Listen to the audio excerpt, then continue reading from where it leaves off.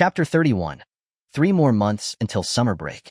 After leaving his house, Zhuang Jiangwo said to Zhuang Zi'ang, full of guilt, "Zi'ang, Grandpa didn't take good care of you, and you've suffered so many grievances." Zhuang Zi'ang shook his head. "Grandpa, I'm fine.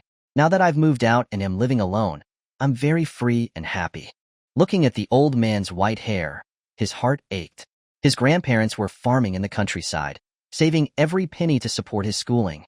This deep, immeasurable kindness he might not have a chance to repay. Zhuang Jiangwo suddenly smiled. "Zi'ang, that girl in the video eating with you, is she really your girlfriend?" Zhuang Zi'ang's face flushed red. "No, she's a good friend of mine. Her name is Su Yudie, little butterfly." Su Yudie? What a cute name. Zhuang Jiangwo could tell what was in the young man's heart just by looking at his expression. To the older generation, the idea of young people dating was actually something they were more open to. After all, in the countryside, it wasn't unusual for people to get married at 17 or 18. Zhuang Zi'ang was already an adult, and having a girl he liked at this age was perfectly normal.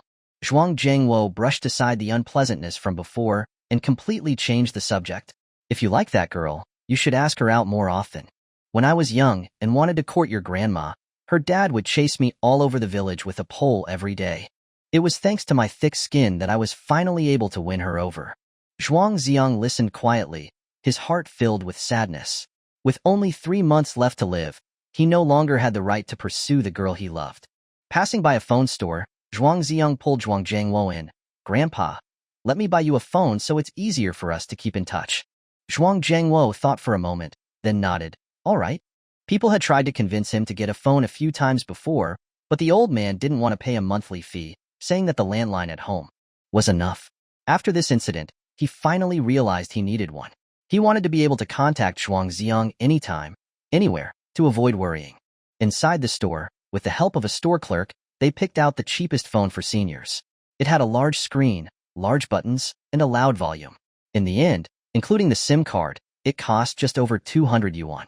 Zhuang Jiangwo wanted to pay, but Zhuang Zi'ang insisted on paying with his phone. Although most of his money had come from his grandfather, in his remaining time he knew he would not have many chances to be filial.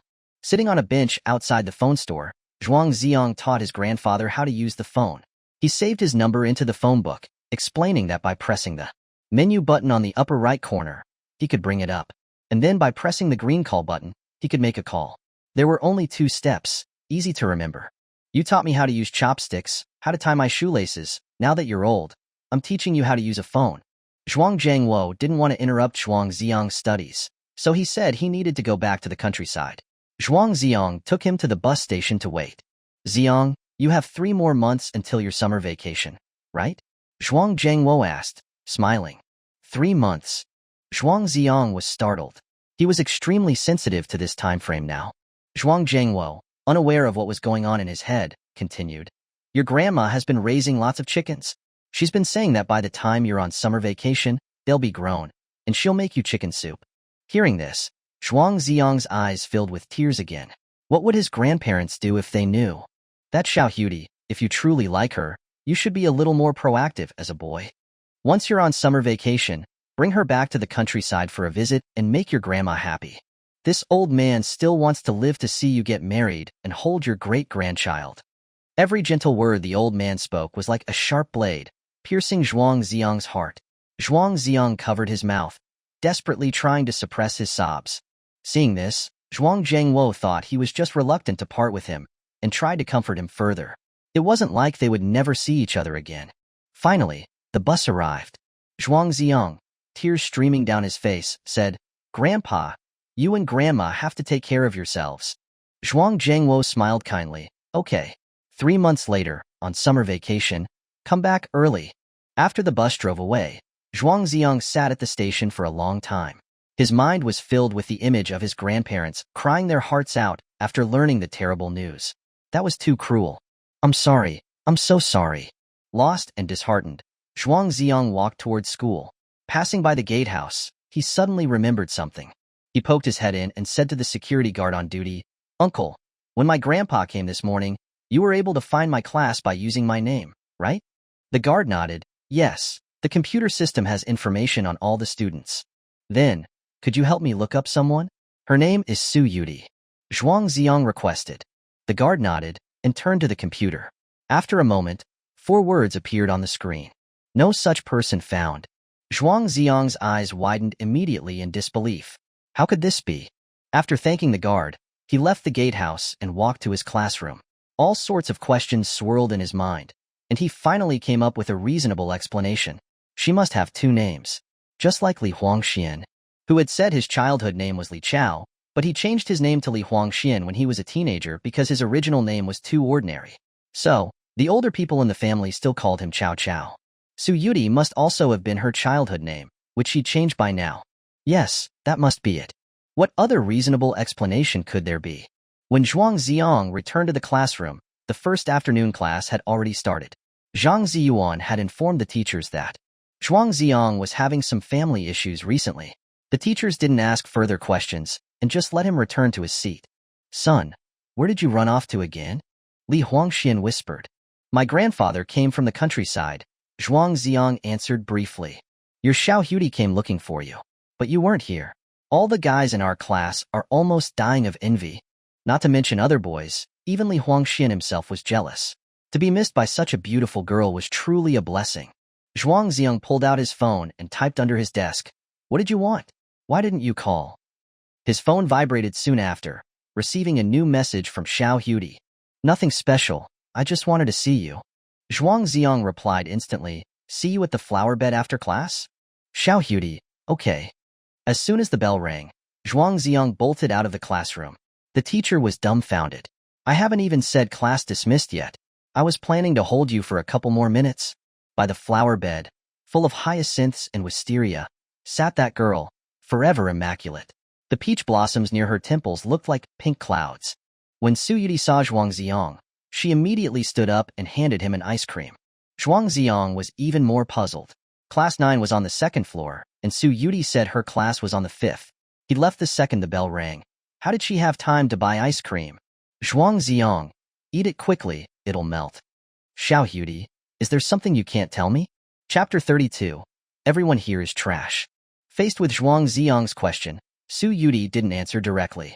She stared into Zhuang Zi'ang's eyes with her big, beautiful almond-shaped eyes. Be honest, are you also hiding a secret from me? Zhuang Zi'ang's heart skipped a beat. He quickly avoided her gaze. That's right. He had a huge secret he couldn't tell Xiao Yudie. He didn't have a future anymore. Zhuang Zi'ang's guilty expression made Su Yudie giggle. What are you scared of? I'm not forcing you to tell me. Everyone has secrets they keep in their heart. If you don't want to talk, then don't. Zhuang Zi'ang looked up, smiled relievedly, and felt incredibly grateful toward Xiao Yudie. That's right. Everyone had secrets. They didn't always have to be shared. If she didn't want to talk about it, he wouldn't make things difficult. For her, when she wanted to tell him, she would tell him naturally. Even if Su Yudie was not her real name, she as a person was real, standing right in front of him. As long as they cherished each other and enjoyed the present moment. The two ate ice cream and chatted about this and that. Xiao Yudie chattered away, telling cold jokes she'd seen somewhere. Still in her usual style, she'd laugh so hard she'd be out of breath halfway through. Zhuang Zi'ang watched her quietly, the corners of his mouth curving upwards. This girl, most of the time, was so optimistic and cheerful. It was like she had no worries. At the same time, she was also emotional. She would cry, her eyes out over the death of a stray cat, making her look even more pitiful. Whenever Zhuang Zi'ang was with her, he was always able to temporarily forget the pains of life. She was like honey, and she was like poison. Suddenly, a few boys came over and sat by the flower bed. Zhuang Zi'ang, exams are coming soon. You have the leisure to hide here and eat ice cream with a girl? The one who spoke was Deng Haijun from class 15, who was always first in his class academically. The other boys with him were also the top students from each class. However, due to Zhuang Zi'ang's existence, they could only compete for second place in each exam. Zhuang Zi'ang was like that Chinibu teenager in a game, standing on a mountain peak, shouting to those below. Go for it, everyone. Strive for second place. Blessings to you. During school internal exams, they'd all grit their teeth, wanting to surpass Zhuang Zi'ang and have a taste of what it was like to be first. When representing the school in competitions, they would often team up and, under Zhuang Zi'ang's leadership, they'd work together to bring honor to the school. So, their relationship was a bit of a mix of rivals and friends. Haijun, I heard you want to be first in the whole grade? Zhuang Zi'ang deliberately teased. Of course, which one of us doesn't want to be first? Deng Haijun said irritably. Before every exam, they'd always be eager and ready to take Zhuang Zi'ang down. But once the results were out, they'd all look like defeated roosters. That guy was just too incredible. Zhuang Zi'ang thought for a moment, then laughed. Our relationship is pretty good. How about I grant you all a chance? I'll skip the exam tomorrow. Skip the exam? You'd really give that up? Deng Haijun was surprised. I've been a little playful recently, and I don't want to take the exam, Zhuang Zi'ang said teasingly. The few top students looked at each other, their expressions complicated. You're saying it as if you're doing us a favor. I want to beat you fairly and squarely, not have you run away before the fight. Actually, I've always refused to believe that you're unbeatable. Before we graduate, I'm definitely going to win against you once. There was mutual appreciation between these top students. They'd also recently heard that Zhuang Zi'ang seemed to be having issues, skipping classes frequently.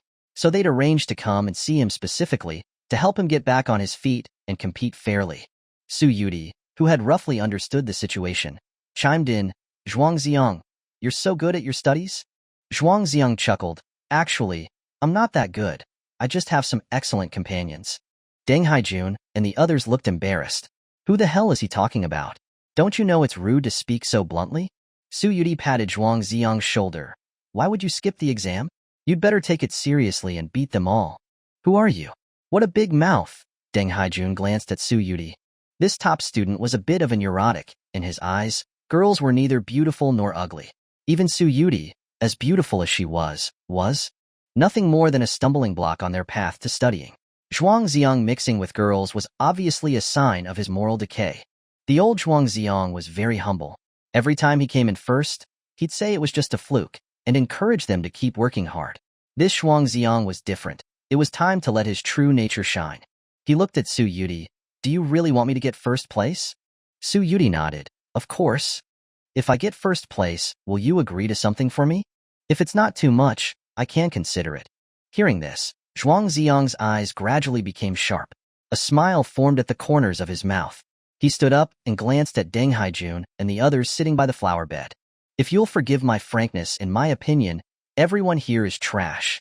His words were resounding, full of arrogance. Xiao Yudie, hearing this, burst out laughing. Deng Haijun and the others were red in the face, wanting to rush up and tear Zhuang Zi'ang apart. Damn, you're seriously underestimating us. If I don't rub you into the ground, I won't be able to calm down my anger. Where's my 40-meter sword? I'm going to slice him open. Looking at their indignant expressions, Zhuang Zi'ang laughed out loud too. He patted Deng Haijun's shoulder. You all want to compete fairly, right? I won't go easy on you. Deng Haijun punched him in the chest. Don't laugh too soon. I've been burning the midnight oil every night this month. The school bell rang at that moment. Zhuang Zi'ang walked upstairs with Su Yudie, separating at the corner of the second floor. Big dummy, good luck. You too. Deng Haijun and the others, who were following behind, heard Su Yudie's nickname for Zhuang Zi'ang and fell silent again. If he's a big dummy, what are we then?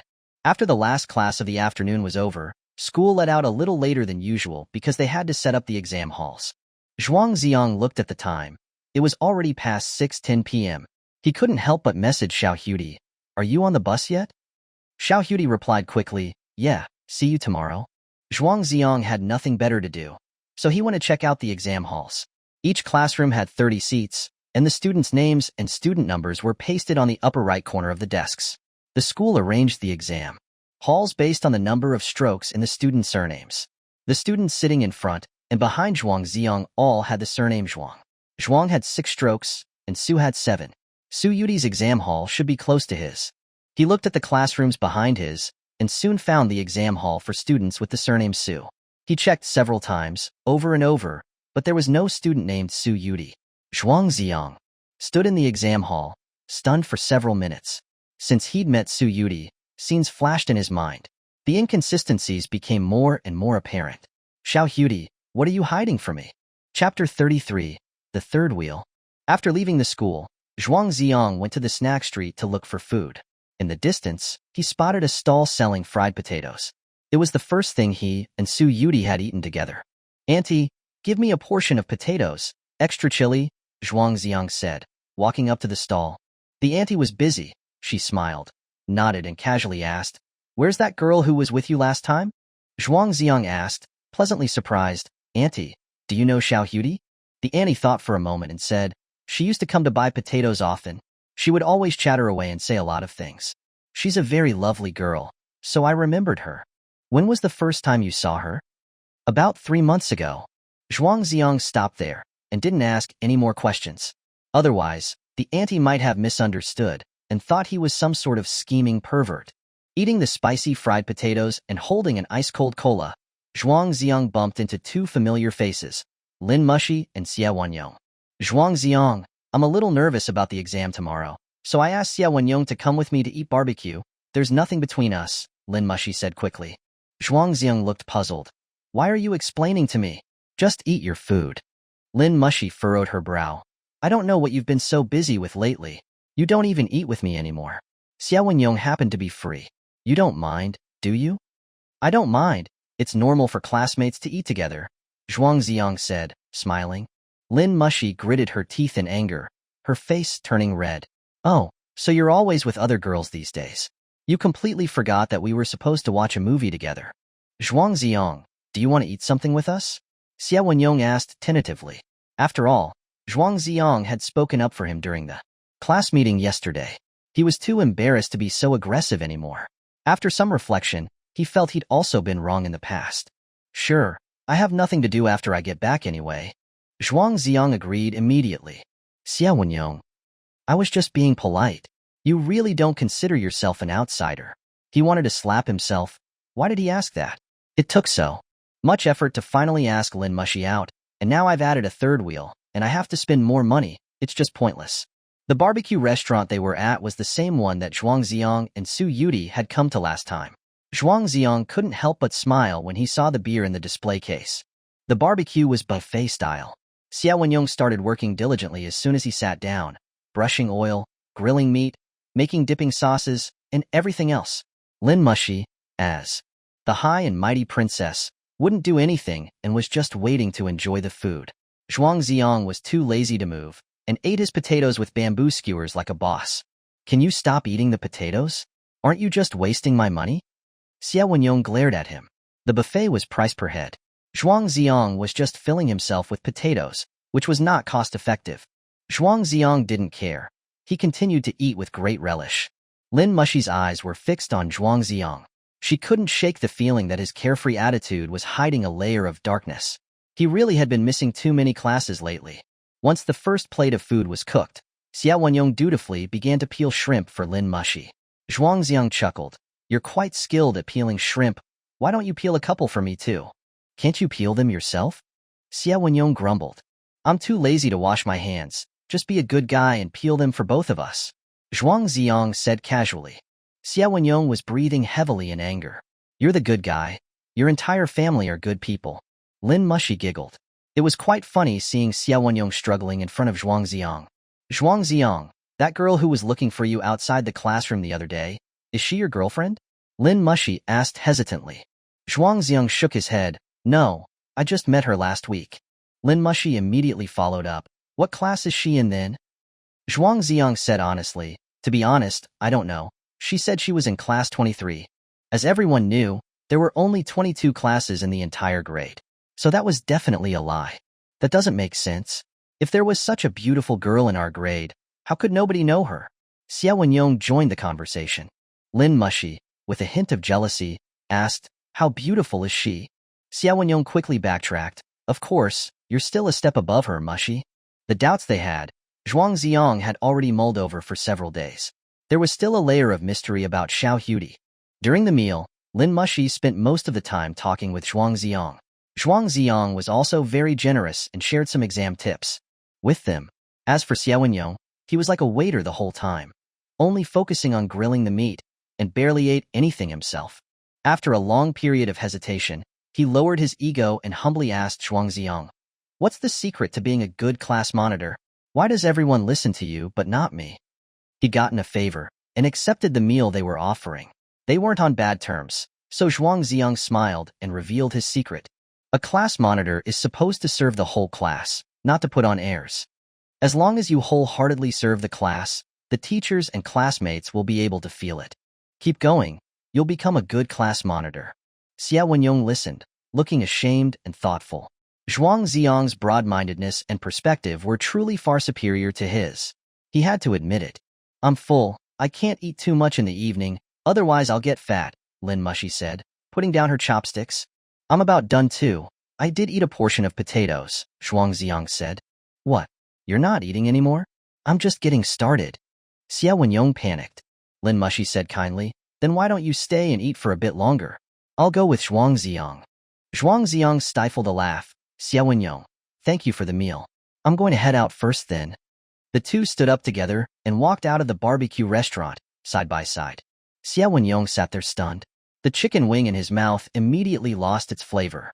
Snowflakes were falling, the north wind was howling, and the world was vast and desolate.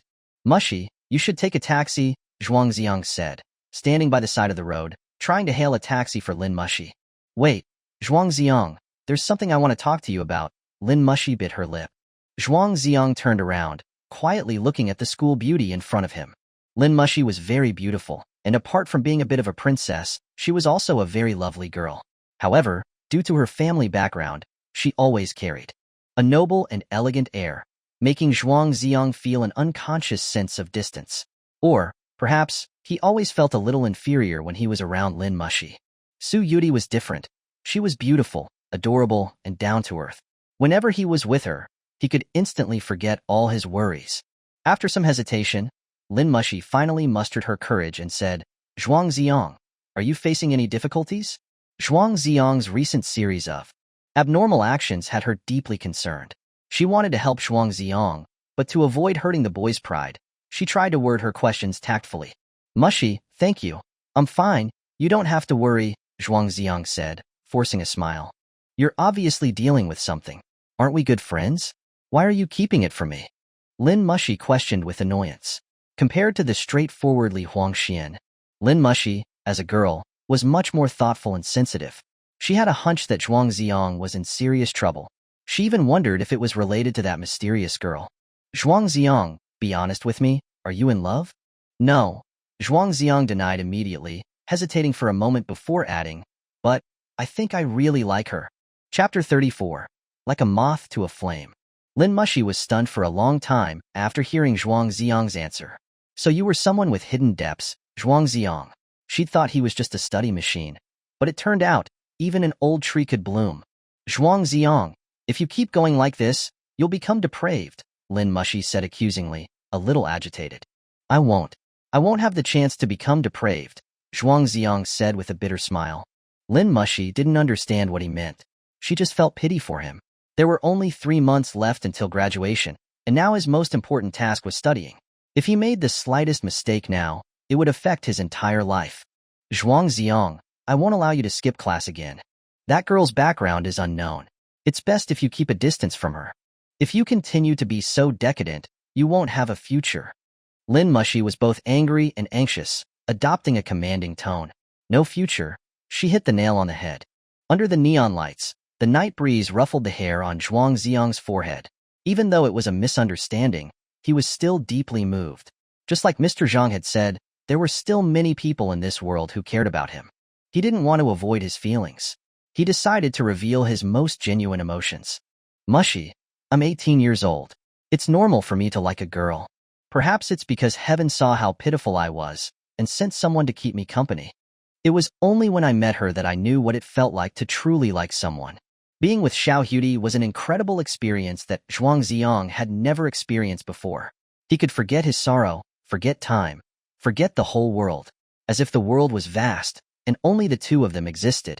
Lin Mushi said in disbelief, That's impossible. You just met her last week. Zhuang Zi'ang smiled. True liking isn't measured by the length of time. You don't even know what class she's in. Aren't you afraid she's tricking you? Lin Mushi exclaimed. If she is, she is. It's like a moth, knowing that it will burn in the flames, but still flying towards it without hesitation. What does someone who is about to die have that is worth tricking anyway? Zhuang Zi'ang thought. During his remaining time, he wouldn't care about anything. He just wanted to follow his heart and live out his short life. Zhuang Zi'ang raised his hand, hailed a taxi, and gentlemanly opened the car door for Lin Mushi. Mushi, when you meet someone like that, Maybe you'll understand how I feel. Sitting in the taxi, Lin Mushi was worried. Zhuang Zi'ang must be hiding a huge secret. And that girl, was she really that good? Back at home, Zhuang Zi'ang changed the water in the fish tank and fed the fish. He figured that in 2 months, he'd have to return the fish to Su Yudie. By then, he might have trouble even taking care of himself. His phone rang. It was his attending physician, Qin. There wasn't anything special. He just wanted to check up on his condition. Dr. Qin, is there really nothing at all that can be done? I'm sorry, little Zhuang. I understand. Thank you, doctor. Qin didn't know how to comfort him, and just told him to come to the hospital in a couple of days for another checkup, although they both knew that this was just going through the motions. After hanging up the phone, Zhuang Zi'ang opened a packet of medicine, took a large handful of those foul-smelling pills, and swallowed them with water. The bitter taste made him dry heave several times. He didn't want to die so much anymore. Even if he could just live one more day and see her one more time, it would be worth it. The night passed without incident. The morning sun shone through the gauze curtains, warming the young man in his dreams. Today was the monthly exam, and he could sleep in a little later than usual. So, Zhuang Zi'ang set his alarm for half an hour later. Suddenly, his phone alarm blared. Zhuang Zi'ang reached out from under the covers and gropingly swiped to answer, pressing the speakerphone button. He was still half asleep as he spoke. Hello? Who's calling so early in the morning? A pleasant female voice came from the speaker. You lazy bones. The sun is already shining on your butt, and you're still sleeping in? Zhuang Zi'ang's eyes snapped open instantly, and he sat up in bed. It was the first time Su Yudie had ever called him. Su Yudie, where are you? I'm outside buying breakfast. I'll come find you in a bit. What do you want to eat? Whatever breakfast Su Yudie bought would be good. He quickly hung up the phone and scrambled out of bed to tidy up his doghouse before jumping into the shower. The warm water washed away the fatigue of the night. In his dream last night, he'd done unspeakable things with Su Yudie. Zhuang Zi'ang got dressed, and the door knocked at just the right time. Opening it, he saw the smiling face that haunted his dreams.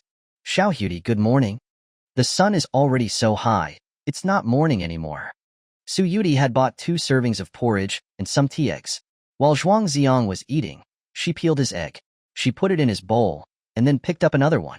Zhuang Zi'ang was embarrassed. I can do it. Su Yudie smiled. This is to replenish your brain power. You have to do well on the test today, and beat all those guys from yesterday. Don't make it so that you can't deliver on what you've been bragging about. Don't worry, those guys, in my view, are like chickens and dogs, Zhuang Zi'ang said grandly. Stop bragging. Don't you feel ashamed? Su Yudie shot him a look. I've been first in the grade for 2 years in a row. Have you not heard of me? Zhuang Zi'ang asked, puzzled. Oh, really? I think I heard a little about that, Su Yudie said casually. Zhuang Zi'ang took a bite of his egg, looking displeased. I can tell you're a slacker, not caring about the exam rankings. He suddenly remembered that he'd checked the exam halls yesterday afternoon. There had been no Su Yudie listed among the students with the surname Su. He hesitated a few times, but ultimately didn't ask. If she had something she couldn't tell him, repeatedly asking would just make things difficult for her. After breakfast, Su Yudie pulled out a red string from her pocket and tied it on Zhuang Zi'ang's wrist. Zhuang Zi'ang frowned. What is this? Wouldn't a guy wearing this look kind of effeminate? Su Yudie said, I heard people say that wearing this during exams will bring good luck. Superstitious. I've never worn something like this, and I still come in first, Zhuang Zi'ang muttered. If you don't like it, then just take it off and throw it away. Well then, I guess I'll wear it. Zhuang Zi'ang looked at the red string on his wrist. It had a bright color and a faint scent of peach blossoms. Okay, maybe the exam gods will protect me. The two arrived at school together. The shaded paths on campus were covered with fallen petals. The peach blossoms were about to fade. Reaching the exam hall, Zhuang Zi'ang asked, Su Yudie, which classroom are you taking the exam in? Su Yudie smiled and said, I'm not taking the exam. Not taking the exam? Zhuang Zi'ang was a little bewildered. Su Yudie pulled the leave note out of her bag and waved it at Zhuang Zi'ang. The homeroom teacher's signature on it was like some sort of hieroglyph. He couldn't recognize a single character. Zhuang Zi'ang wanted to ask something else, but the bell for the exam had already rung. Do well on the exam. I'll buy you a Coke when you're out. Su Yudie pushed Zhuang Zi'ang into the classroom. Sitting at his seat, smelling the faint scent of peach blossoms on the red string, Zhuang Zi'ang was at a complete loss. What kind of homeroom? Teacher would sign so many leave notes for a student and allow her to skip the monthly exams? Su Yudie, Could it be that you are like me? Chapter 35. We're going back to sleep. The first exam was for Chinese. Zhuang Zi'ang was still thinking about all sorts of things as the test papers were being passed out. After quickly browsing through it to make sure there weren't any printing errors, he picked up his pen to write his name. He suddenly stopped after writing. One stroke. This might be the last time he'd ever take an exam. Being too formal was just too boring, so he might as well unleash his true self. In the name section, he wrote Su Yudie's name and wrote the grade as Class 23. He wasn't sure of the student number, so he just wrote his own. The Chinese exam wasn't that difficult, but it had a lot of writing, making his hand a little tired.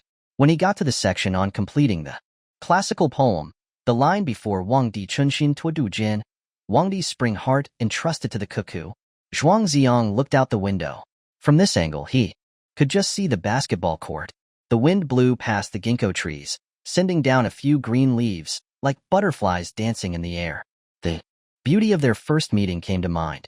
After a long while, Zhuang Zi'ang turned his gaze back and carefully wrote the answer on the test paper. Zhangsheng xiao meng mi hu de. Zhuang Zhou dreamed he was a butterfly, confused by the dream. The whole exam hall was quiet, with only the sound of pins scratching on paper. These test questions were a piece of cake for Zhuang Zi'ang. He didn't have to think about each question and finished each one quickly. Once he was done with the reading comprehension section, it was time for the final essay question. The topic was simple, with only one given sentence. The students were required to write an essay of at least 800 words based on this sentence. 哀莫大于心死，而人死亦次之. There is no greater sorrow than the death of the heart. Even the death of the body is secondary. This sentence was from Zhuangzi, Tianzifang. It meant that the most tragic thing for a person was to lose their free thought, and the death of the body was secondary. For a teenager, this might be too profound for them to truly understand. But at this moment, Zhuang Zi'ang was terminally ill and was approaching the end of his life. His understanding of death was far beyond that of others his age. After a brief outline, he began to write with flowing ease. 人生天地之间如白驹过隙乎而已. Life between heaven and earth is like a white horse flashing past a crack, fleeting. 朝君不知晦朔，惠姑不知春秋. The mushroom does not know dawn or dusk, the cicada does not know spring or autumn. 井蛙不可语海，夏虫不可语冰. You cannot talk about the sea with a frog from a well, or discuss ice with a summer insect. As he wrote, tears welled up in his eyes. After all, he wasn't an ancient sage. He didn't have such an open view on life and death. The thought of not being able to see his grandparents, his teachers, his classmates, or his adorable Su Yudie again broke his heart. After finishing his essay, Zhuang Zi'ang checked it over again. There weren't any mistakes. The other students in the hall were still hunched over their desks, writing. After sitting there for a long time, the announcement came over the loudspeakers that there were 15 minutes left in the exam. Zhuang Zi'ang decisively picked up his test paper, turned it in to the proctor, and confidently walked out of the exam hall. The proctor frowned when they saw the name on the test paper.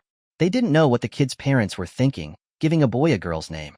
But this student's calligraphy was pleasing to look at. Zhuang Zi'ang pulled out his phone and called Su Yudie. Su Yudie, where are you? I turned in my test early. Oh, wait for me at the flower bed. Zhuang Zi'ang put his phone away and headed to the flower bed full of hyacinths and wisteria. It had become their regular meeting place. Zhuang Zi'ang was sitting by the flower bed when suddenly his vision went dark. A pair of warm hands covered his eyes. A muffled voice whispered in his ear, "Guess who I am?" "You're so childish," Zhuang Zi'ang said, grabbing Su Yudie's hands and pulling them down. "Tisk, it's no fun. You don't even try to cooperate," Su Yudie pouted. She pulled out the can of Coke she'd bought and handed it to Zhuang Zi'ang. Pulling back the tab, it made a pust sound. They tapped their cans together. "Zhuang Zi'ang, I wish you a great start, and that you get first place," Su Yudie stood up and shouted. "You promised me if I got first place, you'd agree to one thing." Zhuang Zi'ang raised an eyebrow. Su Yudie exaggeratedly crossed her arms over her chest. "You're not allowed to have any bad intentions towards this young lady." Zhuang Zi'ang laughed. "You don't have enough assets, I don't want any of that." "Zhuang Zi'ang, you're asking for it." No, I was wrong, the Coke is spilling." The hyacinths and wisteria in the flower bed bore witness to their happiness. But the joy had a tragic undertone. Although Zhuang Zi'ang had written Su Yudie's name on the test paper, this was just an internal school exam, not very formal. Even if he hadn't written his student number, the teachers could easily identify him by his handwriting. First in the grade would still be his. When it was time for lunch, the two ate together in the school cafeteria. It was affordable and the food was pretty good. Su Yudie, I want to go back and take a nap. Do you want to join me? Zhuang Zi'ang asked nervously. What about your good buddy? Su Yudie suddenly remembered Li Huangxian. Good buddy? What good buddy? I'm actually not that familiar with him, Zhuang Zi'ang replied immediately. Anyway, Li Huangxian couldn't hear him. It should be fine. Putting a woman before your brothers was in every man's nature. Su Yudie giggled and agreed to go back and take a nap with him. Su Yudie, I've noticed you're always alone. Don't you have any friends? Zhuang Zi'ang asked, voicing the question that was in his heart. Aren't you my friend? Su Yudie countered. Apart from me, I mean. Zhuang Zi'ang said. Then maybe nobody likes me, Su Yudie shook her head. Of course Zhuang Zi'ang didn't believe that. How could a girl this beautiful and adorable not have anyone like her? If she wanted to make friends, the boys at school would be lining up. Su Yudie suddenly stopped walking, tilted her head, and stared directly into Zhuang Zi'ang's eyes. Do you like me? Zhuang Zi'ang's heart skipped a beat, and then began to pound rapidly. His cheeks flushed. After hesitating for a long time, he finally mustered his courage to answer, I do. Su Yudie's face lit up with a smile. Me too. What? Zhuang Zi'ang's heart was pounding even faster. You like me too? Then, are we confessing to each other? I said I like myself very much, Su Yudie said, her eyes forming crescent moons. Zhuang Zi'ang's heart, which was just soaring, crashed. She's teasing me. As they walked to the entrance of his apartment building, they bumped into his neighbor. She enthusiastically greeted Su Yudie. Su Yudie, you're here with little Zhuang again? Su Yudie said politely, hello, sister. Zhuang Zi'ang said, sister, we're going back to take a nap. During the day, keep it down a bit. Don't disturb the neighbors, the neighbor said in a hushed voice. It's not what you think it is. Zhuang Zi'ang blushed. Su Yudie looked up at the sky, pretending not to understand, but her crystal earlobes were slowly turning red, looking incredibly adorable. As someone who'd been through it before, the neighbor could tell that the two were up to something, but she didn't want to tease them too much. She left immediately. Opening the door, Zhuang Zi'ang said, you take the bed. I'll sleep on the sofa. Su Yudie said, but I want to talk to you. Zhuang Zi'ang had an idea. He laid out a mat on the floor next to the bed, making a makeshift bed. That way, they could sleep in the same room and still chat. Su Yudie took off her shoes and climbed into bed, looking at the hard mat on the floor below, her beautiful almond-shaped eyes blinking as she looked at Zhuang Zi'ang. Yours looks so hard. Do you want to come up here? Chapter 36. Don't look back. This sentence had so much ambiguous meaning. Zhuang Zi'ang was stunned for several seconds. His eyes widened as he was at a loss for words. Su Yudie only then realized what she'd said, her face reddening as she explained, I mean your mat looks too hard. Zhuang Zi'ang cleared his throat. I know, it's fine. The atmosphere in the small bedroom became a little awkward. The young man and woman, each having their own thoughts, didn't speak for a long time. They had agreed to chat, but now they didn't know how to start. After an unknown length of time, Su Yudie finally spoke, Zhuang Zi'ang, I have something to do for the next few days, and I probably won't come to school. What is it? Zhuang Zi'ang asked, surprised. It's just that it'll take up a few days. Su Yudie was evasive and unwilling to elaborate. What about the weekend? You won't come see me then either? Zhuang Zi'ang felt his heart starting to race. Well, you can go and feed the stray cats for me this weekend. Tell them that I'll come next time. Su Yudie laid flat on her back, her eyes fixed on the white ceiling. She didn't dare to look into Zhuang Zi'ang's eyes, because, without looking, she could tell that he would be disappointed. Then can I call you or send you messages? Zhuang Zi'ang asked cautiously, his voice trembling slightly. Calling is probably not going to work, but if you send me messages, I'll definitely reply once I see them. A layer of sadness formed in Su Yudie's eyes. She finally mustered the courage to turn her head to look at Zhuang Zi'ang, who was lying on the floor. It was then she realized that his eyes were red, like he was trying hard to hold back his tears. Su Yudie let her arm drop and took Zhuang Zi'ang's hand. It's only for a few days. When I get back, I'll be the first one to come look for you. Zhuang Zi'ang tightly grasped the small, boneless hand, greedily enjoying this brief moment of warmth. Little fool, he cried out in his heart. Do you know that every second with you is infinitely precious to me? I don't have any time left. The large number of leave notes in Su Yudie's bag made the unease in his heart grow stronger. You have to come back quickly. He knew that this nap was not going to happen. The two held hands tightly and didn't let go for the rest of the time. Su Yudie was still optimistic, chattering away, telling absurd cold jokes. Zhuang Zi'ang listened quietly, laughing along with her. Unknowingly, tears slid from the corners of his eyes, falling silently on his pillow. Luckily, Su Yudie couldn't see him from this angle. Time always flew by when you were with the person you loved. Before the start of the afternoon exam, Zhuang Zi'ang and Su Yudie parted ways by the flower bed. Make sure you take the exam well and get first place. You're not allowed to ask me to do anything too excessive. Su Yudie reminded him of their agreement, encouraging him to do well on the test. I will, and you have to come back early, Zhuang Zi'ang said reluctantly. By the time I get back, the peach blossoms will probably be gone, Su Yudie said, with a hint of sadness. The peach blossom in her hair, however, was still vibrant, showing no signs of wilting, as if it was absorbing nutrients from her cloud-like hair. Zhuang Zi'ang sighed. After seeing the peach blossoms of this season, he would never see them again. The exams were about to start. The school was quiet. The wind rustled the leaves and flowers, making a soft whispering sound. Hurry up and go. Don't be late, Su Yudie urged. Zhuang Zi'ang nodded silently and turned slowly. Suddenly, a warm body leaned against his back, hugging him tightly. A pair of soft arms wrapped around his waist. Su Yudie, don't say anything, just let me hold you for a moment. At that moment, it was like the wind had stopped. Zhuang Zi'ang could hear nothing but the frantic beating of his own heart. How he wished time could stand still. If love is one part sweet, then I am willing to die for this one part. The bell rang. It was time to say goodbye. Su Yudie let go of him. Zhuang Zi'ang, don't look back, just keep moving forward. Zhuang Zi'ang resisted the urge to look back and began walking. The girl's delicate fragrance drifted further away. When he climbed the stairs to the second floor and looked at the flower bed again, the beautiful figure was gone. Only the pale pink hyacinth swayed in the breeze. The afternoon was for math, the most torturous subject. Although Zhuang Zi'ang didn't like math, with his intelligence he was almost always able to get a perfect score. He had been doing competition-level math problems for so long that these ordinary exam questions felt like child's play to him. After calming his emotions and finishing the exam, there was still a full half-hour left before the end of the exam. Inside the seal, he wrote Su Yudie's name and class 23, just as before. He turned in the test early, and as he walked down the stairs, he ran into Deng Haijun. He greeted him. Haijun, you might actually come in first this time. Deng Haijun asked, laughing. How come? Were you stumped by the math problems? How could I be? The questions were too easy. It's just that I forgot to write my name, Zhuang Zi'ang replied. Deng Haijun was stunned. His eyes filled with suspicion. How could the grade's top student be so careless? Besides, you turned in your test early. How could you have forgotten to write your name? Haijun, walk with me for a bit. Why are you acting all weird, you kid? Two big men wandering around the school. Wouldn't that be a bit much? Although Deng Haijun said that, he still agreed to Zhuang Zi'ang's request.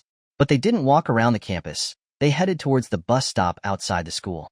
Zhuang Zi'ang gazed into the distance and said faintly, Haijun, after this monthly exam, I won't be taking exams anymore.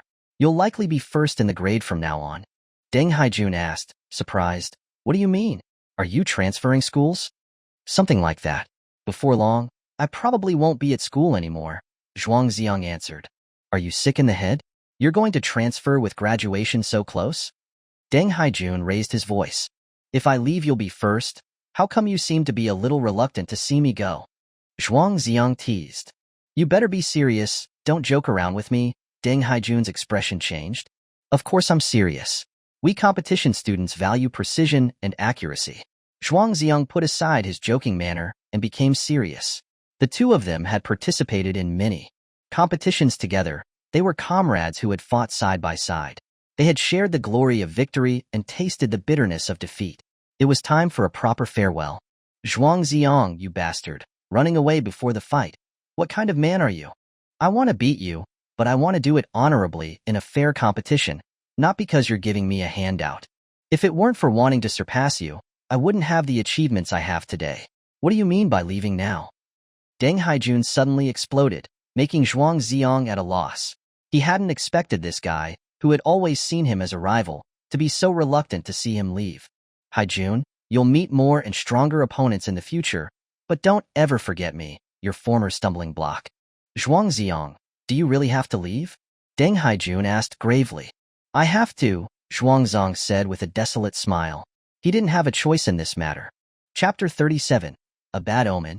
Deng Haijun harbored a complex rivalry with Zhuang Zi'ang, a mixture of competitiveness and regret at the prospect of losing such a worthy opponent. The two sat at the bus stop, watching the traffic flow by, talking for a long time. From their first confrontation at the start of the semester to their first collaboration in competition, the past played out like a series of scenes, filled with poignant memories. Youth, it seemed, slipped away quietly amidst tears and sweat. Suddenly, the number 19 bus rounded the corner. Zhuang Zi'ang, however, would never see 19. He glanced at his phone. It was exactly 6:10 p.m. The little butterfly, though, was nowhere to be found. Haijun, do you know where the number 19 bus goes? Zhuang Zi'ang asked. Xiaoyao Palace, doesn't it say so on the sign? Deng Haijun gestured towards the bus stop sign behind them. If you're free, how about riding the bus with me for a bit? I'll pay for your ticket, Zhuang Zi'ang said, smiling. 2 yuan for a bus fare, what a generous offer, Deng Haijun quipped. Zhuang Zi'ang frowned.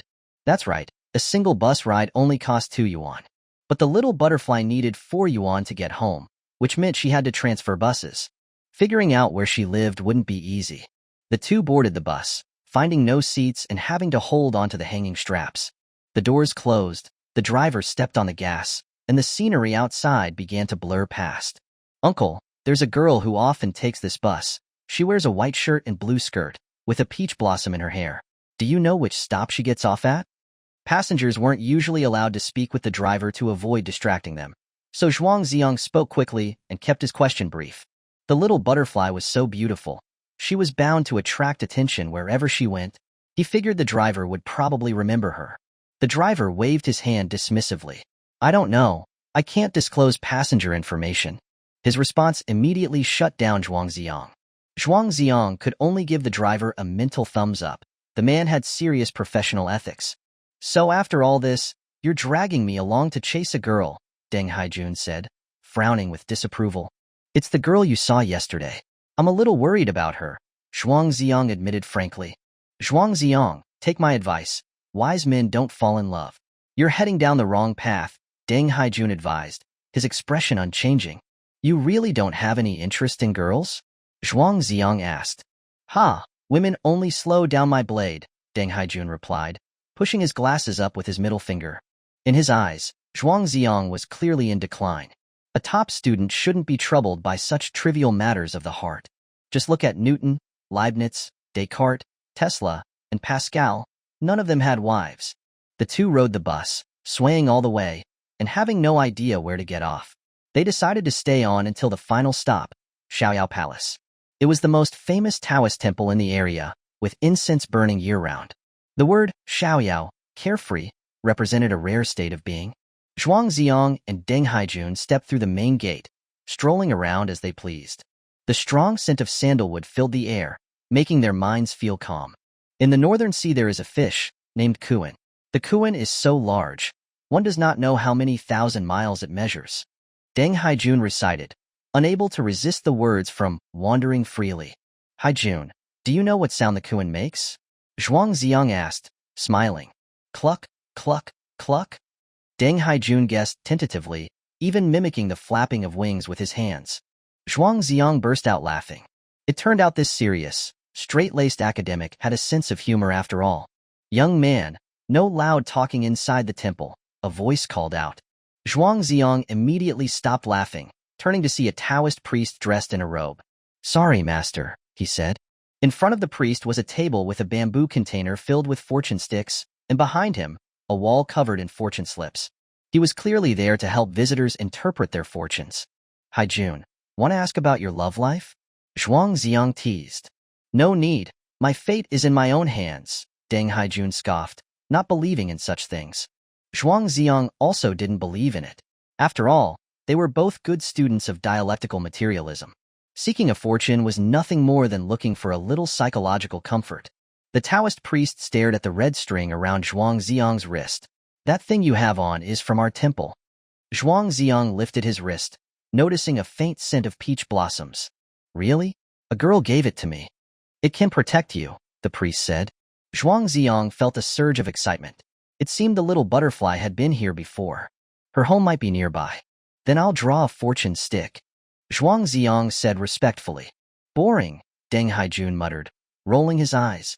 Zhuang Zi'ang stepped forward, shaking the fortune container until, after more than 20 seconds, a single stick fell out. He picked it up, his pupils contracting sharply. It was a bad omen, a very bad one. Zhuang Zi'ang handed the stick to the priest, who quickly found the corresponding slip. It was a short poem, asterisk a clear song with a cup of wine, asterisk, a peach blossom haven, a fleeting sign. Zhuang Zhou dreams of butterflies again, unable to be free, lost in earthly pain. It was indeed a terrible fortune. The words difficult, dream, and empty were all bad omens. Young man, what do you wish to ask about? The priest asked, his face solemn. Zhuang Zi'ang was taken aback, not knowing what to ask. After all, his days were numbered and everything would end up as nothing. After thinking for a while, he finally replied, I'm looking for someone. Can you tell me where she went? The priest frowned deeply. Don't look for her. She will return naturally. But what? Zhuang Zi'ang quickly pressed. Desire and purpose, one can achieve them immediately. But better not to act. Focus on what is in front of you, the priest said mysteriously, speaking in riddles. He then rambled on with a bunch of old phrases, sounding as if he were saying a lot, while actually saying nothing at all. Zhuang Zi'ang was confused. He ended up obediently paying 10 yuan for the interpretation. The priest grinned as he took the money, then pointed outside the temple gates. There is an old woman selling snacks over there. She's all alone and struggling. If you are hungry, you can go and support her. Did you just get scammed out of 10 yuan? Deng Haijun said, laughing at Zhuang Zi'ang as they walked away. Zhuang Zi'ang smiled. It's okay. Just consider it a contribution to the temple. Although a cloud of doubt hung over him, the little butterfly had said she was only delaying for a few days and would be back next week. Everything should be fine. As they left the temple grounds, they indeed saw an old woman selling snacks. Her hair was white, her face etched with the signs of a hard life. In front of her was a shoulder pole, with a cart selling tofu pudding. Haijun, you've been with me for so long. I'll treat you to a bowl of tofu pudding, Zhuang Zi'ang said, a feeling of compassion rising within him. You're finally showing some conscience, Deng Haijun said, accepting the offer. The two approached the stall, and Zhuang Zi'ang said, Grandma, 2 bowls of tofu pudding. The old woman quickly stood up, looking at Zhuang Zi'ang, her eyes cloudy. Zhuang Zi'ang had a kind heart, and seeing such a lonely old person, he felt a pang of sadness. He thought the old woman's face looked familiar. Young men, would you like the salty kind or the sweet kind? The old woman's voice was a little hoarse. I want the sweet one, with extra sugar, Deng Haijun immediately replied. You're such an oddball, who eats sweet tofu pudding. I'll have the salty one, Zhuang Zi'ang said, sending a disdainful look his way. The debate between the salty and sweet tofu pudding factions was an eternal conflict. Chapter 38, Truth in Jest. As he watched the old woman preparing the tofu pudding, Deng Haijun said out of the blue, Grandma, it's almost dark. You're still out here selling. Aren't your family worried about you? Zhuang Zi'ang frowned. The priest had just said she was a lonely old woman. Why would he ask such a question? Wasn't that just adding salt to the wound? As expected, the old woman's expression became sorrowful. I don't have a family anymore. I'm sorry, Grandma. He doesn't know how to talk, Zhuang Zi'ang said, placing 10 yuan on the stall. Each bowl of tofu pudding was 5 yuan, and after the cost of the ingredients, there wasn't much profit. If it weren't for the hardships of life, who would want to be outside in the cold late at night, at such an old age? The old woman's hands were still nimble, and she quickly handed them 2 bowls. Zhuang Zi'ang's salty tofu pudding was filled with soy sauce, chili oil, chopped scallions, and pickled mustard. He used a spoon to scoop up a piece and put it in his mouth. The tofu pudding was extremely smooth and melted in his mouth. The aroma of the chili oil was particularly unique, one that you wouldn't forget after just one taste. It's delicious. Goodbye, Grandma, Zhuang Zi'ang said, nodding with a smile. Thank you, the old woman said carefully, taking the money. Her gaze lingered briefly on the red string around Zhuang Zi'ang's wrist. Her already cloudy eyes became even dimmer. Haijun, you're just too insensitive. Why would you bring up people's sad stories? After walking away, Zhuang Zi'ang complained about Deng Haijun's rudeness. Deng Haijun said awkwardly, I thought she was working with the priest. making up stories to scam tourists. But it doesn't seem like it. If you don't learn how to interact with people, you're most likely going to be alone for the rest of your life, Zhuang Zi'ang said sharply. No, surrounded by the ocean of mathematics and physics, I'll never feel alone, Deng Haijun said, laughing heartily. He pushed his bowl in front of Zhuang Zi'ang. It's really sweet. Do you want to try it? Zhuang Zi'ang frowned. Sweet tofu pudding is something a dog wouldn't eat. Take it away. Looking back at the old woman who was still at her stall under the night sky, his heart felt particularly heavy. Thinking about the vague words of the fortune teller, he became even more agitated. Why did he have to get such a bad fortune? It was truly a case of making trouble out of nothing. Night completely descended, and the city's neon lights illuminated the night sky. Deng Haijun called a taxi home. As he was leaving, he confidently declared, Zhuang Zi'ang, if you continue to indulge in love, even if you don't quit, you'll soon no longer be my match. Zhuang Zi'ang snorted. Tisk, as long as I'm in school, you'll never be number one. Good, you're a worthy opponent. If you want to surpass me, try again in 100 years. After throwing out those last words, they each headed home. Back in his rented room, after feeding the fish, Zhuang Zi'ang lay on his bed, tossing and turning. He picked up his phone and composed a message to the little butterfly. I had some really good tofu pudding today. Do you want to go with me sometime? He hesitated for a long time before finally clicking send. As soon as he sent it, he regretted it. What a terrible excuse for an invitation. As usual, there was no reply. The next day, Zhuang Zi'ang woke up and immediately reached for his phone, but he was once again disappointed. The little butterfly still hadn't replied. She never used to be like this. She would always reply before Zhuang Zi'ang woke up. She had said that if she saw it, she would reply. That must mean she hadn't seen it yet. Maybe her phone was dead, or she ran out of credit. There were 2 exams, one in the morning and one in the afternoon, and Zhuang Zi'ang handled them with ease. The name inside the sealed line was still Su Yudie. He thought, if he scored first place using the little butterfly's name, he could probably find out her class. In such a large school, there was bound to be someone who knew her. After the exams, there were 2 days of regular classes. The teachers were busy marking papers, and the results would probably be out next Monday. After the exams, Zhuang Zi'ang didn't take off the red string from his wrist. The peach blossoms on the trees were blown away by the spring wind. Only on this red string, the scent of flowers remained. Over the past 2 days, Zhuang Zi'ang had read that message over and over, hundreds of times, but he still hadn't received a reply from the little butterfly. It was as if she had vanished, suddenly disappearing from his world. On Friday morning's math class, Zhuang Zi'ang suddenly had another nosebleed. Large drops of blood fell, staining the first page of his math book red. Li Huangxian panicked and quickly helped him to the bathroom to clean up, wanting to take him to the infirmary. Son, what happened? You're scaring your dad. Zhuang Zi'ang forced a smile. It's okay. I've been eating too much rich food lately. I'm just a bit inflamed. Li Huangxian gently punched his chest. We're father and son. If you have any troubles, don't keep them to yourself. I'll help you carry any burden.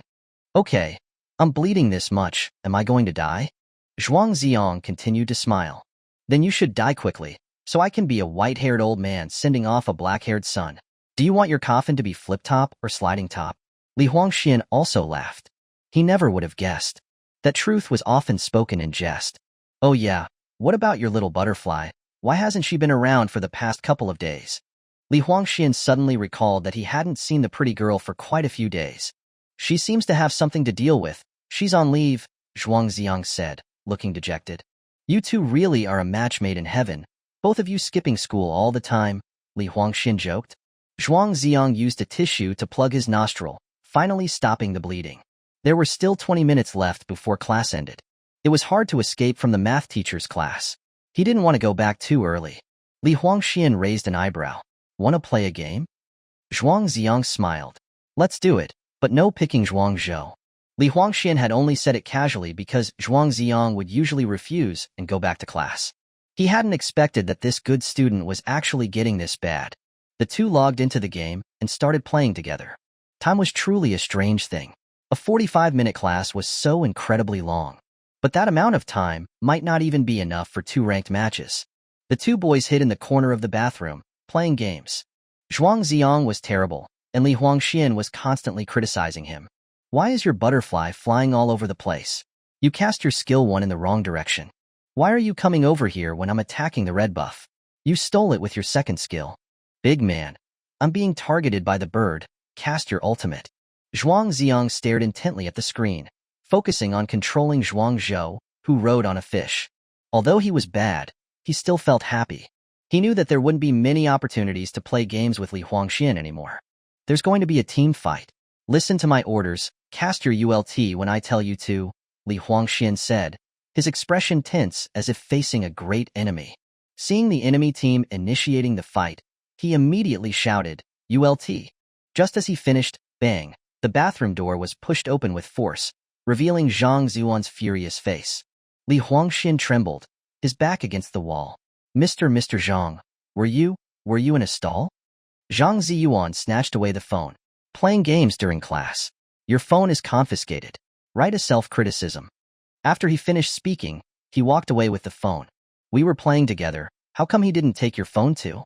Li Huangxian said, feeling unjustly treated. Zhuang Zi'ang shook his head blankly. On the screen, the unattended Zhuang Zhou was quickly killed, uttering his death quote. Time to wake up. Chapter 39. Try to think positively. Early Saturday morning, Zhuang Zi'ang bought some ham sausages, which he diced into small pieces. Following the little butterflies instructions, he went to West Mountain Park to feed the stray cats. As soon as Zhuang Zi'ang took out the food, a crowd of cats in various colors quickly surrounded him. He carefully recalled the names the little butterfly had given them: tiger, cheese, pudding, and so on. But the cat named Tom would never appear again. He couldn't forget the image of the little butterfly shedding tears for the cat. Young man, why didn't that girl come with you today? A friendly voice asked from behind him. Zhuang Zi'ang turned around and saw the sanitation worker he'd met before. He replied with a hint of sadness, she's been busy lately, and I haven't seen her in days. That's such a kind-hearted girl. Every weekend for the past 3 months, she's been here to feed the cats, the woman smiled. 3 months ago? Zhuang Zi'ang murmured to himself. He recalled the auntie selling fried potatoes had said she'd known the little butterfly for 3 months as well. That would have been before the Chinese New Year. Zhuang Zi'ang took out his phone and filmed a short video of the cats. He wanted to send it to the little butterfly, but then remembered. Her old flip phone wouldn't be able to receive it. He'd have to wait for her to come back so that she could enjoy it in person. The sun rose high in the sky, illuminating the flowers, trees, and bushes in the park. The air felt especially fresh. Zhuang Zi'ang took a few deep breaths and then left. He had an appointment with Chundishio for another checkup at the hospital, though it was destined to be futile. The hospital corridors reeked of disinfectant. The faint sounds of sobbing could be heard from the hospital rooms. Every time he walked here, Zhuang Zi'ang's skin crawled. He sat on a chair in the hallway for a long time before a middle-aged couple, their faces stained with tears, emerged from Chundishio's office. Zhuang Zi'ang understood them, because those who sought Chundishio's help were usually in a very serious condition. It was Zhuang Zi'ang's turn, and Chundishio looked up from behind his glasses. Why are you here alone again? Don't you have any family with you? Zhuang Zi'ang shook his head. Considering the way things are, I don't want to trouble anyone. Chundishio sighed, without asking any more questions. As a doctor for most of his life, he'd seen all sorts of patients, and some had complex family situations. He spent a long time running tests, finally getting the results. Do you want to look at them yourself, or should I explain them to you? Chundishio asked solemnly. It's best if you explain them in simple terms, using language I can understand, Zhuang Zi'ang requested. Try to think positively. 3 words, very simple and very easy to understand. They crushed the last flicker of hope. Zhuang Zi'ang was even more devastated than before, because at that time he hadn't met the little butterfly. Chundishio took a peach blossom from a vase on his desk and handed it to Zhuang Zi'ang. Here's a flower for you. Relax a little and spend more time with those you love. Zhuang Zi'ang took it. The peach blossoms must be almost gone now? Chundishio nodded. Almost. This is the last one. There used to be a patient who loved peach blossoms and would often give me one to brighten my day. What happened to that patient? Zhuang Zi'ang asked. She'll never see another peach blossom. Chundishio shook his head. As a doctor, he was accustomed to seeing death and felt almost no emotional stir when talking about such things. But for Zhuang Zi'ang, those simple words felt incredibly cruel. This would probably be the last peach blossom he'd ever see in his life. Carrying the test results, Zhuang Zi'ang left Chundishio's office and bumped into Lin Mushi in the main lobby. Mushy, what a coincidence. Lin Mushy's grandmother had been hospitalized for some chronic conditions. She had come to visit her grandmother for the weekend and was happy to see Zhuang Zi'ang. We're quite destined, aren't we? What are you doing at the hospital? Nothing. I had a nosebleed yesterday, so I came to get it checked out, Zhuang Zi'ang said, clutching the test results, unsure of where to hide them. You had such a bad nosebleed yesterday. You scared me so much. Are you all right? Lin Mushy suddenly reached out and snatched the test results. Mushy, don't. Zhuang Zi'ang tried to stop her, but it was too late. The report was filled with technical medical terms that Lin Mushy didn't understand. But the words cancer cell metastasis jumped out at her, sending a chill down her spine. So, this was Zhuang Zi'ang's earth-shattering secret. Lin Mushy's hands trembled as she held the report, tears welling up in her eyes. Zhuang Zi'ang, this can't be true, right? Don't play this kind of joke. It's not funny at all. I was a little harsh with you last time. I know I was wrong. Don't scare me with things like this. Lin Mushy was speaking to Zhuang Zi'ang, but also talking to herself. Although she knew that these were all nonsensical words. How could he have prepared this to joke around with her, since he didn't even know he would meet her here? Mushy, promise me, don't tell anyone. Zhuang Zi'ang pleaded calmly. Why is this happening? You're only 18. Lin Mushy's tears flowed uncontrollably. When my mom was pregnant with me, she planned to abort me, so if you think about it, I earned an extra 18 years. Zhuang Zi'ang laughed, self-deprecatingly. Don't laugh, I told you. It's not funny at all. Lin Mushy cried even harder. Keep your voice down, you're disturbing other people, Zhuang Zi'ang said, helplessly. In reality, hardly anyone was looking at them. After all, this was a hospital, and heartbreaking scenes were not unusual. Zhuang Zi'ang, how long do you have left? 3 months, no. Another week has passed, so it's only a little over 2 months now. Zhuang Zi'ang remembered the calendar he bought. He'd already torn off 10 pages. Calculating his life in pieces of paper didn't feel good. Lin Mushy remembered Zhuang Zi'ang had taken a day off the week before, claiming he needed to go see a doctor. When he came back, it was like he'd become a different person. He wore a loud, floral shirt and had broken down crying in math class. After that, he'd been skipping class frequently. So that's when he found out he was terminally ill. And she, all this time, had been throwing tantrums because he didn't go to the movies with her. She had even said there was no future for him. I'm sorry, Zhuang Zi'ang. I didn't know then. I shouldn't have said those things to you. Zhuang Zi'ang's eyes rimmed with red. It's all right. You don't have to apologize. Why didn't you tell me earlier? Why do you carry such a big thing alone? We're friends. I just didn't want to see you like this. Lin Mushy wept uncontrollably as she recalled all the moments she'd shared with Zhuang Zi'ang. There were only 2 months left before she would permanently lose. Such a good friend. It was all her fault. She had not been caring enough. Her chest ached with endless remorse. No amount of tears could express her sorrow. Chapter 40. Tangible Happiness. Zhuang Zi'ang, you bastard. We promised to be best friends forever. And yet you're leaving me halfway, Lin Mushy sobbed in the main lobby. Zhuang Zi'ang felt deep guilt and sadness, but also helpless. He hadn't known his life would be this short. There was no point crying. He would rather make the most of the time he had left and try to be happy. Mushy, I'm going to take advantage of you. How about you treat me to lunch? I'm a little hungry, Zhuang Zi'ang said with a forced smile. Okay, you can eat whatever you want, Lin Mushy agreed, suggesting expensive Western food. Zhuang Zi'ang refused, saying they should just eat at the fast food place outside the hospital. It was 15 yuan per person, big portions, and they'd be full. They carried their trays to a quiet corner. Zhuang Zi'ang ate with relish, while Lin Mushy had no appetite. The news that her best friend had a terminal illness had been a terrible shock, and because of the little butterfly, there was a twinge of jealousy. Maybe her feelings for Zhuang Zi'ang were more than just friendship. Whatever the case, it was too late now. She didn't know if what she felt was friendship or missed love. Mushy, from now on, treat me like a normal person. Otherwise, I'll think that you're pitying me, and I want to live with some dignity in my last days. You must keep this secret for me. If the other classmates knew, they'd all treat me the way you're treating me now. After taking a few bites, Zhuang Zi'ang gave the warning. Last time, the whole class asked him to be the class monitor, which almost caused him to burst into tears on the spot. He didn't know how he could face them if they found out about this. Lin Mushy nodded, her eyes red and swollen. What about that girl? Don't you like her? What's the point of liking her? Zhuang Zi'ang gave a helpless bitter laugh. Who would date someone who only has 3 months to live?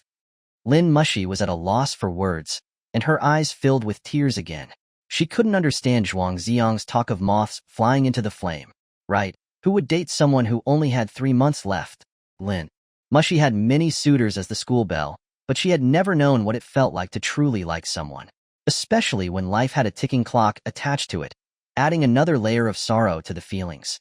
Seeing Lin Mushi's conflicted look, Zhuang Zi'ang explained to her patiently, "Mushi, I don't have much time left, let me be a little selfish. That girl's name is the little butterfly. Meeting her made me realize what it truly felt like to like someone. But it's so unfortunate, I won't even get a chance to date her." Zhuang Zi'ang had decided that even if he still liked the little butterfly, he would not confess his feelings for her. With so little life left, those feelings would remain buried deep in his heart. If he left the world, what would become of the little butterfly? A love that was doomed to fail should never be started in the first place. They could just be friends during his last days. Besides, she didn't even remember that kiss. Is that little butterfly really that good? Lin Mushi asked, feeling a little resentful. She gave me tangible happiness, Zhuang Zi'ang answered frankly. Spending time with a girl like Lin Mushi might bring a sense of distance because of her beauty and haughtiness. But when he was with the little butterfly, he could forget all his worries. From Zhuang Zi'ang's eyes, Lin Mushi saw his sincerity. She paused, gathering her thoughts before asking the last question. If we were a couple, and you met the little butterfly, what would you do? Then I would keep my distance from her, and we wouldn't have any opportunity to get to know each other at all, Zhuang Zi'ang answered without hesitation. If he had a girlfriend the day they met under the ginkgo tree, he wouldn't have walked down the street eating snacks with her. There would be no later story at all. Lin Mushi asked this question to figure out what her relationship with Zhuang Zi'ang truly was. Would it be mixed with even a tiny bit of romantic love?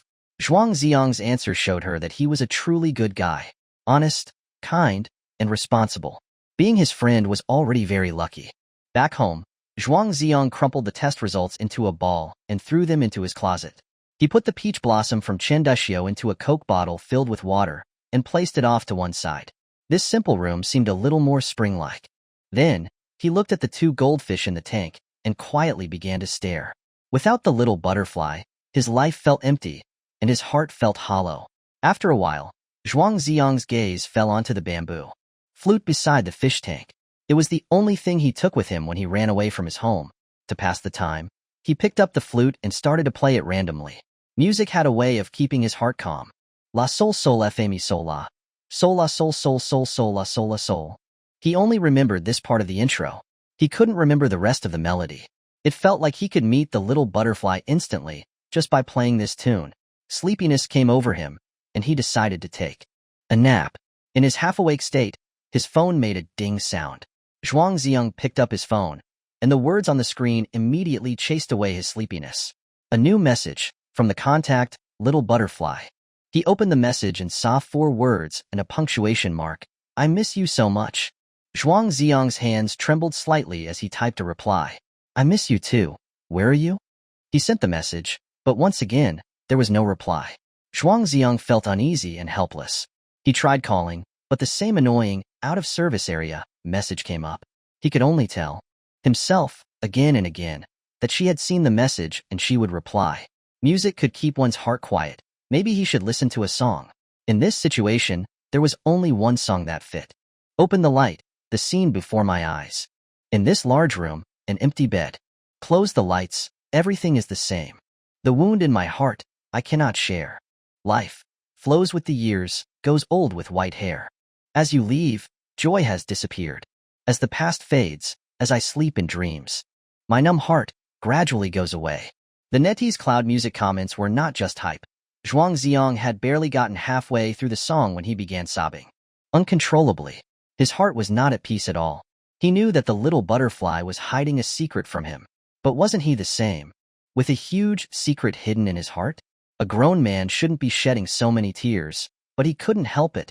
For the past dozen or so years, his life had been dark enough. Now, finally, when a beam of light had come in, it was time for it to be extinguished. Zhuang Zi'ang thought he was already so lost without the little butterfly, after only a few days. How heartbroken would she be if he died? It felt like an eternity when finally the ding sound came again from his phone. You big idiot, wait for me. Chapter 41. Just let me be quiet for a while. On Sunday, Zhuang Zi'ang sat on the grass where he had flown kites with Little Butterfly, gazing blankly at the river. He sat there for the entire morning. Close to noon, his phone rang. He excitedly pulled out his phone, only to see that the caller was Zhuang Wanjiao. He was so disappointed. Dad, what is it now? Zhuang Zi'ang's tone was cold. Come home for lunch. Your Aunt Qin made a table full of delicious food, Zhuang Wanjiao said with a rare gentleness in his voice. After what happened last time, he had reflected on it for a long time and realized that he had been too cold towards Zhuang Zi'ang before. So, he took the initiative to put down his pride and hoped to mend his relationship with his son. Just let me be quiet for a while. Please don't bother me for now, okay? Zhuang Zi'ang pleaded. You're still my son, after all. It's been so long. You should be over it by now. Do you really want to not come home forever? Zhuang Wanjiao raised his voice.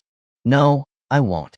At most, 3 months, and I'll definitely go home, Zhuang Zi'ang said with absolute certainty. In the past, Zhuang Zi'ang always tried his best to please his father, hoping to gain a little paternal love in return. Over the years, he had done a lot of housework in that home.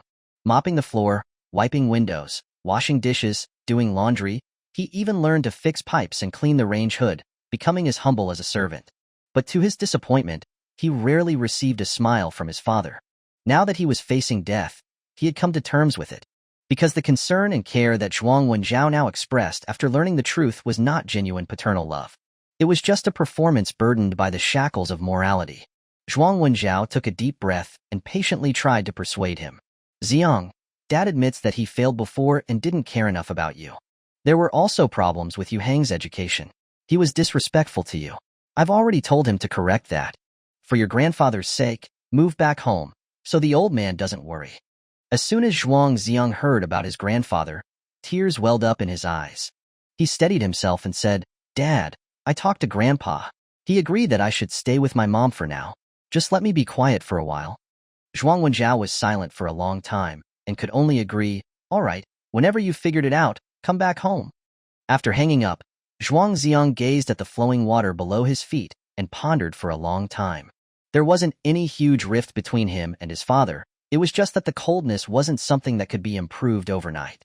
His stepmother and brother might not say anything, but they must also be uncomfortable. He better not go back and disturb them. Zhuang Zi'ang called Su Hui again. Mom, when are you coming back? I'll cook a meal for you. Su Hui's voice was hurried. I'll have to be busy for a few more days. You know how my job is. It's good enough that you have the thought. I'm not feeling too well, Zhuang Zi'ang said, holding back tears. Then go see a doctor and get some medicine. I'll transfer some money to you later. I have to hang up now. Su Hui hastily ended the call. Shortly after, 500 yuan was transferred. Zhuang Zi'ang stared at the phone screen, his fingers trembling slightly. His mother was so busy with work, he shouldn't add to her troubles. Strictly speaking, he had been assigned to his father. It was already good enough that she cared for him so much. He hoped that she could quickly find a suitable partner to take care of her for the rest of her life. He was not a good son, unable to serve her by her bedside in her old age. Zhuang Zi'ang sat by the river for a while longer. Then, Li Huangxin called, asking if he wanted to have dinner at his place, but he declined using a random excuse. He was afraid that seeing Li Huangxuan's happy family would twist his mind with jealousy. Things that other children had from birth, he had to struggle to obtain, only to end up with a flawed version. But thinking about it from another angle, Zhuang Zi'ang felt that he was still lucky. If he really had a happy family like Li Huangxuan's, it would be an even bigger tragedy to be diagnosed with a terminal illness now. On Monday, the vibrant red flag rose slowly on the sports ground. During the morning assembly, the school leaders summarized the previous week's monthly exam results and couldn't help but ramble on for a bit. Zhuang Zi'ang had some insomnia last night and kept yawning while standing in the line. Lin Mushi's gaze stayed on him the entire time, never leaving him for even a moment. She was so scared that Zhuang Zi'ang would suddenly collapse and never wake up again.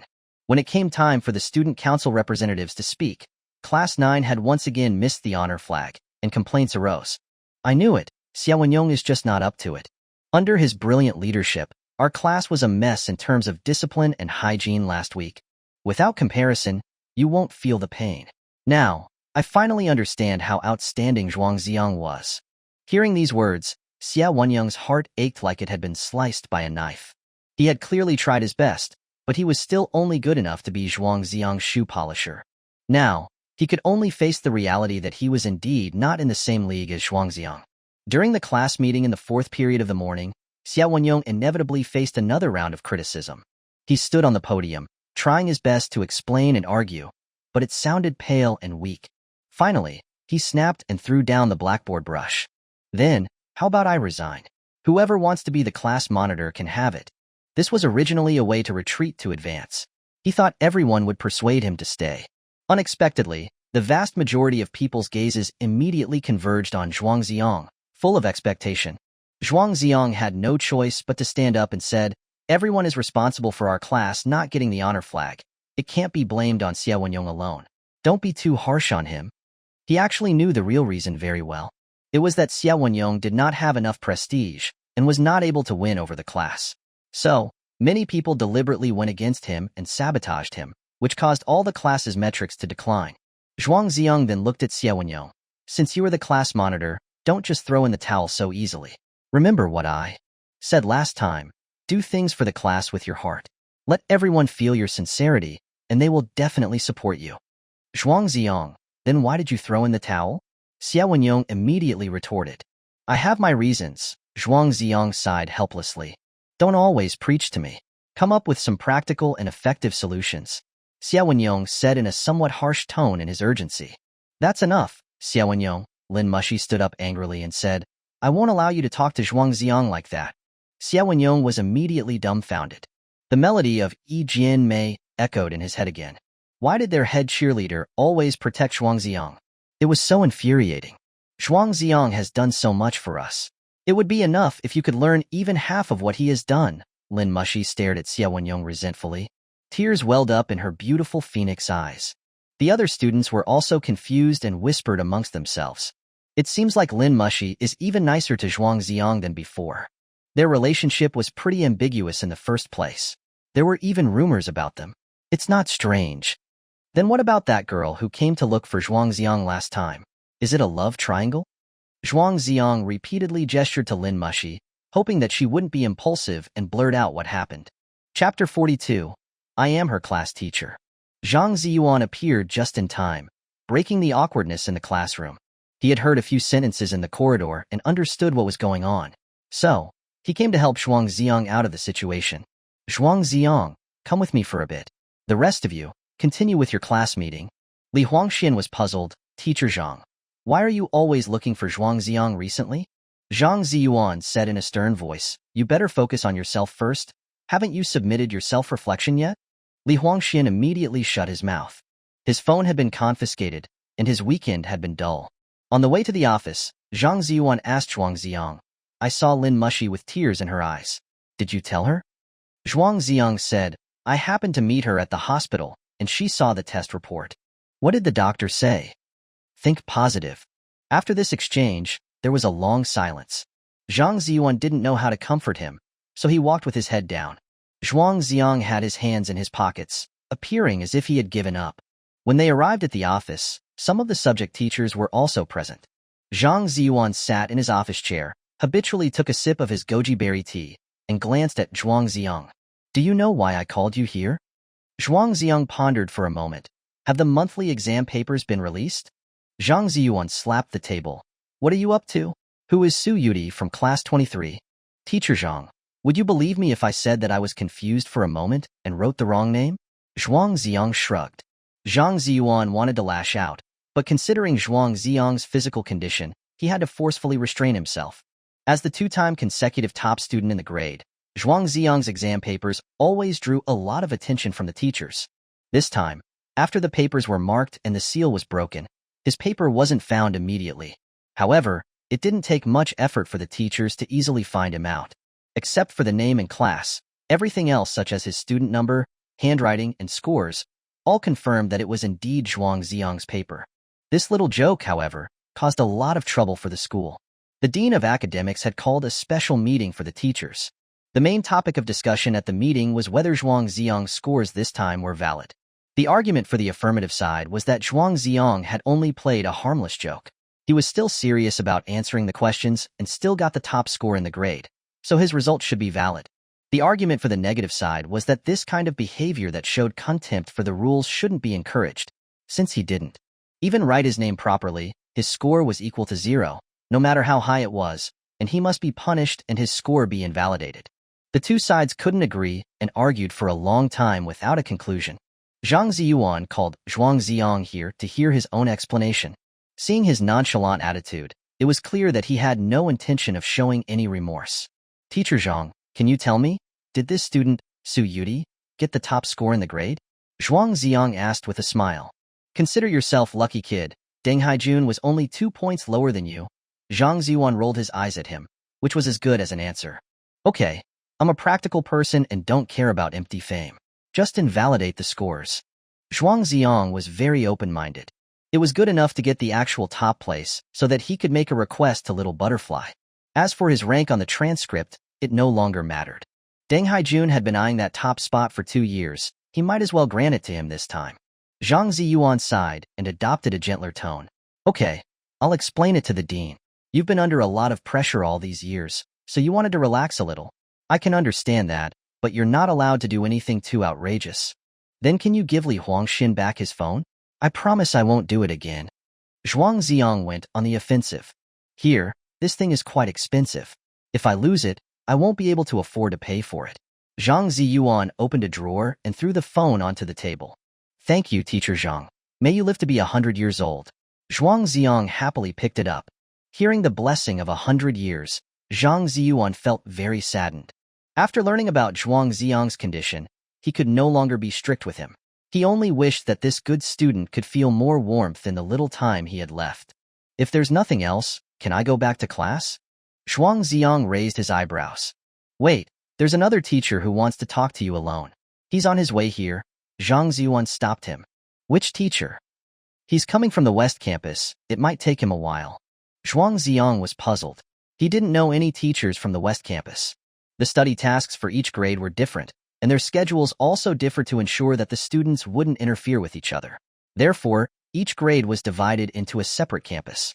Where Zhuang Zi'ang was currently located was the East Campus. When they had first enrolled, they had also spent a year in the West Campus. The students currently in the West Campus were 2 grades below them. They hardly interacted with them usually. There was only one narrow staircase connecting the 2 campuses. After a while, there was a knock at the door. Standing at the door was a male teacher in his 30s, dressed neatly, and exuding a refined temperament. Zhang Ziyuan hurriedly stood up and warmly shook hands with him. Literally, it's been a while. The other person also smiled and greeted him. Then, Zhang Ziyuan introduced him to Zhuang Zi'ang. This is Teacher Li Junan. Zhuang Zi'ang lowered his voice. I don't know him. What does he want with me? Zhang Ziyuan shook his head slightly, indicating that he was also unaware. Li Junan sized up Zhuang Zi'ang and gave him a warm smile. Student Zhuang Zi'ang, would you mind going for a walk with me? Zhuang Zi'ang immediately replied, Of course I can. This teacher Li gave a good first impression, especially his smile, which was like a gentle spring breeze. After leaving the office, Li Junan led Zhuang Zi'ang up the stairs, all the way to the rooftop. Standing here, you could see almost the entire campus. The tall ginkgo trees swayed in the wind. The warm sunshine shone on their faces, making them feel very comfortable. Li Junan took a deep breath before he said to Zhuang Zi'ang, I heard that on your monthly exam paper, you wrote Su Yudie's name. Zhuang Zi'ang was shocked. Teacher, do you know her? Li Junan nodded slightly. I'm her class teacher. Upon hearing this, Zhuang Zi'ang suddenly realized. The doubts he had previously had all cleared up. No wonder he couldn't find Su Yudie's name in the guardroom's computer system, nor among the students in the examination room. So it turned out that she was a student from the West Campus, his little junior. He had thought that she was the same age as him. There was a certain height difference between the 2 campuses. The structure of the buildings on the teaching block was somewhat unique. A connecting corridor was built on the roof, leading to the staircase that went to the West Campus. Zhuang Zi'ang realized that when Little Butterfly parted with him at the corner of the staircase, she was actually going upstairs back to the West Campus. The 2 campuses had different schedules, which was why she was able to buy ice cream before class for him. Everything now made perfect sense. Why did you write her name on the paper? Li Junan asked. I missed her a lot. I just wrote it without realizing it, Zhuang Zi'ang answered honestly. She's indeed a very adorable girl. I miss her too. Li Junan's eyes were slightly red. Chapter 43. A Pitiful Background. Zhuang Zi'ang writing Su Yudie's name on the exam paper was originally a bit of a prank. But unexpectedly, he reaped an unexpected harvest, drawing her class teacher over. Li Junan told Zhuang Zi'ang that he had overheard a teacher talking about the top student in the grade from the East Campus had written the name of one of his students on the paper. He was very curious, so he had come over to take a look. What is your relationship with Su Yudie? We are very good friends, Zhuang Zi'ang replied. He dared not say that he liked Little Butterfly in front of the teacher. Then he pointed to the ginkgo tree in the northwest corner of the playground. The first time I saw her was under that tree. She was so interesting, and it was very hard to forget her once you'd met her. As for the time he had skipped class by scaling the wall, he had naturally omitted those details for the sake of storytelling. He also dared not reveal any of their close and ambiguous interactions. Li Junan said with a smile, she does run around the campus a lot. She's really like a butterfly. Teacher, why did you give her a large number of leave slips? Zhuang Zi'ang asked the question that he had been wondering about. You're her good friend, don't you know? Li Junan countered. As a friend, I wouldn't ask if she didn't mention it, Zhuang Zi'ang replied sincerely. Li Junan said in a sad tone, she's not feeling well, so I gave her special permission. If she didn't want to attend class, she could go out to play. Hearing this, Zhuang Zi'ang's heart sank. The phrase, not feeling well, was obviously a euphemism. For a teacher to be so tolerant, the illness must have already reached a serious stage. Just like how Zhang Ziyuan was now almost giving in to all of Zhuang Zi'ang's demands. Zhuang Zi'ang had faintly guessed the answer before. Now, he had gotten confirmation from Li Junan. It turned out that Little Butterfly was also ill, yet she was so optimistic and proactive. Zhuang Zi'ang felt ashamed. Compared to Little Butterfly, he was far inferior. As for what specific illness Little Butterfly had, Zhuang Zi'ang didn't ask about it in too much detail. On one hand, it was her privacy. On the other hand, judging from Li Junan's expression, he was probably also unwilling to reveal it. She's a child with a hard life. She lost her parents at a young age and lived with her grandma. Who would have thought? Li Junan was choked up halfway through his sentence and unable to speak further. Zhuang Zi'ang was stunned as if struck by lightning, his head buzzing. Little Butterfly's life was so difficult. Compared to her, he was still doing okay. A tear silently slipped from the corner of his eye. Li Junan handed him a tissue. She's lucky to have a friend like you. Teacher, do you know where she went? Zhuang Zi'ang wiped the tears from the corners of his eyes. Li Junan looked up at the sky. I don't know. Probably somewhere she wanted to be. Zhuang Zi'ang couldn't help but ask more about Little Butterfly. Li Junan didn't actually know that much, but he told him everything he knew. When Su Yudie was very young, her parents had passed away in an accident. Her grandma had received some compensation money and raised her alone. Around the age of 14 or 15, Su Yudie was diagnosed with an illness and had to go to the hospital for regular treatment. The compensation money from years ago had already dwindled and was gradually filling the bottomless pit of hospital expenses. But she was still optimistic, cheerful, and full of imagination. She often brought happiness to the people around her. That's all I know about her.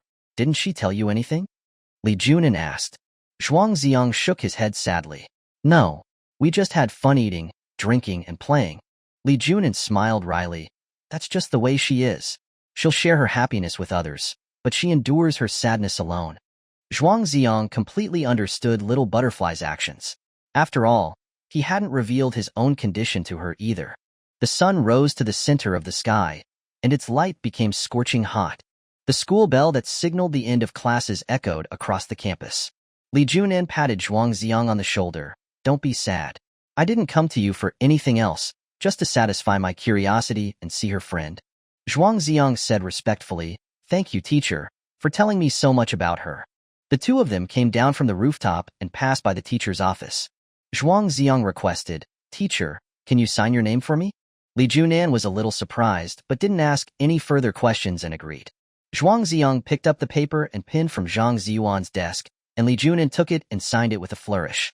The signature was indeed exactly the same as the one on Little Butterfly's leave slips. It was like a bunch of squiggles. Not a single character was recognizable.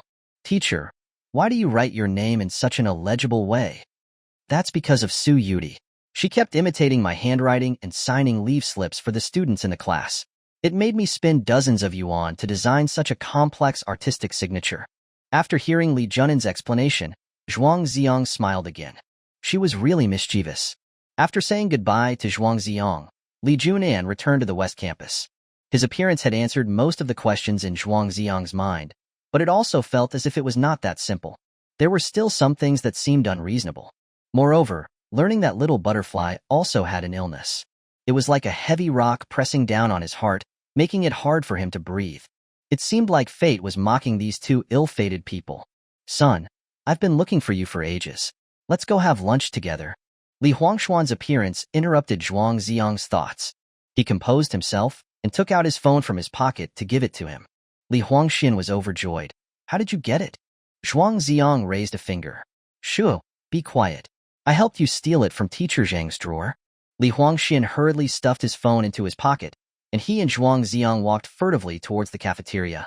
Son, you're so loyal. Lunch is on me today. Okay, I want stir-fried shredded beef and braised pork.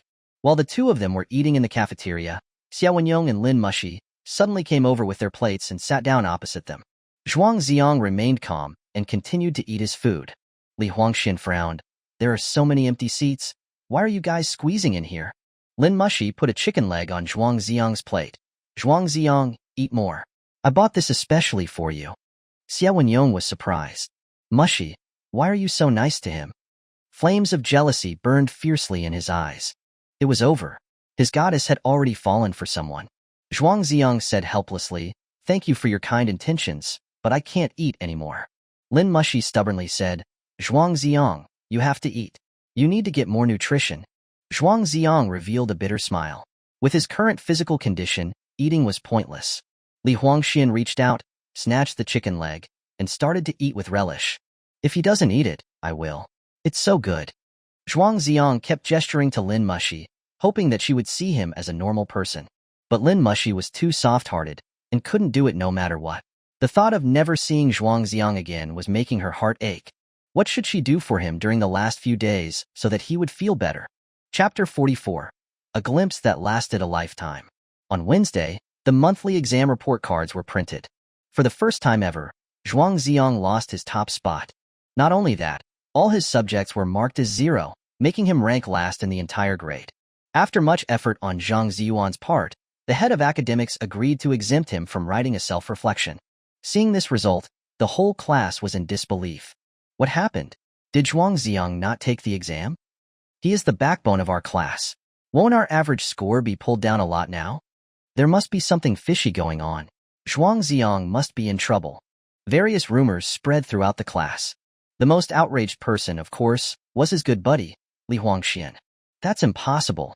Absolutely impossible. They must have forgotten to record your scores. I'll go talk to Lao Zhang and get an explanation. Zhuang Zi'ang held him down. No, it's something that I did. What did you do? Li Huangxian was confused. Did you submit a blank paper? Zhuang Zi'ang just smiled and didn't reply. The next lesson was Chinese. The class representative, along with 2 or 3 classmates, began distributing the papers. Li Huangxian received his paper first, scoring 111 points. He frowned. Am I destined to be a bachelor for the rest of my life? Zhuang Zi'ang glanced at his wrong answers and said with a heavy heart, You can't even recite Jinsei? Li Huangshuan's face turned red. He retorted, You're the one who submitted a blank paper. What right do you have to criticize me? As soon as he said this, a test paper floated over. The class representative said to Zhuang Zi'ang, Teacher Zhang specifically told me that this paper is yours. I must say, your pen name is really sissy. Li Huangxian, Lin Mushi, and others were confused. What pen name? Who writes a pen name on an exam? They all leaned over and saw that Zhuang Zi'ang's paper had a score of 137 points. To get such a score in Chinese was already quite unbelievable. Then how did you get 0 points? Lin Mushi asked, surprised. It wasn't until she saw the name within the sealed line, which clearly read Su Yudie, that a pang of jealousy immediately rose in her heart. How deeply poisoned was he to write the name of that girl during the exam? Dang it! Li Huangxian slapped Zhuang Zi'ang on the back of his head. He knew that Zhuang Zi'ang had been getting all lovey-dovey with that little butterfly recently, but he didn't have to be so showy. How was he, a bachelor with only 111 points, supposed to feel. Case closed. No wonder Zhuang Zi'ang got 0 points. The discussion in the classroom was rampant. Who is that Su Yudie? The pretty girl who was looking for Zhuang Zi'ang outside the classroom last time. Falling in love has too much of a negative impact on studies. He's gone straight from the top to the bottom of the class. If I had such a beautiful girlfriend, I would give her even the stars from the sky, let alone a mere exam. Over the next few lessons, test papers for each subject were distributed one after another. Zhuang Zi'ang's scores were all ridiculously high, making everyone gasp in amazement. But the name Su Yudie at the beginning of each paper was eye-catching and made everyone grind their teeth. He was flaunting his love like crazy. The punishment of having his scores invalidated was too light for such a person. He should be made to write a 30,000-word self-reflection. During the break, a classmate shouted, "Zhuang Zi'ang, someone's looking for you outside." Zhuang Zi'ang got up abruptly, rushed out of the classroom, and saw the meticulous Deng Haijun. His disappointment was very obvious. Deng Haijun handed the results sheet of Class 15 to Zhuang Zi'ang.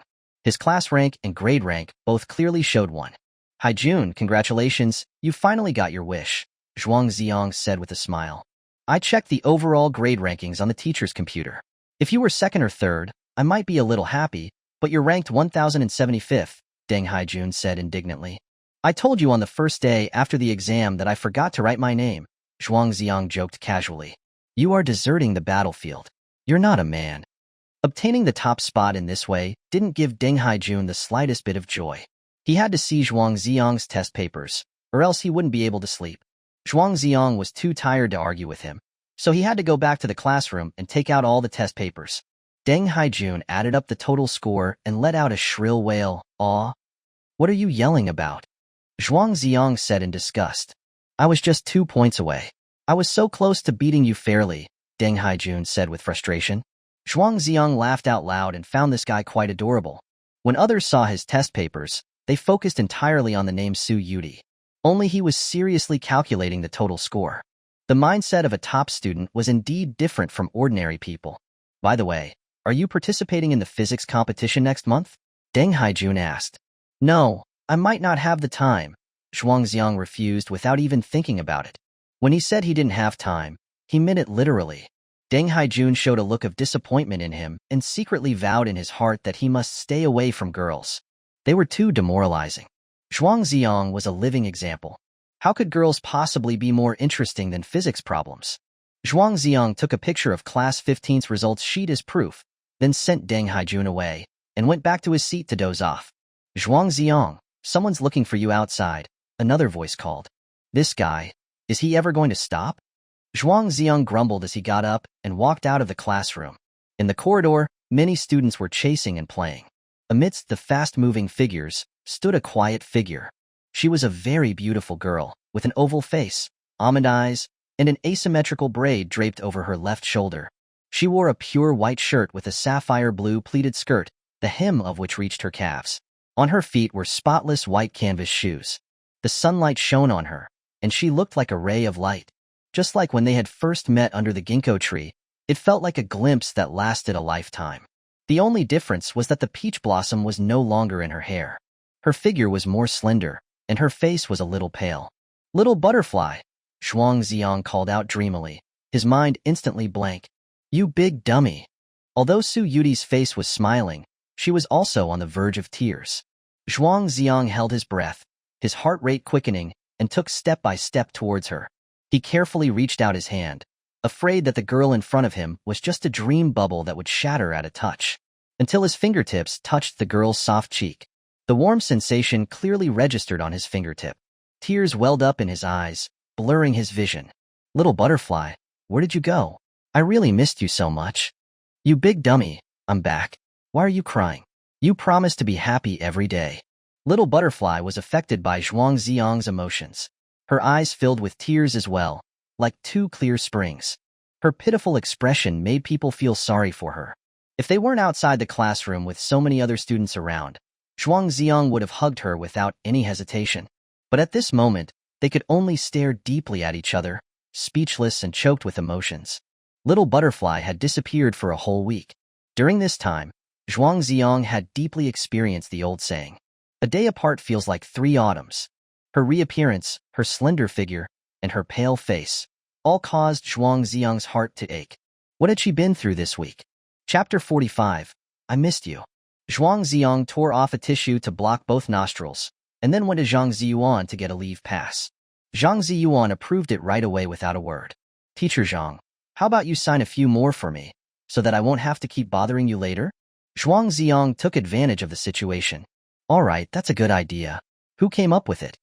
Zhang Ziyuan signed 3 passes with a flourish.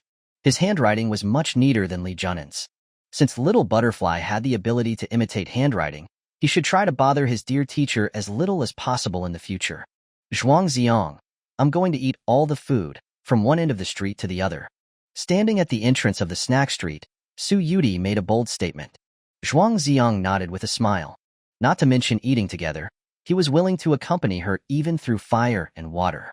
For the first stop, Zhuang Zi'ang bought a large handful of lamb skewers and asked the owner to sprinkle on plenty of chili powder and cumin. Little Butterfly then asked her classic question, Coke or Pepsi? This time, Zhuang Zi'ang chose Pepsi. After a week of bitterness, he wanted something sweet. The two sat on the marble steps, tearing apart the lamb skewers without any regard for table manners. Spicy food often had a characteristic, which was that you couldn't stop once you started. Once you stopped eating, the spiciness would quickly surge.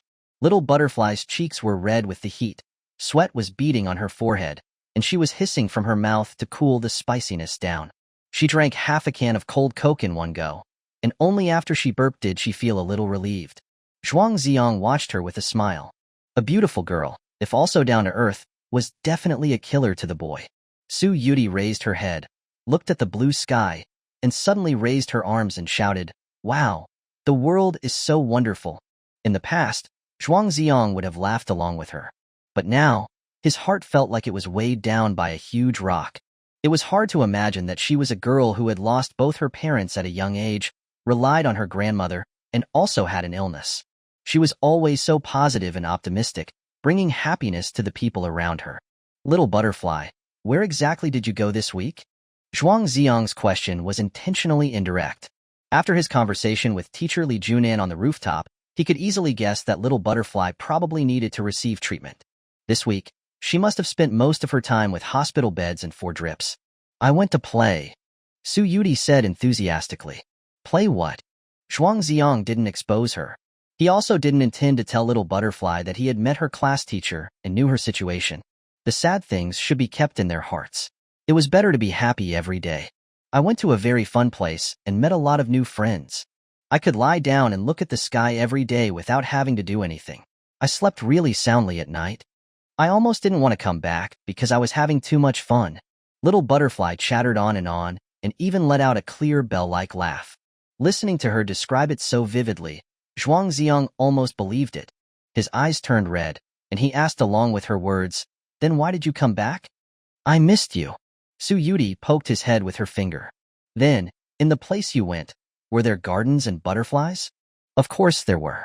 The butterflies there were so beautiful, with all kinds of patterns on their wings. Did you lose the peach blossom on your hair? The peach blossom has wilted, silly. The two of them chatted casually. Little Butterfly's eyes were as bright as the stars in the night sky. Zhuang Zi'ang tried to forget his sadness and seek happiness together with her, without any worries. After a short break, the two started to feast on the food stalls again. Fried potatoes, stinky tofu, egg cakes, candied hawthorns, iced milk tea, watermelon juice. They were truly like hungry ghosts being reincarnated. With their bellies full, the two were finally satisfied and went to the riverbank to soak up the sun. Zhuang Zi'ang lay on the grass, and Little Butterfly rested her head on his stomach, listening to the gurgling sounds inside. Her braid was black and smooth, and emitted the fragrance of shampoo.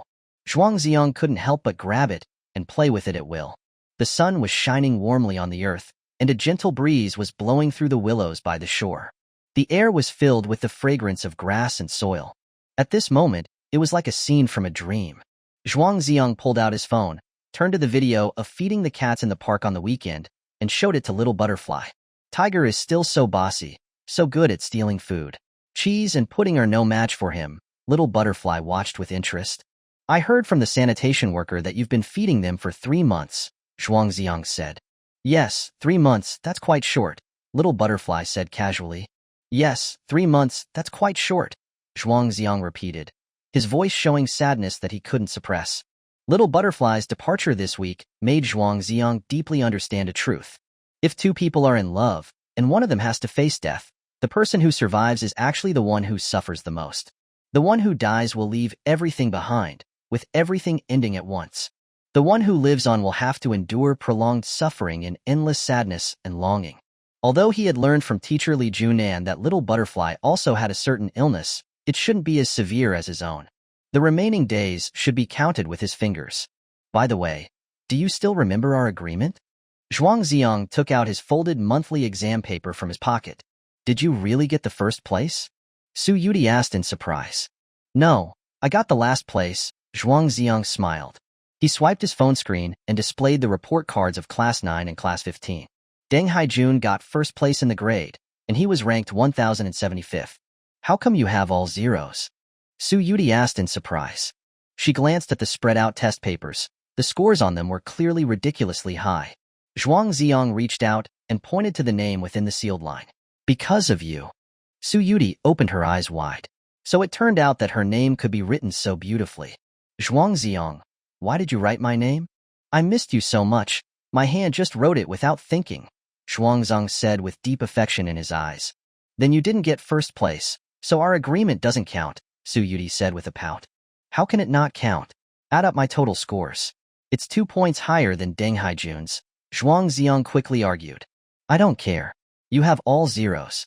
It just doesn't count. If you go back on your word, I'm going to have to resort to force. Zhuang Zi'ang flipped over, put his hands under Su Yudie's armpits, and started to tickle her. Su Yudie was very ticklish. She immediately curled up instinctively, struggling nonstop and laughing so much she couldn't catch her breath. The two of them played on the grass, as happy as 3-year-old children. Okay, you big dummy, let me go. Little Butterfly's tears were rolling down her face from laughter, and she begged for mercy repeatedly. Only then did Zhuang Zi'ang stop. He let her lean against him and helped her clean the grass off of her hair and clothes.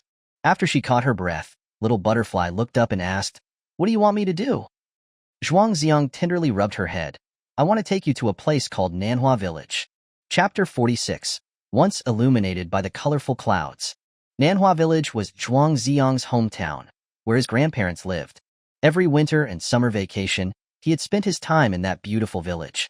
All of the few happy memories of his childhood were left there. This time, Zhuang Zi'ang couldn't wait for the summer vacation to arrive. He wanted to go back and take a look. Perhaps this would be the last time. Su Yudie had originally thought that Zhuang Zi'ang would make her do something difficult. When she found out that they were just going out to play, she immediately agreed happily. However, the prerequisite was that they must be back before dark to catch the 19 bus at 6:10. Zhuang Zi'ang played with Su Yudie's braid. He took off the red string that could bring good luck from his wrist and tied a butterfly knot at the end of her braid. The technique he used to tie the butterfly knot was the one his grandpa taught him when he learned to tie his shoelaces as a child. It was somewhat cumbersome and clumsy. Later, he saw from a female classmate that there was actually a simpler way to tie it. Like a magic trick, it was done with 2 twists of the hand. He tried to learn it for a long time but never managed to, so he simply gave up. Because their butterfly knot was taught by their mother, and he no longer had a mother. The butterfly knot you tied is as ugly as ever, Su Yudie curled her lips. No way. It's obviously all the same, Zhuang Zi'ang argued stubbornly, then quickly changed the subject. I went to Xiaoyao Palace last week. I heard the fortune teller there say that this is something from there. He's not a fortune teller, just a deceiving old swindler. Only a dummy would fall for it, Su Yudie laughed. I thought that he had a wise and elegant demeanor, and his words were full of illusions. He doesn't seem like a swindler, right? Zhuang Zi'ang said with a lack of confidence. You big dummy, just tell me. How much money did you get swindled? 10 yuan. Su Yudie's loud laughter echoed across the grass. With that kind of IQ, how was he ever the top student in the grade? Zhuang Zi'ang's face turned red, and he muttered in his heart that he was only worried about her. Looking back at the fortune teller that day, although he had rambled on for a long time with many words and seemingly made sense, it was actually all nonsense. He hadn't helped him find Little Butterfly's whereabouts at all. Fortune-telling was originally just pseudoscience. They would talk in vague terms, pretending to be profound. If you believed it, it would work. If you didn't, it would be a waste of money. By the way, I met a grandma selling snacks there. She makes very good tofu pudding. Do you know her? Zhuang Zi'ang asked. No, I've never met her. Little Butterfly shook her head. Zhuang Zi'ang was puzzled. It was strange that she knew the fortune teller but didn't know the grandma who sold tofu pudding. He had thought that the two were together and was doing a joint promotion. Su Yudie patted her chest. If you want to eat tofu pudding, you don't have to spend money to buy it. I make tofu pudding that's even better than the ones they sell outside. Zhuang Zi'ang laughed and asked, You can make tofu pudding? Of course. It's very simple. Soak the soybeans overnight, grind them into soy milk with a stone mill, filter out the foam, put it in a pot, boil while stirring, let it cool slightly after it comes to a boil, add brine, and leave it to solidify.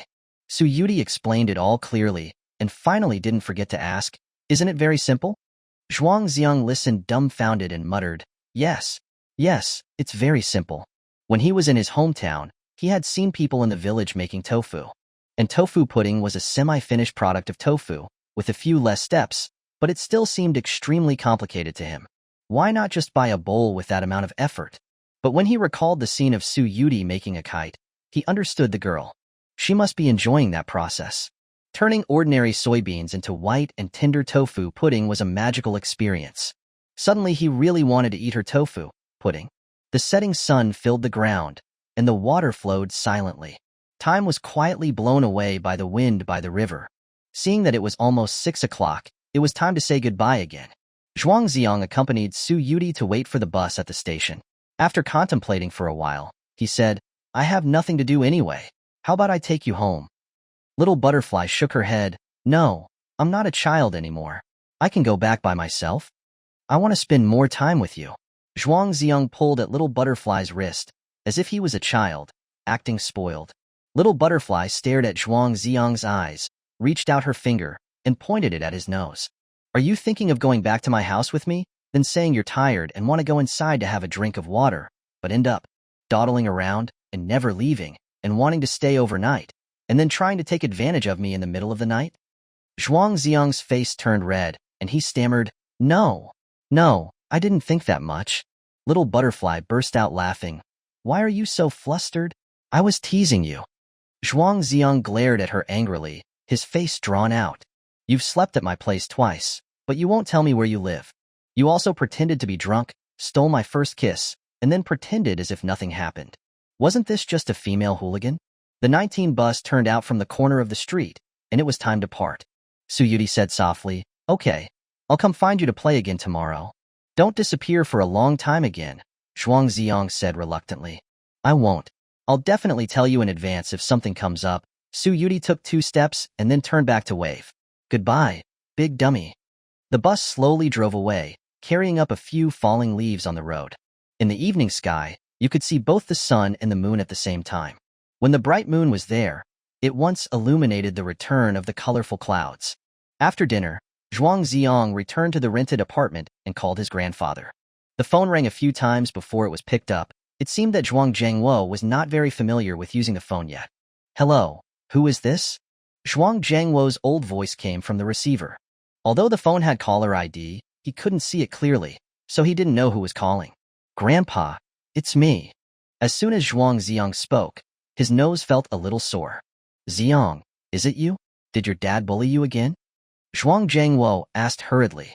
No, Grandpa. I haven't gone back since the day you left, Zhuang Zi'ang answered. Ah, such a good family, turned into this, Zhuang Jiangwo lamented. The old man worried about his children and grandchildren all his life. Yet, when something like this happened, he didn't know how to solve it. Zhuang Wenjiao was already in his 40s. He wasn't a child anymore. He couldn't do anything about it either. Zhuang Zi'ang said, Grandpa, I'll come back to see you on Saturday. Really? There was a hint of surprise in Zhuang Jiangwo's voice. Then he suddenly paused. Your studies are important. If you don't have time, you don't have to come back. Your grandmother and I are doing fine. I want to eat the dishes that Grandma makes. Zhuang Zi'ang tried his best to make his tone sound relaxed. Okay, I'll have your grandmother prepare early. Zhuang Jiangwo was overjoyed, and he kept smiling while he spoke. That was how old people were. They looked forward to their children and grandchildren visiting them day and night. But they didn't want to say it out loud, wanting them to just focus on their work and studies. By the way, Grandpa, a friend of mine is coming with me. Who is it? Is it a boy or a girl? You'll find out when you see them. Zhuang Zi'ang was keeping it a secret for now. Little Butterfly was so adorable. His grandparents would definitely like her. Chapter 47. Time Travel. Over the next 2 days, Zhuang Zi'ang was more well-behaved and didn't take any more leave. He didn't have many chances to meet with Little Butterfly, basically only having lunch together and taking an afternoon nap. Of course, afternoon nap was just a literal term. If he sent a message, as long as it was during the day, Little Butterfly would reply quickly. Once it was evening, she would immediately disappear off the face of the earth. Zhuang Zi'ang was already used to her unique style. Girls, after all, being a bit more strictly disciplined was quite normal. Su Yudie returned once, but only stayed for one night before leaving again in a hurry. Looking at her travel-worn appearance, Zhuang Zi'ang couldn't bear to tell her the truth, so he could only take it one day at a time. On Friday after school, Zhuang Zi'ang saw Little Butterfly off onto the bus. It was still early, so he sat at the bus stop for a while, quietly watching the red sun on the horizon. The setting sun was infinitely beautiful, but it was close to dusk. He hadn't noticed before how beautiful the sunset could be. A familiar figure came over. It was the brainless top student, Deng Haijun. Zhuang Zi'ang, are you busy tonight? Zhuang Zi'ang shook his head. Deng Haijun was overjoyed. That's great. Come with me to the library to work on some competition problems. There are some issues I only want to discuss with you. In the eyes of most students, physics competition questions were not for normal people. Only exceptionally gifted top students like them had a shared language. Zhuang Zi'ang was idle anyway, so he nodded in agreement. But this guy, Deng Haijun, really didn't understand the ways of the world. It was almost dark, yet he didn't think to offer anything to eat before asking him to go. The library was full of happy memories for Zhuang Zi'ang and Little Butterfly. When they passed the convenience store, he even bought a pack of fruit hard candy. You're a grown man, bringing a pack of candy into the library. How disgusting, Deng Haijun said with disdain. You'll understand later, Zhuang Zi'ang said meaningfully. When a person suddenly became foolish, it was most likely that they had fallen in love. But his love was tinged with a melancholic undertone.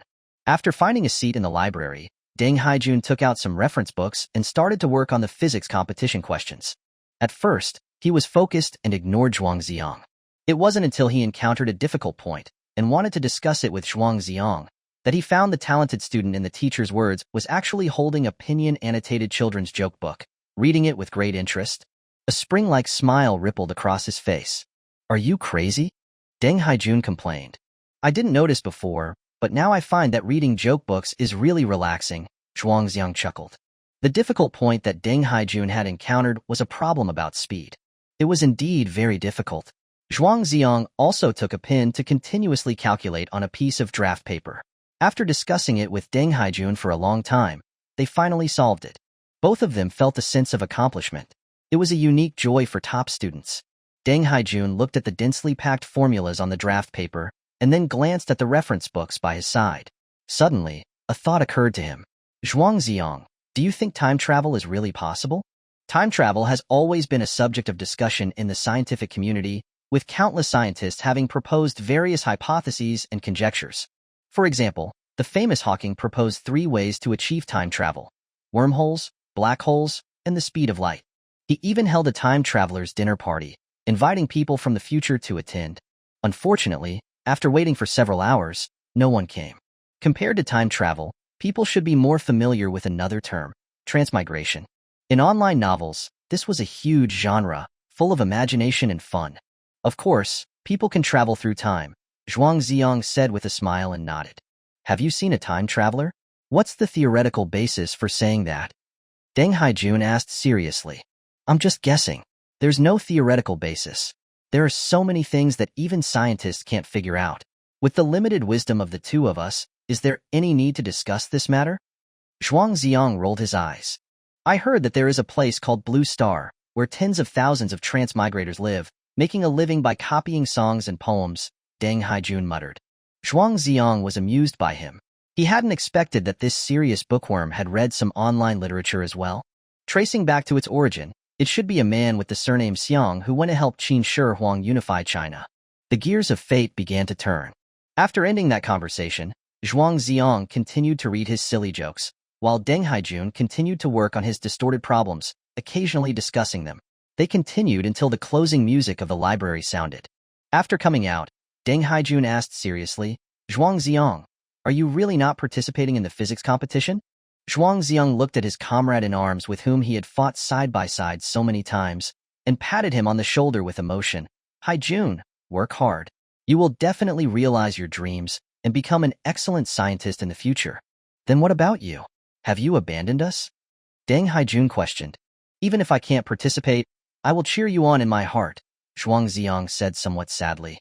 Even if Deng Haijun was dull, he could sense that something was wrong with Zhuang Zi'ang. But no matter how he asked, Zhuang Zi'ang wouldn't tell him the reason. Okay, I wish you can live happily, following your own thoughts. Deng Haijun waved to Zhuang Zi'ang and turned to leave. Zhuang Zi'ang watched his back and felt a little sad. Suddenly, he shouted loudly, Haijun, if you ever achieve time travel in the future, please go back 19 years and find my mother. Tell her not to marry my dad and choose a reliable, good man instead. Are you sick, saying things like that? Deng Haijun turned his head and scolded. Yes, I'm seriously ill. Zhuang Zi'ang waved with a smile, talking to himself. The library wasn't too far from the school. Zhuang Zi'ang planned to walk back and enjoy the night breeze. The distant bridge flickered with colorful lights, reflecting on the water, forming a beautiful night scene of the city. Traffic flowed ceaselessly on the streets, and bright lights shone from the shop windows. Although it was already nighttime, the world was still prosperous and noisy. Zhuang Zi'ang walked onto an overpass, where many street vendors had set up their stalls. There was a young man who specialized in applying screen protectors for phones, an old grandmother selling needlework, and a wandering singer playing the guitar and singing. The most eye-catching one was a middle-aged man wearing a robe, a pair of reading glasses, and holding a pennant with the 3 large characters Zhang Banxian written on it. Below were some smaller words such as fortune-telling, character readings, feng shui, and fortune-telling. On the yellow cloth spread out in front of him were some peace amulets, longevity locks, bagua mirrors, and so on. Young man, would you like a fortune reading? Zhang Banxian called out to Zhuang Zi'ang. Zhuang Zi'ang stopped and, when he saw who it was, said in surprise, Why is it you? Zhang Banxian also recognized Zhuang Zi'ang and said with a chuckle, Young man, we are quite fated. It turned out that this person was none other than the Taoist priest who had drawn a fortune slip for Zhuang Zi'ang at Xiaoyao Palace that day. He was also the old swindler, in Little Butterfly's words. Zhuang Zi'ang asked curiously, You weren't at Xiaoyao Palace. How did you end up setting up a stall here? Zhang Banxian said with a wry smile, The market's not good now. People are too impatient. If I don't do another job, it's hard to make ends meet. Zhuang Zi'ang didn't believe in fortune-telling anyway. He didn't want to waste money again and intended to leave after a few polite words. But Zhang Banxian grabbed him. If I'm not accurate, I won't charge you. Do you believe that I can predict your last name? Predict my last name? Zhuang Zi'ang was a bit interested. Gazing south at the solitary star, the crescent moon rises. Zhang Banxian said, shaking his head. People who made a living doing this were destined not to speak normally. Zhuang Zi'ang frowned. Was he playing riddles with him? Chapter 48. Old Swindler. Gazing south at the solitary star, the crescent moon rises, was indeed a word riddle. Seeing that Zhuang Zi'ang was still thinking, Zhang Banxian couldn't wait to explain it to him. North was at the top, south at the bottom, west was on the left, and east was on the right. The bottom of the character, Wang, is a king. A solitary star was a dot, and the crescent moon was a single stroke. Put together, it could barely be considered the character Zhuang. Young man, how is it? Zhang Banxian asked proudly. Wow, you really know my last name. Zhuang Zi'ang was a bit surprised. Then he suddenly reacted, with a suspicious look on his face. Last time at Xiaoyao Palace, did you hear my friend calling my name? Zhuang Zi'ang had a good relationship with Deng Haijun. He always called him Haijun, affectionately. But Deng Haijun was the type who didn't understand social niceties. He always called him by his full name, which sounded particularly distant. It must have been that this old swindler had heard it last time. Cough, cough. Zhang Banxian coughed twice to cover his embarrassment, and then said, These are all just petty tricks and minor details. There is no need to delve too deeply. Since we are acquaintances, I will charge you 10 yuan to read your palm. Zhuang Zi'ang refused immediately. No, 10 yuan is enough for me to eat a bowl of beef noodles. Then 5 yuan, let's be friends. Zhang Banxian was very slick and immediately discounted it by 50%. No, I'm not going to listen to you conning me. Zhuang Zi'ang refused again and took a step to leave. You stop right there.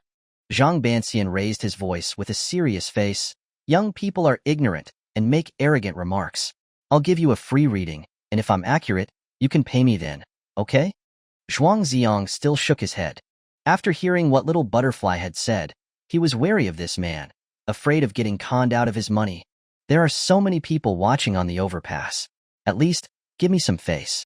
Do you want me to kneel down and beg you? Zhang Banxian's behavior was extremely humble.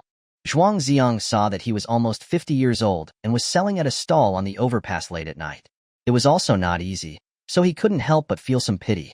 Okay, which hand do you want to read, the left or right? The left.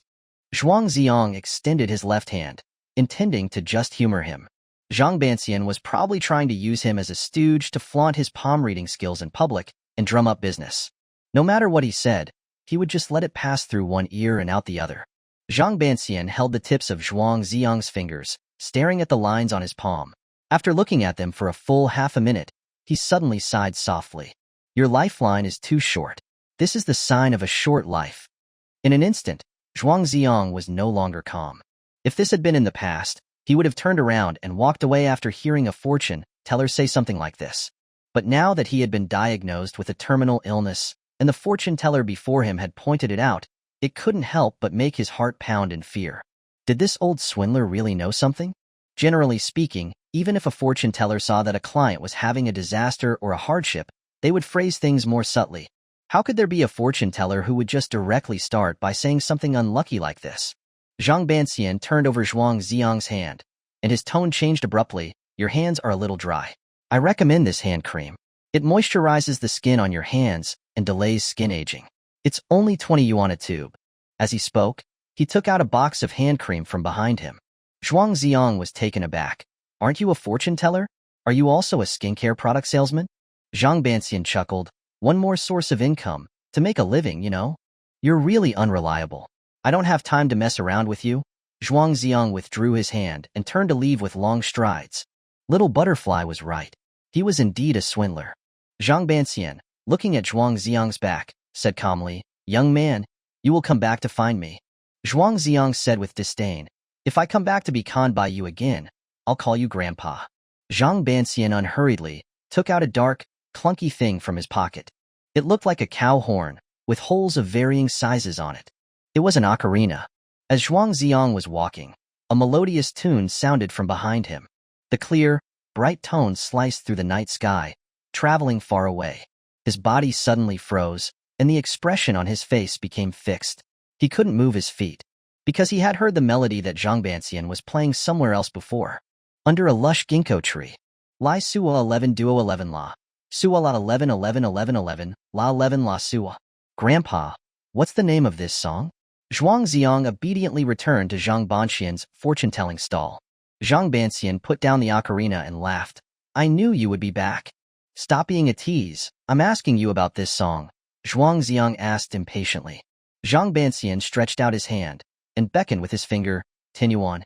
Zhuang Zi'ang immediately took out a 10 yuan bill and said with discontent, Swindler. Zhang Banxian happily took it and, pretending to be serious, held it up to the street lamp to check its authenticity. He pocketed the money before finally speaking slowly. This is called Dream of the Butterfly. It's a song that Taoist practitioners use to worship the southern China sage. Can you teach me? Zhuang Zi'ang asked pleadingly. No, unless you become a Taoist priest with me. Zhang Banxian refused sternly. What if I give you money? Zhuang Zi'ang pressed. I'm talking about something as elegant as music, and you're talking to me about money? So vulgar. Zhang Banxian said seriously, then suddenly raised his eyebrows. How much can you give? Zhuang Zi'ang hesitated. It was clear that he was no match for the old swindler in front of him when it came to bargaining. He would still need his money for another 2 months. At this moment, the young man who was applying phone screen protectors suddenly shouted, Run quickly, the city management officers are coming. Zhang Banxian was shocked and immediately started to pack up his stall in a flurry. He glanced at Zhuang Zi'ang. What are you standing there for? Help. Oh. Zhuang Zi'ang agreed. He wrapped up the yellow cloth on the ground and packed up the odds and ends. Zhang Banxian picked up the pennant and, with Zhuang Zi'ang in tow, hurried down the stairs on the other side. To avoid being chased by the city management officers, The two weaved through the crowd quickly. Although Zhang Banxian was over 50 years old, he ran no slower than a young man. It seemed like he was chased by them often on a regular basis. While running, Zhuang Zi'ang realized something was wrong. He hadn't set up a stall on the street. Why was he running along with him? Why did you stop? Zhang Banxian asked, panting heavily. I'm not your accomplice. Why should I run? Zhuang Zi'ang tossed the bundle wrapped in the yellow cloth over to him. Zhang Banxian looked up at the overpass and heaved a sigh of relief when he saw that the city management officers weren't chasing after them. He said to Zhuang Zi'ang with a smile, You're a pretty interesting young man. Weren't you going to eat beef noodles? I know a local noodle shop nearby. Zhuang Zi'ang hadn't had dinner yet, and after running around like that, he was physically exhausted and his stomach was rumbling. He also really wanted to learn the song Dream of the Butterfly. So, he followed the old swindler through winding alleys into an old residential area. He indeed saw a noodle shop. The decorations in the shop were very old-fashioned, looking like they had been there for many years. Maybe it was too late, but there weren't many diners in the shop.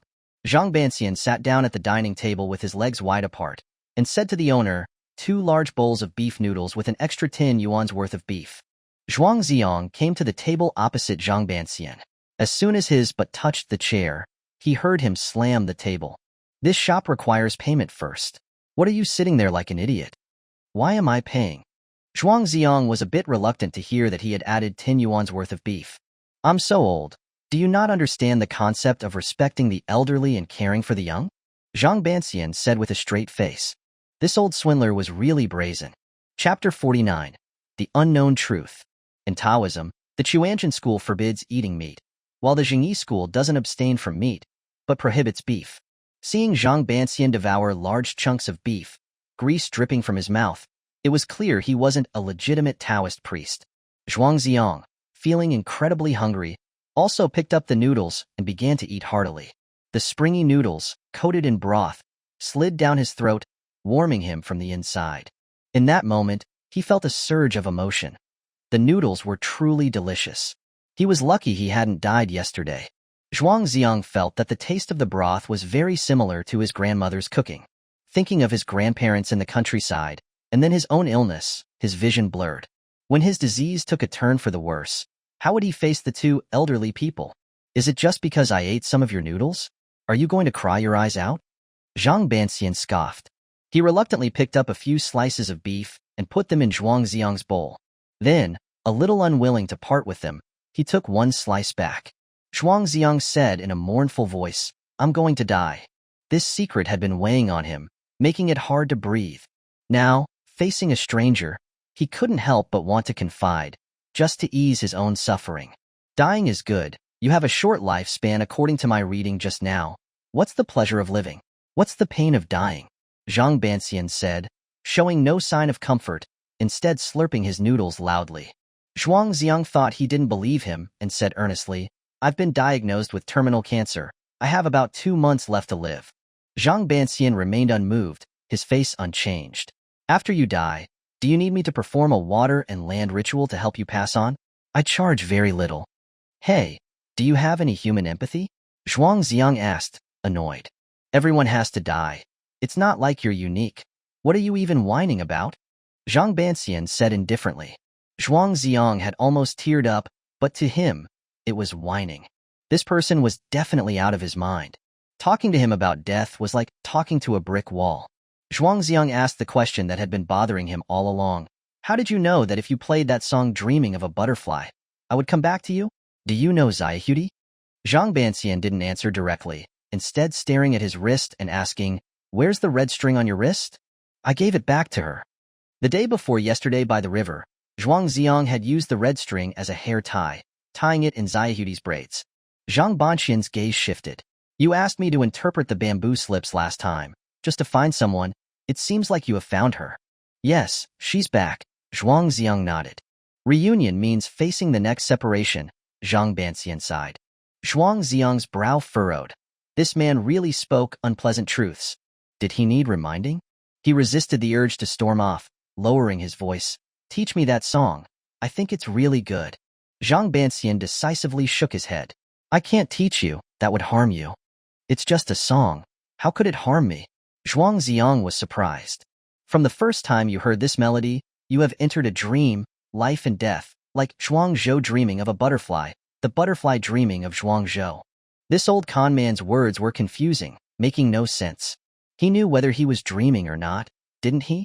He pinched his thigh hard. It definitely hurt.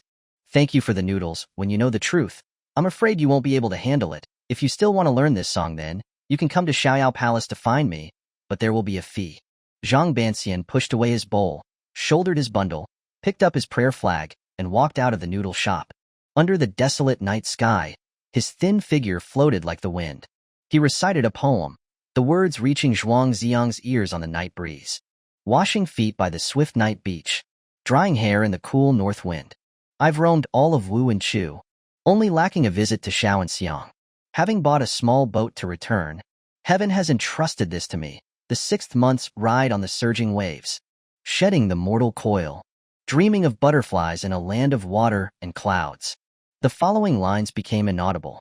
Shedding the mortal coil, dreaming of butterflies in a land of water and clouds, Zhuang Zi'ang repeated softly. A big question mark arose in his heart. What truth was still unknown to him? What did Zhang Banxian mean by entering a dream? Zhuang Zi'ang took out his phone, searched the entire internet, but couldn't find a Taoist sacrificial song called Dreaming of a Butterfly. This old con man was just talking nonsense, definitely trying to trick him. But the song was indeed very beautiful. Unfortunately, he turned his head too early that time, and couldn't hear it all. He wasn't some musical prodigy with perfect pitch, able to reproduce it. Forget it, don't think too much. What's the point of arguing with a con man? Back in his rented apartment, the night was already deep. Zhuang Zi'ang washed up quickly, then went to bed early, looking forward to tomorrow. He had a good night's sleep. The next morning, the ringtone of the phone next to his pillow blared, waking Zhuang Zi'ang from his dream. The call was from the person he had been thinking of. Hey, sleepyhead. Wake up, aren't we going out to play today? Su Yudie, where are you? I'm at the door. Zhuang Zi'ang quickly got up, threw on his clothes, and ran a hand through his messy hair before going to open the door. Su Yudie stood in front of the door like an immaculate fairy, her smile clear and pure. She was carrying a bag, with breakfast that she had bought for Zhuang Zi'ang. Wait for me a bit. I'll take a shower first, Zhuang Zi'ang said, and slipped into the bathroom. He must look terrible after just waking up. If Su Yudie saw him like this, would it affect his image in her mind? Guys were fast at showering. Generally speaking, they would just scrub the hairy parts of their body and ignore the rest. Towel drying his damp hair, Zhuang Zi'ang came out of the bathroom, his body still smelling of shower gel. Su Yudie was sitting on the sofa, her legs swinging. When she saw Zhuang Zi'ang, she smiled sweetly. Silly, come here, let me dry your hair.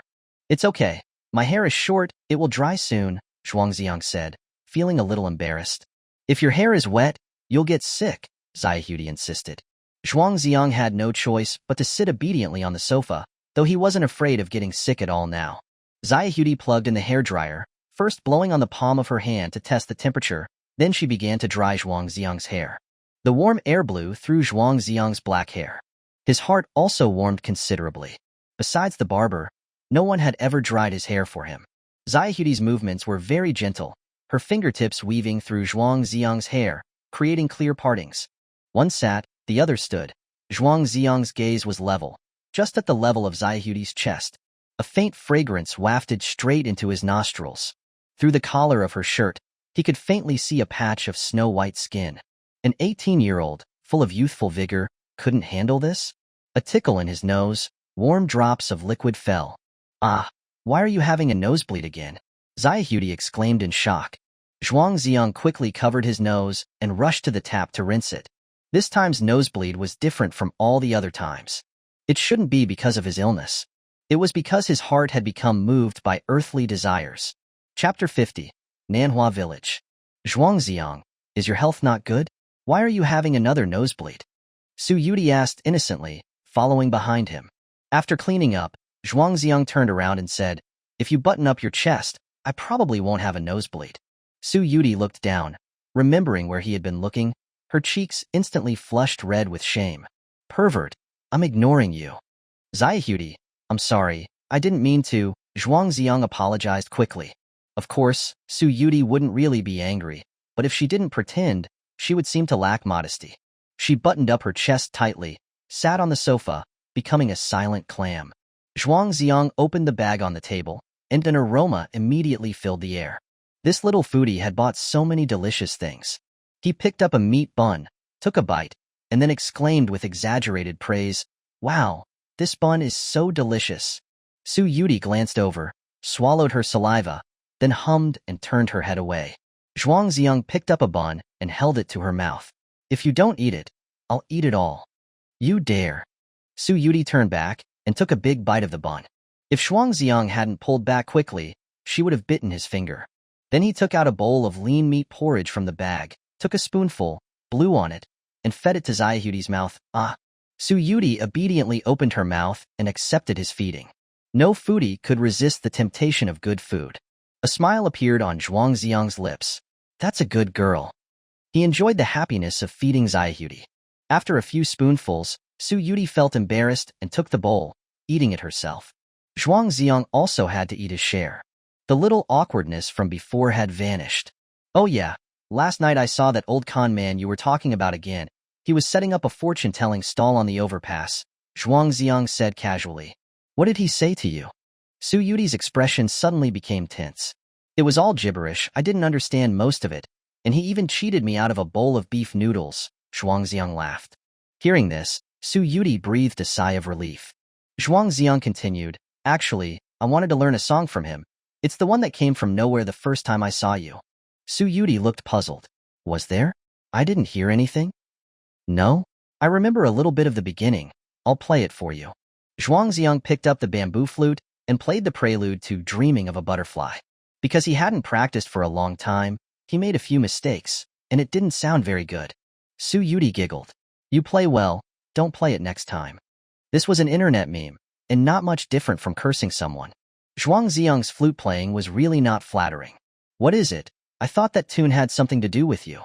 Zhuang Zi'ang put down the bamboo flute, disappointed.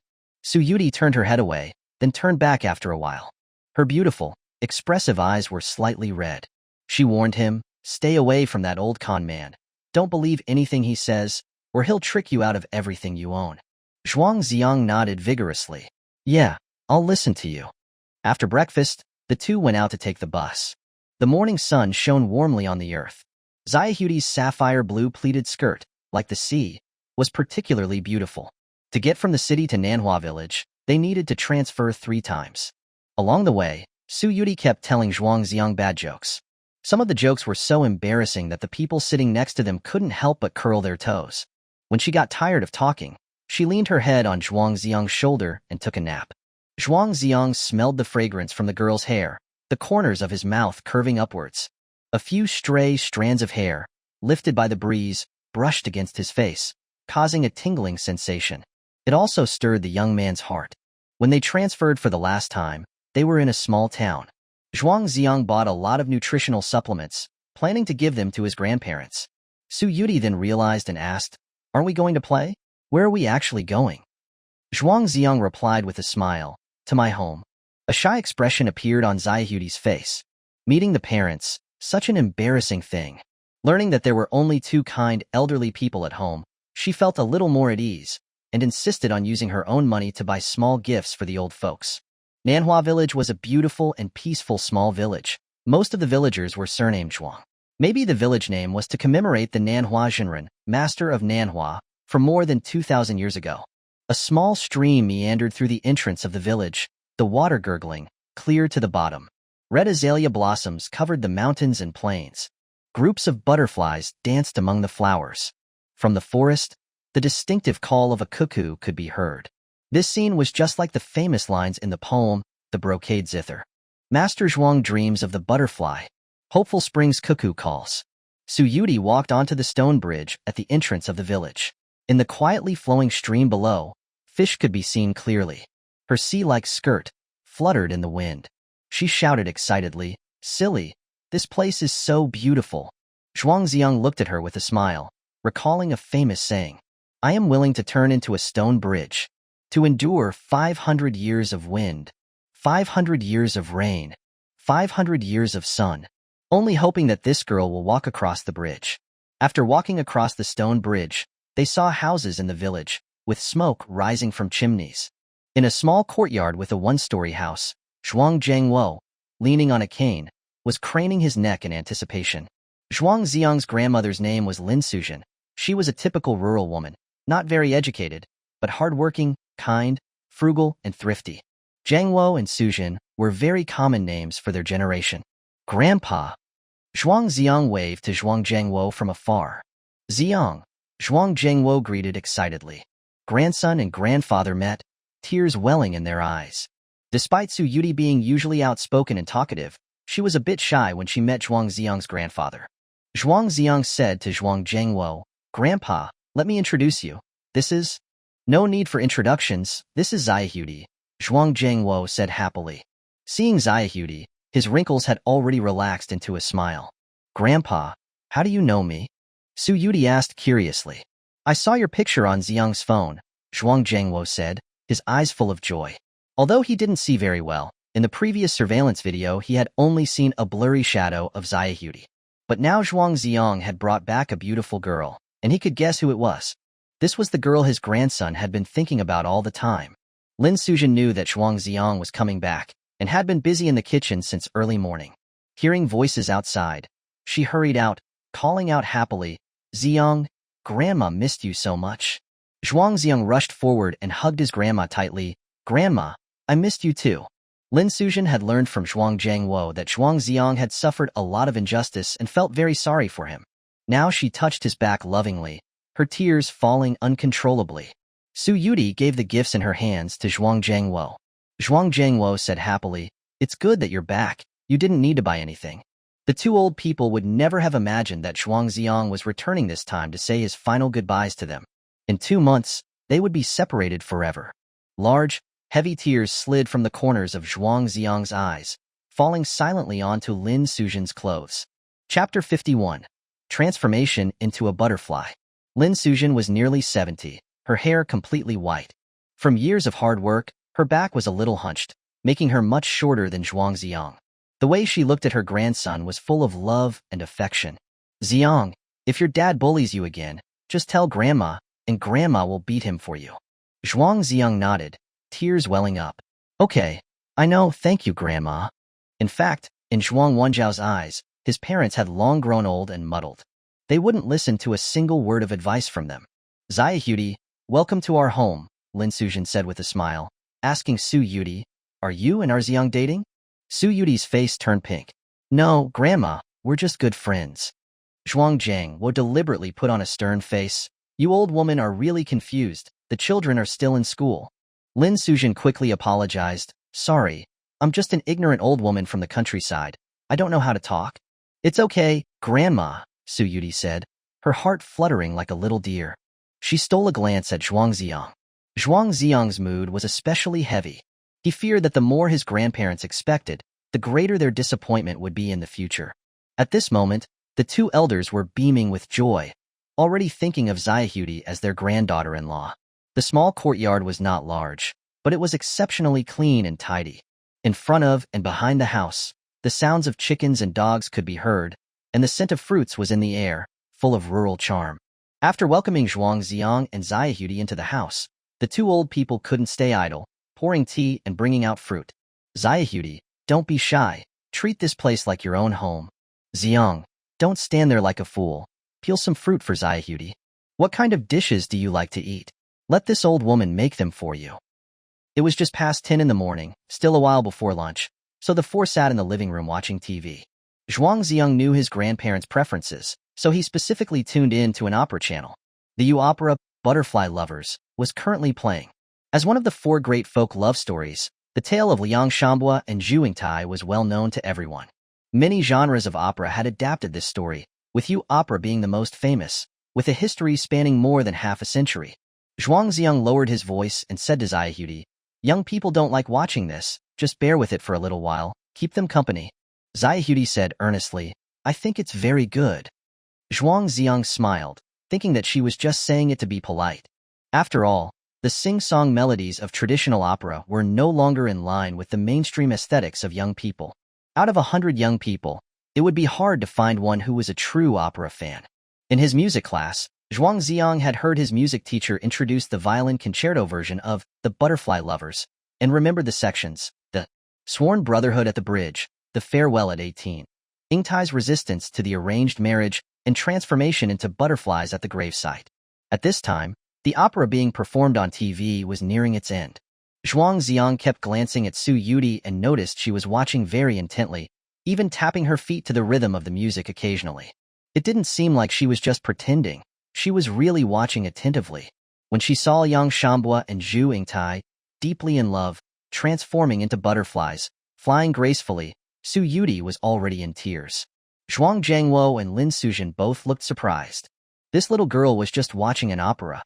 How could she be so involved? Zhuang Zi'ang took a tissue and gently wiped away Su Yudie's tears. Silly, can people really turn into butterflies after death? Su Yudie asked, her voice choked with tears. Yes, they can. They can be free and carefree, flying among the flowers every day. Zhuang Zi'ang answered gently. If death meant becoming a cold corpse, buried in the ground, gnawed by insects and ants, finally turning into a pile of white bones. While that was true, it was too cruel and heartless. That was why the ancients used romantic and fantastical imagination to give Liang Shambua and Zhu Yingtai the beautiful ending of turning into butterflies. Looking at Su Yudie's tearful eyes, Zhuang Zi'ang thought to himself, in the near future, after I die, and turn into a butterfly, perching on the end of your hair, will you still recognize me? But butterflies did not live long, generally only about a month. It was just like the saying, the mushroom knows not the moon's cycle, the cicada knows not the spring and autumn. Between heaven and earth, people were truly as small as dust. In 2 months or so, all of his love and hate, the joys of reunion and the sorrows of separation, would all be gone. Yudie, by then, forget about me early. It was almost noon, and Lin Suzhen went to the kitchen to cook. Su Yudie refused to be idle and insisted on helping her light the fire. In the rural clay stove, when dry firewood was put in, flames rose in the firebox, making her face glow red. Zhuang Jiangwo couldn't stop praising Yudie, saying she was such an obedient and sensible girl. Su Yudie put aside her earlier sentimental mood and said enthusiastically, Grandpa, Grandma, if you like listening to opera, I can sing for you. You can sing opera? Lin Suzhen asked in surprise. I couldn't before, but after listening to the opera just now, I can sing it, Su Yudie said with a smile. Zhuang Zi'ang was also quite surprised. Could she really be a musical prodigy, 1 in a million, with the ability to remember anything she heard once? Yudie cleared her throat and began to sing. I call for my brother Liang, but he doesn't answer. Ingtai feels like an arrow through the heart. Your sorrow and resentment will last for eternity. How can I survive alone? Before we vowed our love, to stay together through eternity. The tone and lyrics were exactly the same as what had been on TV earlier. The two old people smiled from ear to ear. Such a lively and adorable granddaughter-in-law was too likable. After Yudie finished singing, Zhuang Zi'ang asked curiously, Did you learn this opera before? Yudie shook her head. No, that was the first time I heard it. You can learn it just by listening once? Zhuang Zi'ang was stunned. Of course, can't you? You've always been at the top of your class. You can't be that stupid, right? Yudie asked with a smile. Zhuang Zi'ang was speechless. She called him a silly every day. It seemed there was some reason for that. Zhuang Zi'ang had a sudden idea. If he took Yudie to listen to the old con man play Dreaming of a Butterfly once, would she be able to write down the musical score? Then the two of them could play harmoniously, a rendition of life's carefree moments. Wouldn't that be wonderful? Dishes cooked over a wood fire were more fragrant than those cooked with natural gas in the city. Lin Suzhen had been working around the stove all her life, and her cooking skills were excellent. Each dish was fragrant, colorful, and flavorful, making Yudie salivate. Her true foodie nature was revealed.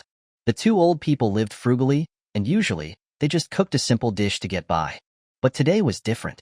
Lin Suzhen was particularly happy, and she insisted on making 6 dishes and a chicken soup. Sitting at the table, Yudie exclaimed, It smells so good, Grandma. Your cooking is amazing. Lin Suzhen picked out 2 chicken legs, one for each of the children. Zi'ang, this chicken was bought from Mrs. Su next door. The chickens Grandma is raising will grow up in a few months. Be sure to bring Yudie back when you have your summer vacation. Zhuang Zi'ang lowered his head deeply, biting his lower lip tightly, not knowing how to answer. Grandpa, Grandma, I'm sorry. I'm really sorry. I don't have the chance anymore. Chapter 52. A Biased Grandma. During the meal, Lin Suzhen kept putting food on Su Yudie's plate, even more so than she did for Zhuang Zi'ang. Zhuang Jiangwo poured himself a glass of white wine, sipping it slowly, casually asking about their lives at school. Su Yudie was quick-witted, with a constant stream of witty remarks, making the two elders very happy. Zai Yudie, my grandpa used to be a blacksmith in the village. He has a special skill that he rarely uses, but when he does, it's breathtaking, Zhuang Zi'ang said with a smile. What special skill is that? Zai Yudie asked curiously. Beating molten iron, Zhuang Zi'ang replied. A look of pride appeared on Zhuang Jiangwo's face. Beating molten iron was a folk art performance that had been passed down for thousands of years, where molten iron is heated to 1,600 degrees Celsius, then the molten iron is struck with a special technique, launching the iron sparks into the air more than 10 meters high. The golden sparks bloomed in the night sky, like shooting stars streaking across the sky. The scene was magnificent, shocking, and very beautiful. The visual impact of beating molten iron was even stronger than fireworks, a perfect and intense romantic experience that had been passed down for thousands of years. But this kind of performance was too dangerous, and few young people were learning it anymore. When Zhuang Jiangwo was young, he had only performed it during village festivals and prayers for blessings. Now that he was old, he hadn't touched it for a long time. Wow, it sounds so beautiful just imagining it, Zai Yudie said with a look of longing. The brilliance of 1,600-degree molten iron blooming in the night sky, like a dazzling golden rain. Seeing it once was enough to remember it for a lifetime. Zai Yudie, if you want to see it, I'll do it for you tonight, Zhuang Jiangwo said, his interest piqued. I'm sorry, Grandpa, I have to go back before it gets dark, Zai Yudie said apologetically. Why the rush? Stay overnight before going back. Lin Suzhen urged her to stay. Su Yudie looked hesitant and paused as if she wanted to say something, but stopped. She had her reasons for not staying. Zhuang Zi'ang quickly stepped in to defuse the situation. It's okay, we can see it next time. Zhuang Jiangwo also said, then come back to see it next time. There will be plenty of chances.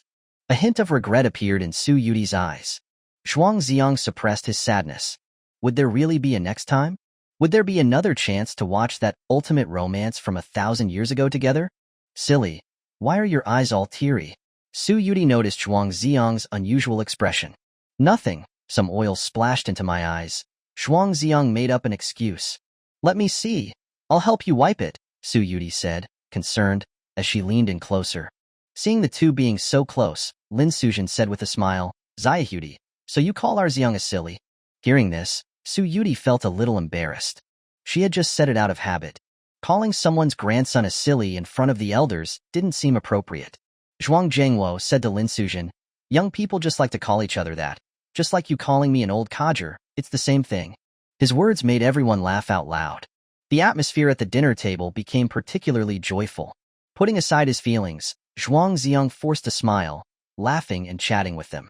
Facing his two most beloved relatives, this was all he could do. After dinner, Su Yudie wanted to help Lin Suzhen wash the dishes. Lin Suzhen wouldn't allow it, asking her to just sit down and relax. But she refused, running off to wipe the table and sweep the floor, then going into the kitchen to help. Her obedient and virtuous demeanor was something even Zhuang Zi'ang was seeing for the first time. No elders wouldn't love such a granddaughter-in-law. In the yard, Zhuang Jiangwo, his cheeks flushed from the wine, sat in a rocking chair smoking. Zhuang Zi'ang massaged his legs and advised, Grandpa, you're so old, you should smoke less. I'm happy today. I'll smoke less in the future, Zhuang Jiangwo said softly. Zi'ang, she's really a good girl. You must seize this opportunity, don't let her down. Zhuang Zi'ang's face flushed. Grandpa, we're just friends. Zhuang Jiangwo said with a chuckle. You've always been honest since you were little. Your feelings are all written on your face. The way you look at Zai Yudie, it's exactly the same as when I looked at the old woman back then. Grandpa, Zhuang Zi'ang was speechless. He understood his own feelings, but there were reasons he couldn't speak about them. If only he was a healthy and normal person, how great that would be. Zai Yudie is willing to come here with you, and her heart is with you too. You mustn't be as unfaithful as your father. You have to be wholeheartedly good to this girl. This old man doesn't have many years left to live. My only hope is to see you settled down. Zhuang Jiangwo kept rambling on, constantly giving instructions. But every word was like a needle, piercing Zhuang Zi'ang's heart. He bit his lower lip tightly, until he tasted a hint of saltiness, and realized he had bitten through the skin. The three people in this small courtyard were his most cherished concern. He didn't understand what he had done wrong, to be so manipulated by fate. In the kitchen, Lin Sujin was also chatting with Su Yudie in a low voice. The year Zi'ang was 4 years old, he was chased all over the mountain by Mrs. Su's dog. When he was 7, he wanted to ride the big fat pig I raised. He was losing his baby teeth at that time. He fell off and knocked out 2 front teeth. When he was 9, he put a pile of dung beetles and a cow dung, brought them into his bed at night, and made the old man so angry that he almost beat him. Su Yudie burst into laughter. She didn't expect Zhuang Zi'ang, a model student, to be so naughty as a child. She also told Grandma about some of Zhuang Zi'ang's silly moments. Laughter never stopped in the small kitchen. In the rocking chair, Zhuang Jiangwo, under the influence of the wine, gradually fell asleep. Zhuang Zi'ang got up and went into the kitchen. "You're laughing so happily. What bad things are you saying about me?" "Classmate Zhuang Zi'ang, can you tell me how to raise a dung beetle?" Su Yudie covered her mouth and chuckled. "Grandma, why are you telling her everything?" Zhuang Zi'ang's face twitched. It was over. Looking at their expressions, his embarrassing secrets had mostly been exposed. On the way back, he was surely going to be mocked relentlessly by Yudie. The image he had worked so hard to maintain had been ruined. Lin Sujin said with a smile, "Yudie, if Zi'ang bullies you at school, you come back and tell me. I'll spank his bottom for you." Su Yudie pretended to be pitiful. "Okay, Grandma, he often scolds me." "You're talking nonsense, I didn't scold you?" Zhuang Zi'ang retorted, not convinced. "You called me a little idiot, you shouted it so loud, and wrote it on a kite." Su Yudie was confident now that she had someone to back her up. "You were the one who called me a silly first," Zhuang Zi'ang said to Lin Sujin. "Grandma, be the judge." Lin Sujin put on a stern face. "Yudie can scold you, but you can't scold her." Zhuang Zi'ang made a face. "Grandma, you're so biased." "I am biased. I just like Yudie. What can you do about it?" Lin Sujin said matter-of-factly. "Nothing, as long as you're happy." Zhuang Zi'ang could only admit defeat. Yudie, looking smug, made a face at Zhuang Zi'ang. "Grandma, you're the best, come on. I'll peel some fruit for you to eat." Okay, Yudie, you're so thoughtful." The two of them left the kitchen, leaving a trail of laughter. Zhuang Zi'ang stood where he was, watching the two people's backs, finally not having to pretend anymore. Tears quietly slid down. Chapter 53. I miss you so much. After Lin Sujin finished her chores, she wanted to rest for a while, so she asked Zhuang Zi'ang to take Su Yudie for a walk around the village. When Su Yudie saw the azaleas blooming all over the mountain, she couldn't contain her excitement any longer.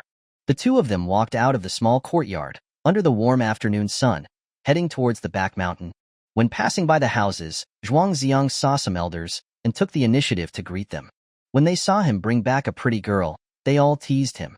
"Zi'ang is doing well, finding a wife so young. This girl is really lovely, like someone from a painting. Have the wedding soon. Uncle is waiting to drink your wedding wine." Zhuang Zi'ang smiled awkwardly, managing to get by. Su Yudie stood at a distance, and when he returned, asked in a low voice, "What were they saying?" Zhuang Zi'ang put on a stern face. "When adults are talking, kids should not eavesdrop." "I'm not a kid," Su Yudie pouted. "How are you not a kid?" "Little schoolmate." Zhuang Zi'ang glanced at Su Yudie's chest. "Silly, you're asking for a beating. Who's your little schoolmate?" Su Yudie rushed up and punched Zhuang Zi'ang a few times with her soft fists. Zhuang Zi'ang laughed loudly, repeatedly begging for mercy. The old people in the village saw this and smiled knowingly. Such a lovely couple, teasing each other. Youth was so wonderful. Reaching the foot of the mountain, there were no more houses, all was quiet. Only the two of them remained between heaven and earth. The mountain path was steep, rugged and overgrown with weeds, making it very difficult to walk. Zhuang Zi'ang was nervous for a long time. His right hand rubbed against his pants repeatedly a few times before he carefully reached out his hand. Su Yudie looked him in the eye, her face slightly flushed, and shyly put her soft hand into his. The two held hands gently, feeling the warmth of each other's palms, their hearts beating wildly. This wasn't the first time they held hands, but they were still very nervous. The last time was in the rented apartment. After holding hands, Yudie disappeared for a whole week. Zhuang Zi'ang was so scared. This was just another fleeting moment of tenderness. Legend had it that azaleas were dyed red by the blood of the cuckoo birds, adding a bit of legendary color to the flowers. The emperor's spirit has been around for 1,000 years. The spring mountain has seen the wind many times. To whom are the cries given? Year after year the blossoms are red. Climbing to the top of the mountain, Su Yudie was out of breath. Her cheeks were slightly flushed, and fine beads of sweat appeared on her forehead. Zhuang Zi'ang took out a tissue and wiped the sweat for her. A mountain breeze suddenly came, blowing up her sea-like skirt, revealing 2 sections of her legs. The curves were beautiful, and they were as white as jade. Zhuang Zi'ang tried his best, but he couldn't take his eyes off her legs. "Is it nice?" Su Yudie asked. "Of course it's nice," Zhuang Zi'ang answered absently. When he came back to his senses, he realized that Su Yudie was staring intently at a large cluster of azaleas nearby. "So, you were looking at flowers, and I was looking at legs." Azaleas had a faint fragrance, which came with the wind, refreshing the heart.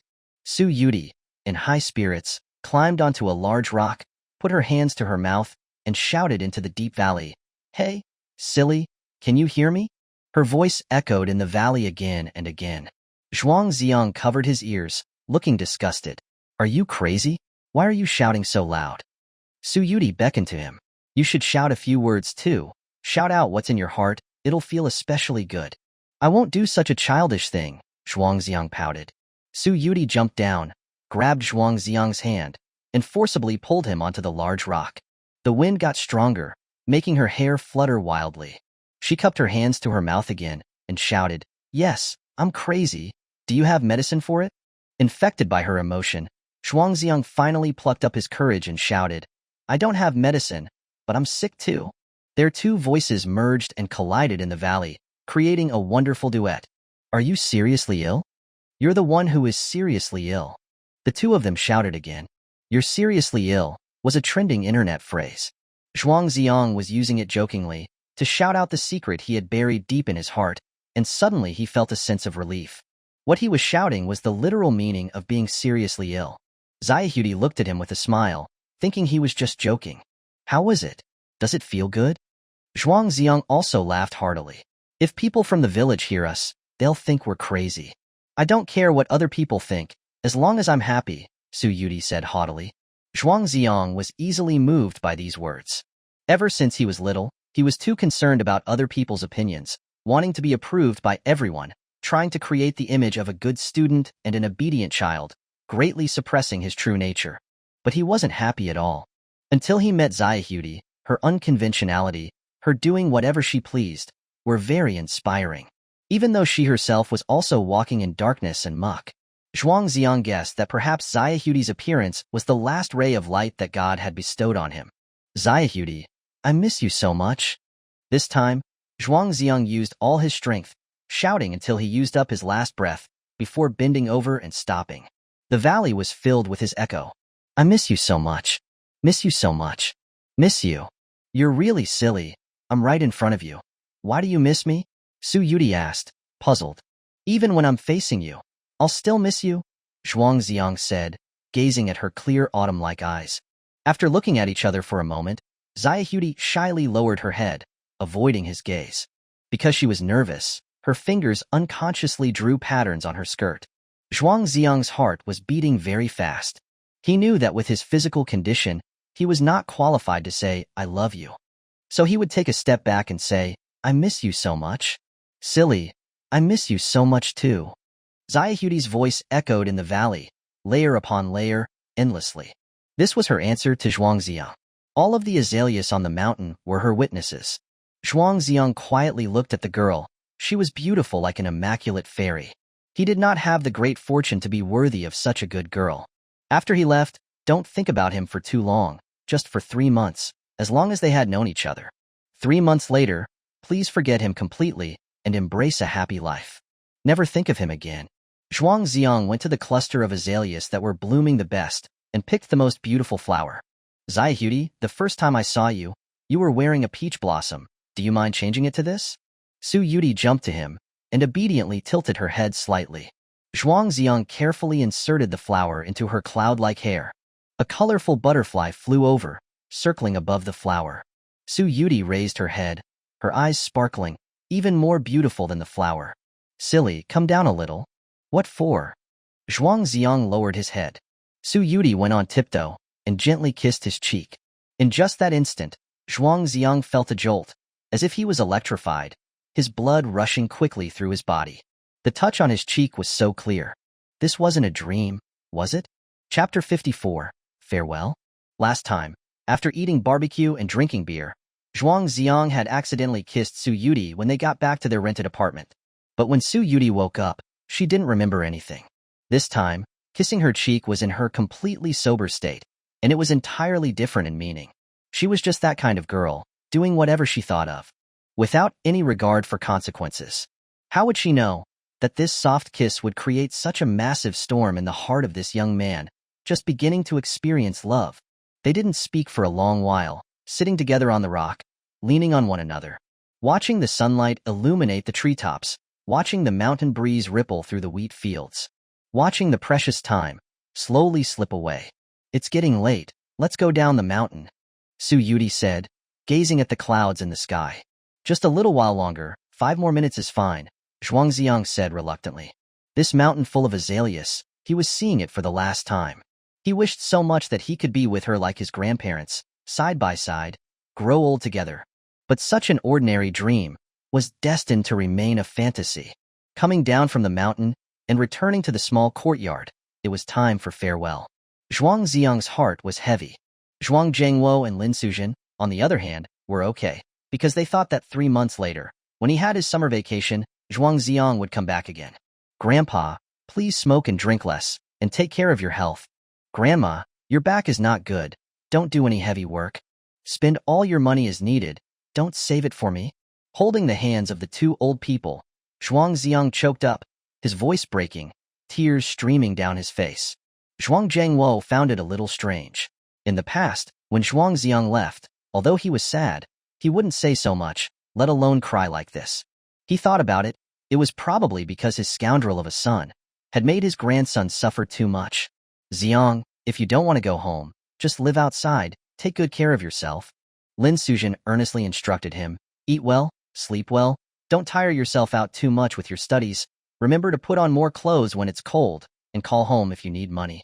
Similar words, nearly every older person would tell their children and grandchildren, over and over again, without getting tired of it. Zhuang Zi'ang had occasionally thought that his grandmother was a bit long-winded. He wasn't a kid anymore. He could take care of himself. But now, he wanted to hear these words 1,000 times, 10,000 times. Lin Suzhen then looked at Su Yudie. Yudie, this is your first time here. This old woman doesn't have much to give you, so I'll give you a red envelope. This was a tradition of the older generation, and it was obvious she was thinking of Yudie as her granddaughter-in-law. Grandma, I can't take this, Su Yudie declined quickly. Lin Suzhen insisted on giving it, which made her very awkward, and she looked to Zhuang Zi'ang for help. Zhuang Zi'ang wiped his tears and took a deep breath. It's my grandmother's kind intention, just take it. Su Yudie had no choice but to accept it. Lin Suzhen smiled broadly. When you and Zi'ang come back home to play during summer vacation, I'll cook you delicious food. Su Yudie nodded hard. Okay, thank you, Grandma. Zhuang Zi'ang hugged the 2 old people again separately, before finally summoning the courage to turn and leave. Zhuang Jiangwo said with a smile, hurry up and go if you're late. You won't be able to catch the bus. It's not like you're not coming back. Lin Suzhen waved constantly. Come back early when you have your vacation. Zhuang Zi'ang's footsteps were especially heavy, but he didn't dare look back, afraid that he would break down. How strong did your heart have to be to calmly face this kind of farewell? Leaving the village from the stone bridge, the 2 of them waited at the bus stop. Infected by Zhuang Zi'ang's emotions, Su Yudie was also very sad. You have such a good relationship with your grandparents. It also makes me think of my grandma. Zhuang Zi'ang had learned from Li Junan that Su Yudie had been raised by her grandmother since she was little, and this was her only relative. This deep bond of affection was probably something not many people could understand. He asked, what kind of person is your grandma? Su Yudie replied, she's amazing. She can do anything, a lot of things I learned from her. You mentioned the green rice balls last time, that it was your grandma who taught you. Yeah, was it delicious? The green rice balls had a red bean paste filling, with a strong aroma of mugwort, sweet and delicious, and their fragrance lingered. The unique flavor made a lasting impression on Zhuang Zi'ang. You're so beautiful, your grandma must have been a great beauty when she was young, Zhuang Zi'ang said. Su Yudie nodded earnestly. My grandma is still beautiful now. She barely has any white hair. She doesn't have many wrinkles, and her eyes are particularly bright. Listening to her description, a lively old grandmother figure appeared in Zhuang Zi'ang's mind. That was what Su Yudie should be like when she gets old. Su Yudie kept thinking about the molten iron display. After getting on the bus, she asked Zhuang Zi'ang to take out his phone to watch videos of it online. The images in the videos were visually stunning. 1,600-degree molten iron, transformed into a sky full of dazzling colors. Everywhere you looked it was like gold raining down. That fleeting, extreme beauty made people long for it. Wow, it's so beautiful, Su Yudie exclaimed involuntarily. Seeing it from a video doesn't have even a tenth of the impact of seeing it live. The first time I saw Grandpa do the molten iron display, I couldn't believe it. It was something out of this world, Zhuang Zi'ang said, full of admiration for his grandfather. Does this only have to be seen at night? Su Yudie asked tentatively. Nonsense, how can you see it clearly during the day? Zhuang Zi'ang replied without thinking. Su Yudie moved her lips, but then held herself back, not saying anything. Zhuang Zi'ang didn't ask again. His conversation with teacher Li Junan on the rooftop of the school building had cleared up some of his confusion. Su Yudie had to go back before it got dark. She had a compelling reason. That place seemed to not even have cell phone signal. She was someone who loved freedom so much, it must be very difficult for her. The vehicle swayed, the scenery outside the window quickly receding. Su Yudie was a little tired and took a nap on Zhuang Zi'ang's shoulder. The slanting sunlight shone down, coating her long eyelashes in a golden hue. Her cherry-like red lips were slightly parted, showing a different kind of charm. Zhuang Zi'ang tried his best to restrain the urge to kiss her. 3 bus transfers, a lot of travel. Finally, just before 6:10, they reached the bus stop at the school entrance. Today's sunset was extraordinarily beautiful. Su Yudie took out the red envelope and handed it to Zhuang Zi'ang. Your grandma gave this to me. I'm returning it to you. Zhuang Zi'ang refused. This is for you. I don't want it. I feel weird holding on to this, Su Yudie said, her brow furrowed. This kind of thing is a bit hot to handle sometimes. Zhuang Zi'ang's lips curled into a smile. Looking at Su Yudie's expression, she didn't know the real meaning behind the red envelope that the older generation sent to her. She was so innocent and clueless. How about this? Let's spend all the money inside together, so that you don't feel troubled, Zhuang Zi'ang suggested. How do we spend it? Eating, drinking, and having fun. You should be more of an expert than me, right? Hearing this, Su Yudie also smiled. Eating, drinking, and having fun. Just thinking about it was exciting.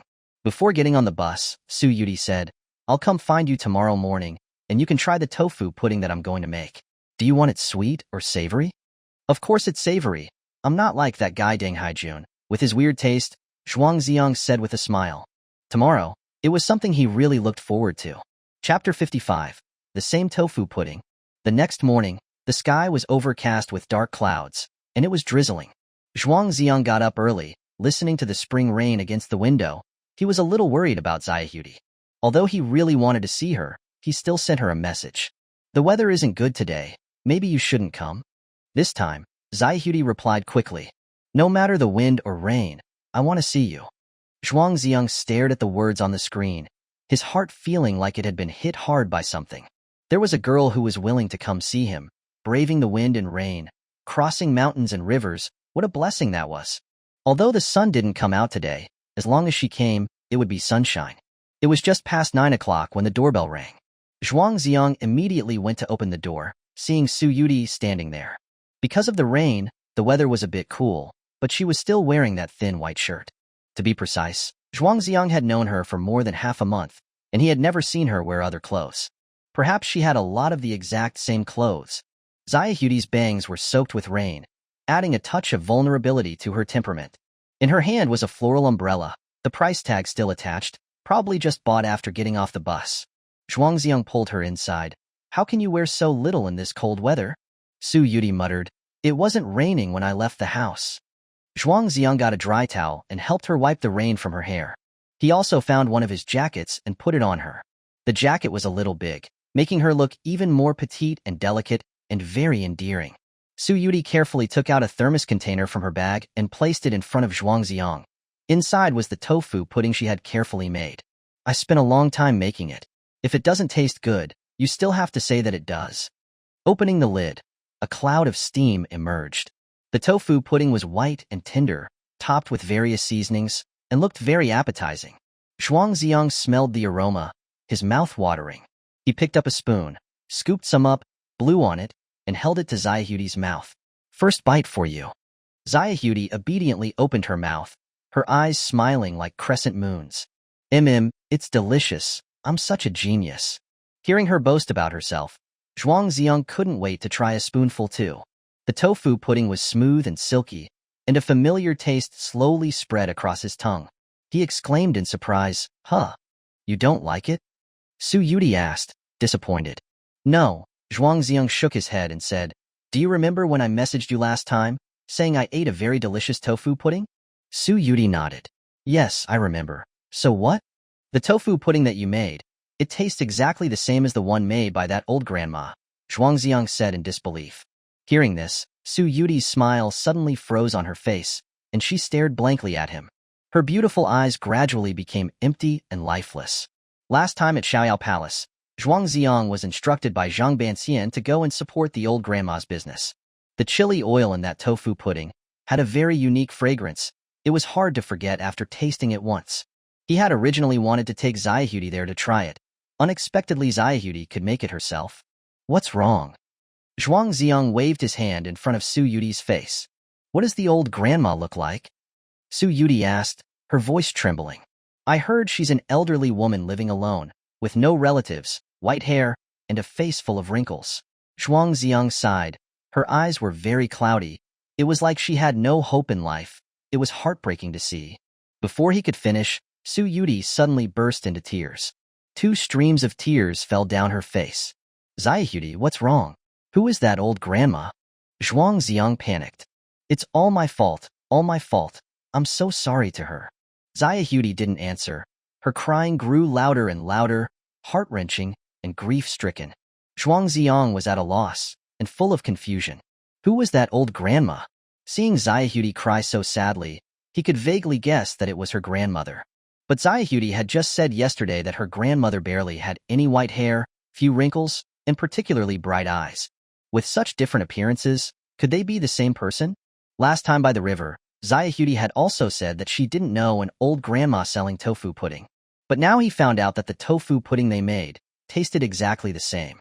Zhang Banxian's words suddenly echoed in Zhuang Zi'ang's mind.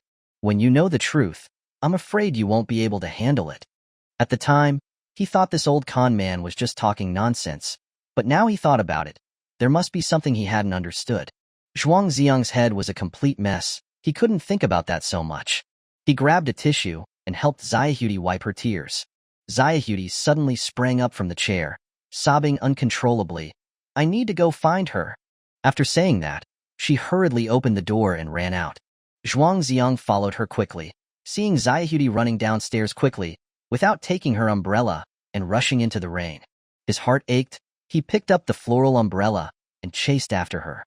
Walking out of the complex, the rain was getting heavier, blocking his vision. Where was Su Yudie? There were few pedestrians on the road, only cars going back and forth. A car drove by quickly, splashing rainwater from the ground, soaking Zhuang Zi'ang. A bone-chilling cold spread through his body. He took out his phone and called Su Yudie, but he could only hear the ringtone, and no one answered. A taxi slowed down by the side of the road. Zhuang Zi'ang quickly waved the car down. "Master, take me to Xiaoyao Palace." All the way, his heart was in a mess. He was trying to give this event a reasonable explanation. Was Su Yudie deliberately beautifying the description of her grandma's appearance? If she had a granddaughter, why would the old grandma say she had no family?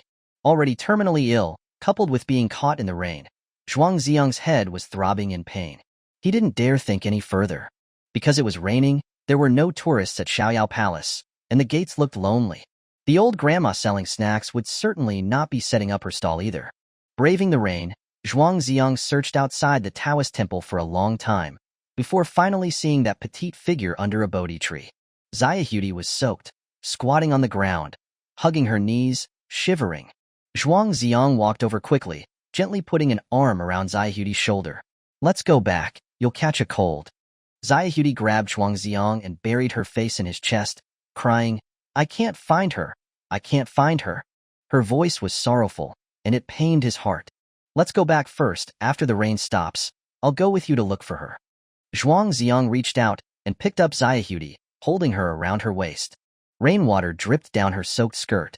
Whether it was from the cold or from fright, her body was shaking continuously.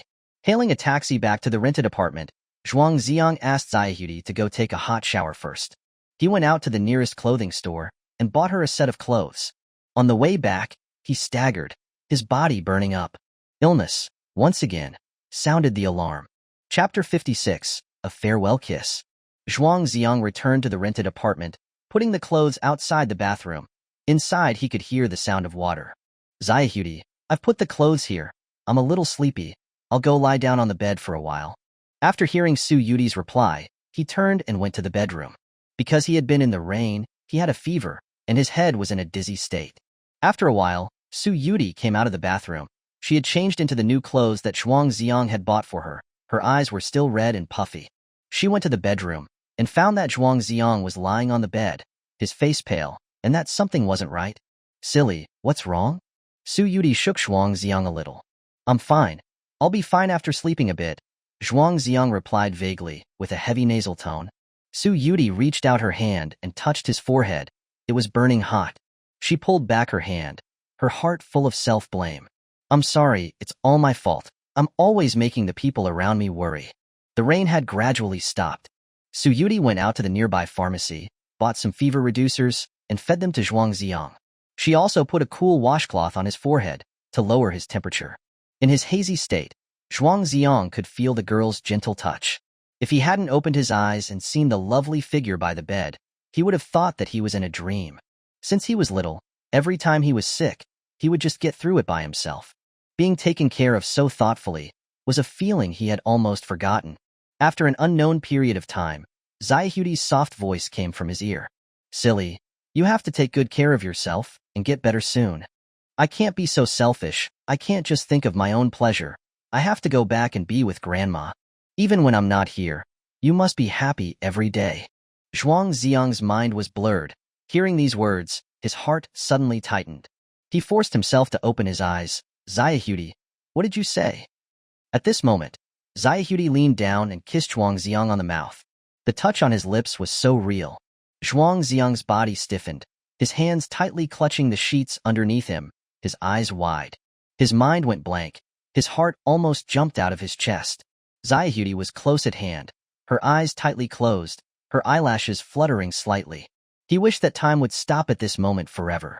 For eternity, for the end of time. With a farewell kiss, Yudie raised her head, a tear falling on Zhuang Zi'ang's cheek. Silly, I will miss you so much. Please wait for me to come back. After saying that, she gave Zhuang Zi'ang one last look, summoned all of her courage, and turned and rushed out of the bedroom. Zhuang Zi'ang called out in panic, Yudie, where are you going?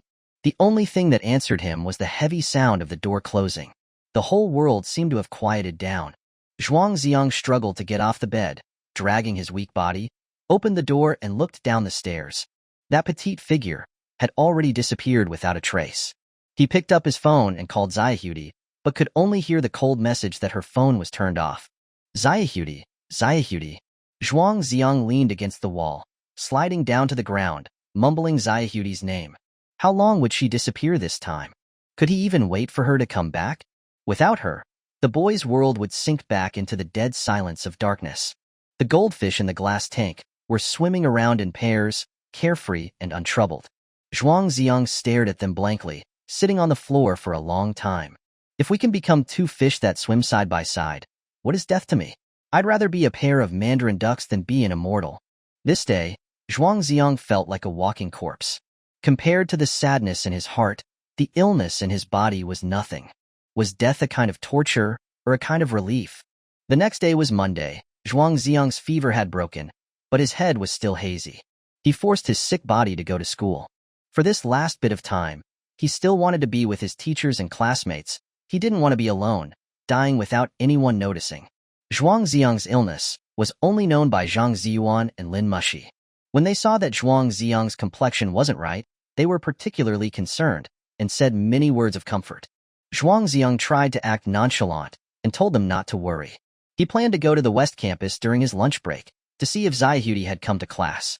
Even if he didn't say a word, just seeing her from a distance would be enough. Son, are you okay? Why do you always look so worried? During the break between classes, Li Huangxian asked Zhuang Zi'ang, concerned.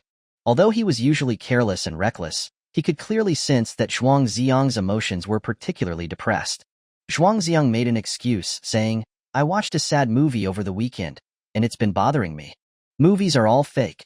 A big man like you can't be crying over that, can you? Li Huangxian didn't believe it. Zhuang Zi'ang looked at his best friend and suddenly decided to confide in him. Perhaps it would feel better to talk about some things. The movie's main character got a terminal illness, and the doctor said that he has a maximum of 3 months left to live. He originally only wanted to die peacefully, but he unexpectedly met a girl he fell deeply in love with. Do you think that love should be hidden in his heart, or should he be brave and express it? Li Huangxian frowned. These kinds of topics seemed to be more something that girls would like to talk about. Was he, a person who had been single his whole life, a suitable person to talk about this with? Seeing that he was hesitant, Zhuang Zi'ang forced a smile. Just discuss it casually. How would you handle it if you encountered this situation? I think if you don't have many days to live, it's better to just quietly find a place to die and not ruin other people's lives, Li Huangxian said, rubbing his chin. What? Zhuang Zi'ang's heart trembled violently. Lin Mushi in front of him suddenly turned around, her eyes filled with tears. She glared at Li Huangxian and scolded. What nonsense are you talking about? It turned out, she had been paying attention to Zhuang Zi'ang and Li Huangxian's conversation. Only she understood how much damage these unintentional words from Li Huangxian would cause to Zhuang Zi'ang. Li Huangxian and Lin Mushi had always not gotten along well, and purposely argued with her. Where did I say something wrong?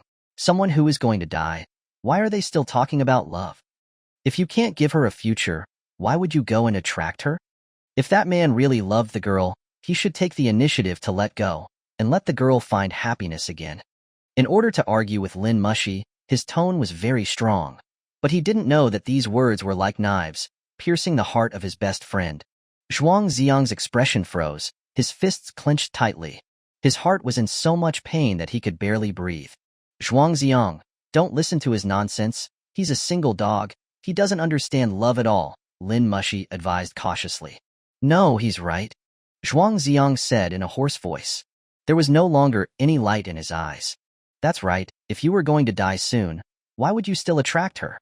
The deeper you loved, the more it would hurt at the end. True love was about considering everything from the other's perspective. He didn't want to see Yudie sad anymore. At noon, Zhuang Zi'ang gave up on the idea of going to the West Campus. He also restrained himself and didn't call or message Yudie. If this time, he wasn't able to wait for her return, then it would be good to cut off all ties. Yudie, forget about me, and live a happy life. Chapter 57. I do like her. After school in the afternoon, Zhuang Zi'ang walked out of the school gate and habitually glanced at the bus stop. His heart felt empty. The 6:10 time point no longer had much meaning for him. Without you, this world seems to have lost all its color. A white sedan was parked by the side of the road. The license plate looked very familiar. Zhuang Zi'ang's mood was very complex. He even wanted to just walk away. He wasn't mentally prepared for how to face his father. As his sickly appearance became more and more obvious, his secret wouldn't be able to be hidden much longer. Zhuang Zi'ang, I called you. Why is your phone always turned off? Zhuang Wenjiao opened the car door and got out. I don't want to answer phone calls lately. Zhuang Zi'ang took half a step back. Someone from the village called me and said you went back to your hometown over the weekend and also brought a girl back. It must be the one you had rice noodles with last time, right? Zhuang Wenjiao's expression was serious. Yes, that did happen. What's the matter? Zhuang Zi'ang looked his father in the eye. He was much stronger than before now. He no longer wanted to carefully try to please his father. There was also nothing to hide about Yudie. He was going to die soon. Couldn't he at least taste love? Zhuang Wenjiao, however, was very dissatisfied with Zhuang Zi'ang's stubborn look and began to scold him harshly. How old are you?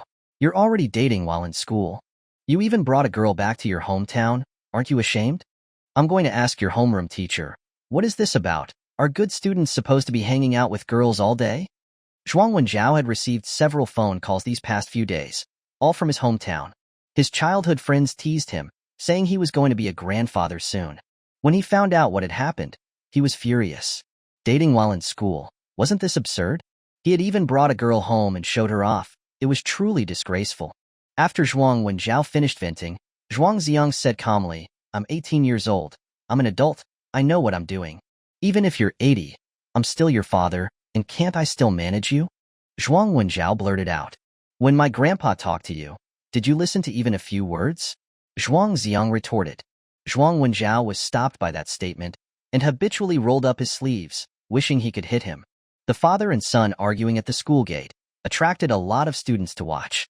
Zhuang Zi'ang, who always gets first place, is actually speaking to his dad with that attitude. What were they saying about dating? Does the top student also have puppy love?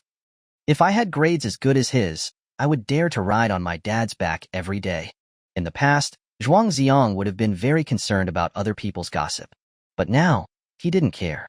I'm not dating, I just brought a friend back to see my grandparents. If you came all the way to school just for this, it means you're really pretty free. If you have time, you should educate Yuhang more. Zhuang Zi'ang said loudly and clearly. You hang out with that girl all day. Tell me honestly, do you like her? Zhuang Wenjiao asked. Zhuang Zi'ang thought about it for a moment, and then replied firmly, yes, I do like her. A man should just admit it. If he likes someone, there was nothing to be afraid to admit. Wasn't it perfectly normal for an 18-year-old boy to have a girl he liked? The students watching the show, however, were in an uproar. Wow, so even the top student is like us, with his mind full of women. Zhuang Wenjiao, being stared at by so many people, couldn't save face, and said angrily, that girl doesn't know how to be self-respecting, shamelessly running around with you. She probably isn't from a proper family. Shut up. Zhuang Zi'ang was enraged. I won't let you say bad things about her. Su Yudie in his heart was so pure and flawless. He would never allow anyone to slander her. Seeing Zhuang Zi'ang's eyes, which were like two burning flames, Zhuang Wenjiao felt a hint of fear in his heart. What was it about that girl that made her worth protecting like that? Zi'ang, that's not right of you. How can you talk to your dad with that tone? Qin Shulan couldn't help but interject. This is between my father and me, Zhuang Zi'ang said coldly. You. Qin Shulan was so angry she couldn't speak. Zhuang Zi'ang, completely disregarding the eyes of the onlookers, stared intently into Zhuang Wenjiao's eyes, releasing all the emotions that he had suppressed for more than 10 years, all at once. I really like Su Yudie. People should be with the people they like. I'm not like you. Even though you didn't like my mom, you still got her pregnant, and then married her because of the pregnancy. That 5-year marriage full of drama and arguments must have left you with bad memories, right? Zhuang Wenjiao was asked something that made him feel guilty, and couldn't help but take half a step back. Zhuang Zi'ang, do you know what you were saying? Zhuang Zi'ang took another step closer, still with burning eyes. He pointed at Qin Shulan. You probably don't like this Aunt Qin either, right? Zhuang Wenjiao was furious. What nonsense are you talking about? You're a divorced man with a burden of a child, so you can only find a woman to make do with. You don't like her, so you use work as an excuse and don't want to go home often. Dad, you're over 40 years old, and you don't even know what it feels like to truly like someone. Zhuang Zi'ang's words were a bit too much, but looking at his mother, coming and going in the wind and rain, struggling alone for a living, without anything to rely on, made him feel very indignant. Why didn't you consider everything clearly before getting married? These words had undoubtedly hit Zhuang Wenjiao's sore spot. He couldn't take it anymore, and slapped him. Zhuang Zi'ang stumbled and fell hard to the ground. He was already suffering from a serious illness, and he had a fever yesterday, his body weak and frail, and he couldn't get up again. Qin Shulan cried shrilly, Wenjiao, let's go. We don't want to make a scene. He's so rebellious, it wouldn't be too much if I beat him to death, Zhuang Wenjiao said, his anger not yet subsided. A black luxury car stopped next to them. Lin Mushi rushed out of the car and helped Zhuang Zi'ang up. How are you? Zhuang Zi'ang shook his head slightly. I'm fine. Lin Mushi glared at Zhuang Wenjiao. How can you still hit him? Don't you know that he's already? Mushi, don't say it, Zhuang Zi'ang said, interrupting forcefully. He glanced at Zhuang Wenjiao. My life was given to me by you. If I'm beaten to death by you, then I don't owe you anymore. His eyes were full of despair, his voice desolate. The crowd watching all felt pity for him. It turned out that Zhuang Zi'ang, the top student that they envied, had been living in such hardship. Zhuang Zi'ang's body was in pain as if all of his bones had been broken. His mind was in chaos, and his eyelids were getting heavier and heavier. The faces of everyone in front of him were becoming distorted and blurry. His legs went weak, and the world spun around. Zhuang Zi'ang, how are you? Lin Mushi called out anxiously. She quickly called the driver to come help, and helped Zhuang Zi'ang into the back seat, and then sent him to the hospital. Zhuang Wenjiao stood there in a daze for a while, before cursing again. He's such a big person. A slap is nothing. There won't be any big problems. On the way back, Zhuang Wenjiao was driving the car, his mood exceptionally irritable. Qin Shulan, who was sitting in the passenger seat, suddenly asked, "Is it like what he said? You have never liked me?" Zhuang Wenjiao said impatiently, "What is this about liking or not liking? That's what kids care about. We're so old, aren't we just making do?" Love was like a ghost. Everyone had heard of it, but no one had ever seen it. Chapter 58. Better to forget each other than to be together in misery. Su Yudie. Zhuang Zi'ang had a nightmare, and suddenly opened his eyes. All around him was white. White sheets, a white pillow, a white ceiling. The air was filled with the acrid smell of disinfectant. The mechanical ticking sound of medical equipment came to his ears. "Zhuang Zi'ang, you're awake." Lin Mushi, standing by the bed, showed a trace of happiness. Zhuang Zi'ang remembered that he had been kicked by Zhuang Wenjiao at the school gate, and then passed out, and it was Lin Mushi who had sent him to the hospital. He said gratefully, "Mushi, thank you." Lin Mushi shook her head, saying sorrowfully, "It's okay, we're friends. Maybe this is the last thing I can do for you." The always proud school beauty was now so gentle, which made Zhuang Zi'ang a little embarrassed. But Lin Mushi had already made up her mind. During Zhuang Zi'ang's last days, she would try to ensure he had no regrets. She was a wealthy young lady, and had already paid the medical expenses in advance. "How long have I been sleeping?" Zhuang Zi'ang saw that it was completely dark outside the window. "About 2 hours. Lin Mushi asked, "Are you hungry? I'll go out and buy you some food." Zhuang Zi'ang lifted his hand, seeing that a needle was stuck in the back of his hand, connected to an 4 drip, and then asked, "When will this be finished? I want to go home." Lin Mushi said worriedly, "The doctor said that you have to be hospitalized, at least to be observed for 3 days. What's the point of being hospitalized? I'm not going to get better anyway." Zhuang Zi'ang wanted to pull out the needle and leave immediately. He loved freedom and longed to be unrestrained. Lin Mushi saw through his thoughts and comforted him, asking him not to be stubborn and to cooperate with the treatment. Zhuang Zi'ang sighed, "Then help me with one thing." Lin Mushi nodded immediately, "No problem." Zhuang Zi'ang pointed to his pocket. "This is my house key. There are 2 goldfish there. Can you help me take care of them first and give them back to me when I get out of the hospital, and if I don't get out of the hospital?" When he got here, he was a bit choked up. Lin Mushi's eyes also sparkled with tears. "What are you talking about? You're still worried about 2 fish right now. Those were given to me by Su Yudie. I can't let them die. If I don't get out of the hospital, you go to class 23 in the West Campus and return them to her," Zhuang Zi'ang said with a heavy voice, as if he was making a last request. "You shouldn't listen to Li Huangshuan's nonsense. Are you really not going to see her again?" Lin Mushi asked, both sad and surprised. "She will be sad if she sees me like this. I only want her to be happy, and not to be sad," Zhuang Zi'ang said, his heart aching as he said these words. Li Huangshuan's words during the day had deeply affected him. It was a love that had no future. If it was destined to have no result, he shouldn't be getting in deeper. Zhuang Zi'ang's body was still very weak, and he would get tired from talking too long. Lin Mushi took the key out of his pocket, asked for his address, and then left the ward, holding back her tears. She had learned a lot of new things from Zhuang Zi'ang. Her understanding of love before was too shallow. True love was about giving to the other person wholeheartedly. Even if you were enduring torment and suffering, you would still be willing. After Lin Mushi left, Zhuang Zi'ang just kept staring blankly at the ceiling. The scenes of when he first met Su Yudie all flashed through his mind, like a movie. It turned out that they had experienced so many things together and shared so much happiness together. "Thank you for appearing in the last moment of my life." But now, separating was the best choice for each other. If they were 2 fish as well, then that saying was true. It's better to forget each other than to be together in misery.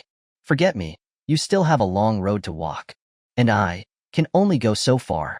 Lin Mushi came to Zhuang Zi'ang's small home. The room was small, but it was clean and tidy. There was a Coca-Cola bottle on the windowsill, with a withered peach blossom branch in it. In the fish tank on the table, 2 red goldfish were happily swimming. She changed the water once, and also put in some food. Considering that Zhuang Zi'ang might be in the hospital for several days, she went to the bedroom and found some clothes for him to change into in the closet. In a corner of the closet, there was a crumpled ball of paper. Opening it, it was the examination report that he had been holding in his hand when they met at the hospital last time. The words, "cancer cells have spread," were very glaring. Lin Mushi smoothed out the report, folded it up, and put it away. It might be useful later. On the way back to the hospital, she bought some food again. Mushi, thank you so much. If there is a next life, let's be friends again. Zhuang Zi'ang was very grateful. You silly, don't say such things. I don't want to cry too much, Lin Mushi said, tears streaming down her face, her heart aching. She knew that there was no emotion between her and Zhuang Zi'ang that went beyond friendship. But who said that friendship wasn't precious? I hired a caregiver for you, to take care of you at night. Tomorrow I'll help you take a leave of absence from Teacher Zhang, and come to see you after school. Zhuang Zi'ang instructed, only Teacher Zhang knows about my illness. Don't tell other people yet, especially Li Huangxian. It's not cool for a big man to be crying. After all, he was only hospitalized temporarily, and he could still hold out for a while. Until the real end, he would say a proper goodbye to his good friend. He was still counting on him to download the last episode of Detective Conan for him. The caregiver that Lin Mushi hired was a man in his 30s. In the evening, Zhuang Zi'ang chatted with the man here and there. The man dozed off, but he still wasn't sleepy, because he was afraid that if he closed his eyes, he wouldn't wake up again. The next morning, Chen Dishio came to do his routine checkup. In order to give Zhuang Zi'ang a good mood, he specifically brought a flower. The peach blossoms had already withered, so he brought an azalea. Young man, how are you feeling? Chen Dishio said with a smile. It's so stuffy. When can I get out of the hospital? Zhuang Zi'ang also smiled. What's the rush? Let's observe you for another 2 days. Anyway, I won't get better. Isn't it just wasting time being here? Zhuang Zi'ang had been using a teasing tone, as if he was talking about a very easygoing matter. Looking at his condition, Chen Dishio felt that his worry was unnecessary. The young man was already in a good mood. You remind me of the patient who gave me peach blossoms, as optimistic as you. Zhuang Zi'ang stretched and said, a girl told me, being happy is also one day, and being unhappy is also one day. Why not just be happy every day? Chen Dishio gave him a few more instructions, left the azalea on the bedside, and then went to the next patient's room. The bright red flowers brought a bit of vitality to the all-white hospital room. Zhuang Zi'ang looked at the flower and naturally thought of his shout on the mountaintop that day. Su Yudie, I miss you so much. I miss you so much. Miss you so much. But not a trace can be seen. I'm still missing you on tiptoe. I still let my memories whirl around. I still close my eyes and cry. I still pretend that I don't care. I miss you so much. Miss you so much. But I deceive myself. Chapter 59. No miracle happened. As evening approached, Lin Mushi came to visit Zhuang Zi'ang after school. Trailing behind her was their homeroom teacher, Zhang Ziyuan. The meeting of teacher and student was filled with a somber atmosphere. Seeing the gaunt Zhuang Zi'ang in the hospital bed, Zhang Ziyuan's eyes reddened. Are you all right? Zhuang Zi'ang managed to smile. Mr. Zhang, thank you for visiting. I'm actually fine. Could you maybe tell the doctor to let me leave now? Absolutely not. You can't be so stubborn. You have to listen to the doctor. Zhang Ziyuan firmly refused. He then adopted a grave expression. As your teacher, I have to be responsible for you. This matter can't be kept secret any longer. I'll be contacting your parents tonight. Mr. Zhang, no? Zhuang Zi'ang anxiously tried to stop him. Lin Mushi interjected.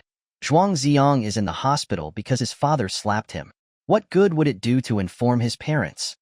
Upon hearing this, Zhang Ziyuan sighed, caught in a dilemma. Zhuang Zi'ang explained to Zhang Ziyuan, it's not that I'm afraid of my dad finding out. It's my grandpa I'm worried about. You've met him. He's over 70. I'm afraid he won't be able to handle it. Zhang Ziyuan recalled Zhuang Zhengwo, a kind and simple old man. Knowing his grandson was on the brink of death would surely break his heart. So, how long do you plan to keep this a secret? Dr. Chun said I still have a chance to be discharged. When the final judgment arrives, I'll make a final explanation to everyone. The atmosphere in the room was overwhelmingly sorrowful. Zhang Ziyuan, 46 years old, was now listening to an 18-year-old boy, at the peak of his youth, entrusting him with his final affairs. This kind of piercing pain was something only those who experienced it could truly understand. Lin Mushi was already sobbing, her face streaked with tears. Before leaving, Zhang Ziyuan held Zhuang Zi'ang's hand and urged, you must cooperate with the treatment. You must believe in miracles. You must never give up, no matter what. Zhuang Zi'ang nodded vigorously.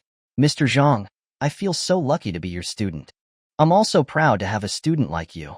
Zhang Ziyuan turned away, wiping his tears as he rushed out of the room. He went to speak with Chen Dashio as well. engaging in a discussion. Ultimately, they could only do their best and leave the rest to fate. Zhuang Zi'ang urged Lin Mushi to go home, but she stubbornly refused, wanting to stay with him longer. She had also been sick and hospitalized before. She knew how dull and monotonous it was to lie in bed watching and drip. Zhuang Zi'ang, tell me your story. A smile touched the corner of Zhuang Zi'ang's lips as he gazed at the white ceiling, slowly recounting their tale. It had been a bright and sunny morning, the ginkgo trees on campus lush and green. The boy, recently diagnosed with a terminal illness, was consumed by the endless fear of death. He had just wanted to find a quiet corner to cry his heart out. Just then, a strange melody had sounded. A melodious female voice echoed from a ginkgo tree. "Hey, aren't you a little ashamed? A big guy like you crying so much?" He turned to look and felt an instant connection. They started by doing something naughty together, and the gap between the two strangers closed immediately. They devoured street food together on the food street. They fished and laughed by the river. They fed stray cats together, flew kites, cried together, and laughed together, until they courageously confessed to each other. "I miss you so much." They had never said, "I love you." True love was the mutual attraction of two souls, their binding to each other. Missing you was the most sincere declaration of love. Listening to Zhuang Zi'ang's soft narration, Lin Mushi wept silently. Although she was the aloof school belle, showered with countless admirers, she had never experienced the taste of love. It turned out love was not about taking, but about giving. It was about willingly letting the other person influence you, turning you into a better version of yourself. A few days ago, Lin Mushi had once doubted if Zhuang Zi'ang and Little Butterfly had known each other for too short a time. Did they actually have real love between them? Now, she finally understood how ridiculous that thought was. He was Zhuang Zhou, and she was the butterfly. They were intertwined, unable to accept anyone else. The night had grown deep, and Lin Mushi had to leave. Before exiting the room, she turned back and asked if, for the final 2 months, she is willing to stay by your side until the very end. Would you want that? Zhuang Zi'ang bit his lip, unable to speak for a long time. Lin Mushi didn't wait for his answer, silently walking away. Zhuang Zi'ang could clearly hear his inner voice. He would, 1,000 times, 10,000 times, want that? To die in Little Butterfly's arms would be a great fortune. But he couldn't be so selfish, seeking 2 months of happiness while leaving Little Butterfly with endless sorrow for the rest of her life. He couldn't sink any deeper. Zhuang Zi'ang stayed in the hospital bed for another 3 days. Most of the time, he could only pass the time by browsing his phone. With great willpower, he restrained the urge to contact Little Butterfly. Yet, he was also secretly hoping, his fingers often involuntarily opening messages, only to close the page again in disappointment. Little Butterfly had also tacitly avoided contacting him. This conflicting and tangled state of mind was tormenting Zhuang Zi'ang, pushing him to the brink of collapse. He longed to disregard everything, rip out the 4 tubes, and escape this place. Anywhere was better than lying in bed waiting to die. During his stay, Li Huangxian had called to ask why Zhuang Zi'ang hadn't come to class. Zhuang Zi'ang casually made up an excuse, saying he was attending a training camp for a competition that would take a week. This had happened before, so Li Huangxian didn't ask further, telling him to do his best. Before hanging up, Zhuang Zi'ang couldn't help but ask, "Has anyone been to the class looking for me these past few days?" "No, why?" "It's nothing. Bye." Finally, on the 4th day in the evening, Qindashio brought his final opinion. "I would advise you to stay in the hospital for treatment. If you insist on leaving, go ahead and complete the discharge procedure." These words gave Zhuang Zi'ang freedom, but also indirectly announced that no miracle had happened. Even the previous 3-month prognosis had been too optimistic. The final moment could very well be coming sooner than expected. His freedom would come at the cost of his life. After his discharge, it happened to be the weekend, so he didn't have to go to school. Zhuang Zi'ang spent 2 days sitting by the grassy riverbank, watching the drifting clouds and setting sun, listening to the flowing water and the rustling pine trees. He thought he could still see a butterfly-shaped kite flying across the sky. The echoes of young voices called out from the bridge arches. "Zhuang Zi'ang, you big dummy. Little Butterfly, you little silly." On Sunday afternoon, Lin Mushi, worried about Zhuang Zi'ang, made a special trip to keep him company.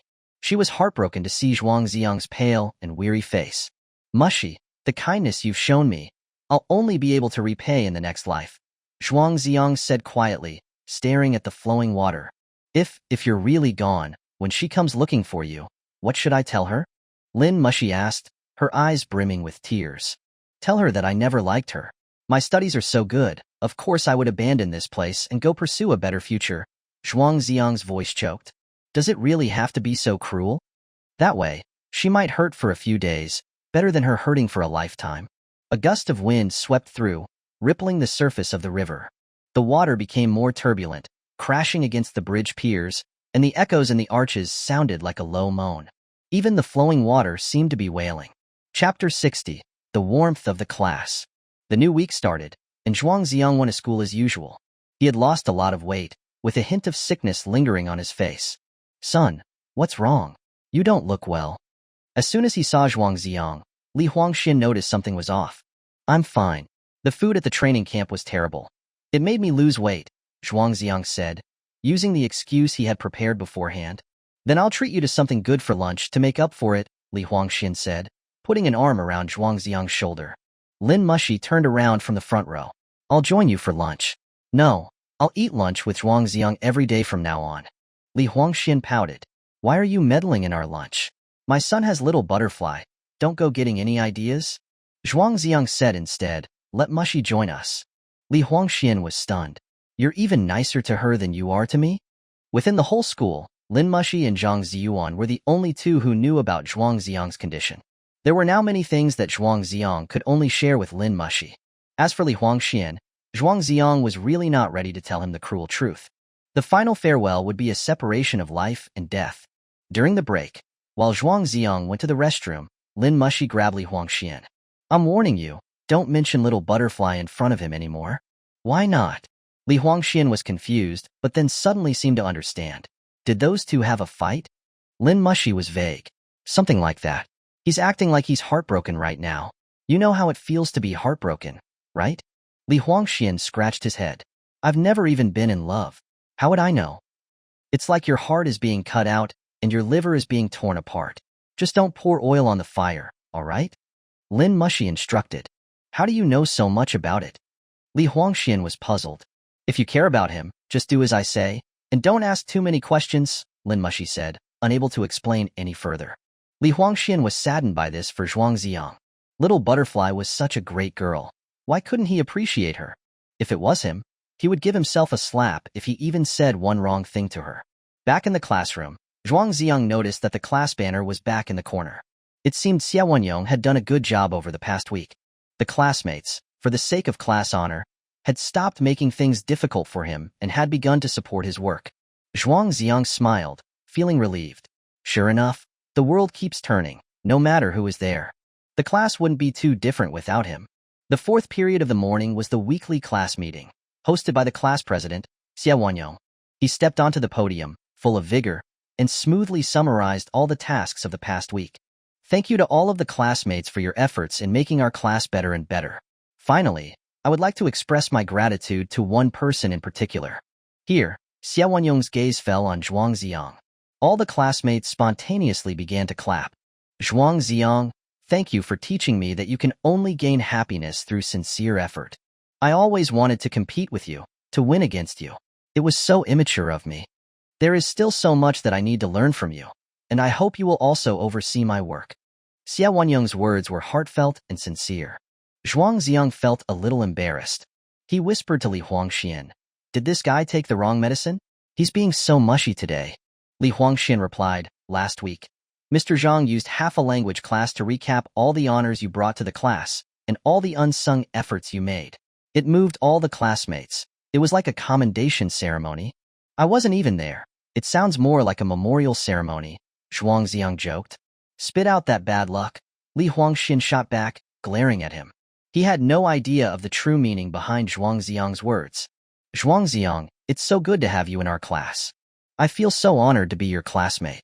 Yeah, I always brag to people from other classes that the top student in the grade is my friend. If Mr. Zhang hadn't told us, we wouldn't have known you were making so many sacrifices behind the scenes. The words of his classmates easily touched the tender part of Zhuang Zi'ang's heart. With tears in his eyes, he said, thank you. Thank you everyone. Old Zhang was being really unfair. He wasn't even dead yet, and they were already doing this. Zhang Ziyuan entered the classroom, trying his best to keep his expression calm. Zhuang Zi'ang asked, Mr. Zhang, what's going on? Why are you being so sentimental? Zhang Ziyuan forced a smile. I heard from the physics competition teacher that your competition is approaching, and you might be missing class frequently because of studying. If you win a gold medal and get directly admitted, you'll have graduated early. We're just celebrating. To prevent his classmates from becoming suspicious, Zhang Ziyuan needed to come up with an excuse for Zhuang Zi'ang. Since he was a competition student, it was within reason that he would try to get a spot for a direct admission. Everything could be easily explained. As a teacher, there was little he could do for Zhuang Zi'ang. He just wanted him to feel the warmth of the class in his final days. At lunch, Lin Mushi indeed went to the cafeteria to eat with Zhuang Zi'ang and Li Huangxian. She even insisted on using her own meal card to pay for all three of them. During the meal, Li Huangxian was completely puzzled. What's going on with you two? Are you keeping something from me? As his best friend for many years, he understood Zhuang Zi'ang's personality. If he were going to be with Lin Mushi, it would have happened 2 years ago. Judging by their expressions and actions, they didn't act like a couple. They seemed to just be friends. Lin Mushi took the initiative to make peace with Li Huangxian. I know I've been a little impulsive in the past, but I know that I was wrong now. You wouldn't refuse to be friends with the school belle, would you? Since she was being so humble, Li Huangxian didn't want to be petty. He could only laugh awkwardly. I used to be a bit blunt with my words, don't take them to heart. Seeing the two reconcile, Zhuang Zi'ang gave a relieved smile. Over the next few days, life was peaceful without any turbulence. Li Huangxian, being the carefree and oblivious type, didn't notice anything unusual. Only Lin Mushi knew of the sadness that was hiding beneath Zhuang Zi'ang's forced smile. He often stood on the classroom corridor, looking at the ginkgo tree in the northwest corner of the basketball court. On the way back from the cafeteria, he would also linger by the flower beds filled with hyacinths and wisteria. There were even a couple of times when he walked toward the stairs leading to the West Campus, only to turn back with a pang of heartache. That person had never disappeared from his heart. They had originally thought the week would pass by peacefully. Until Friday at lunchtime, as Zhuang Zi'ang, Li Huangxian, and Lin Mushi walked out of the classroom and were coming down from the second floor. Zhuang Zi'ang took a habitual glance at the hyacinths, and his entire body froze, as if struck by lightning. Sitting by the flower bed was the girl he had been longing for. A spotless white shirt, an ocean blue pleated skirt, as pure and flawless as a celestial maiden. You big dummy, I'm back? Their reunion was unexpected and sudden.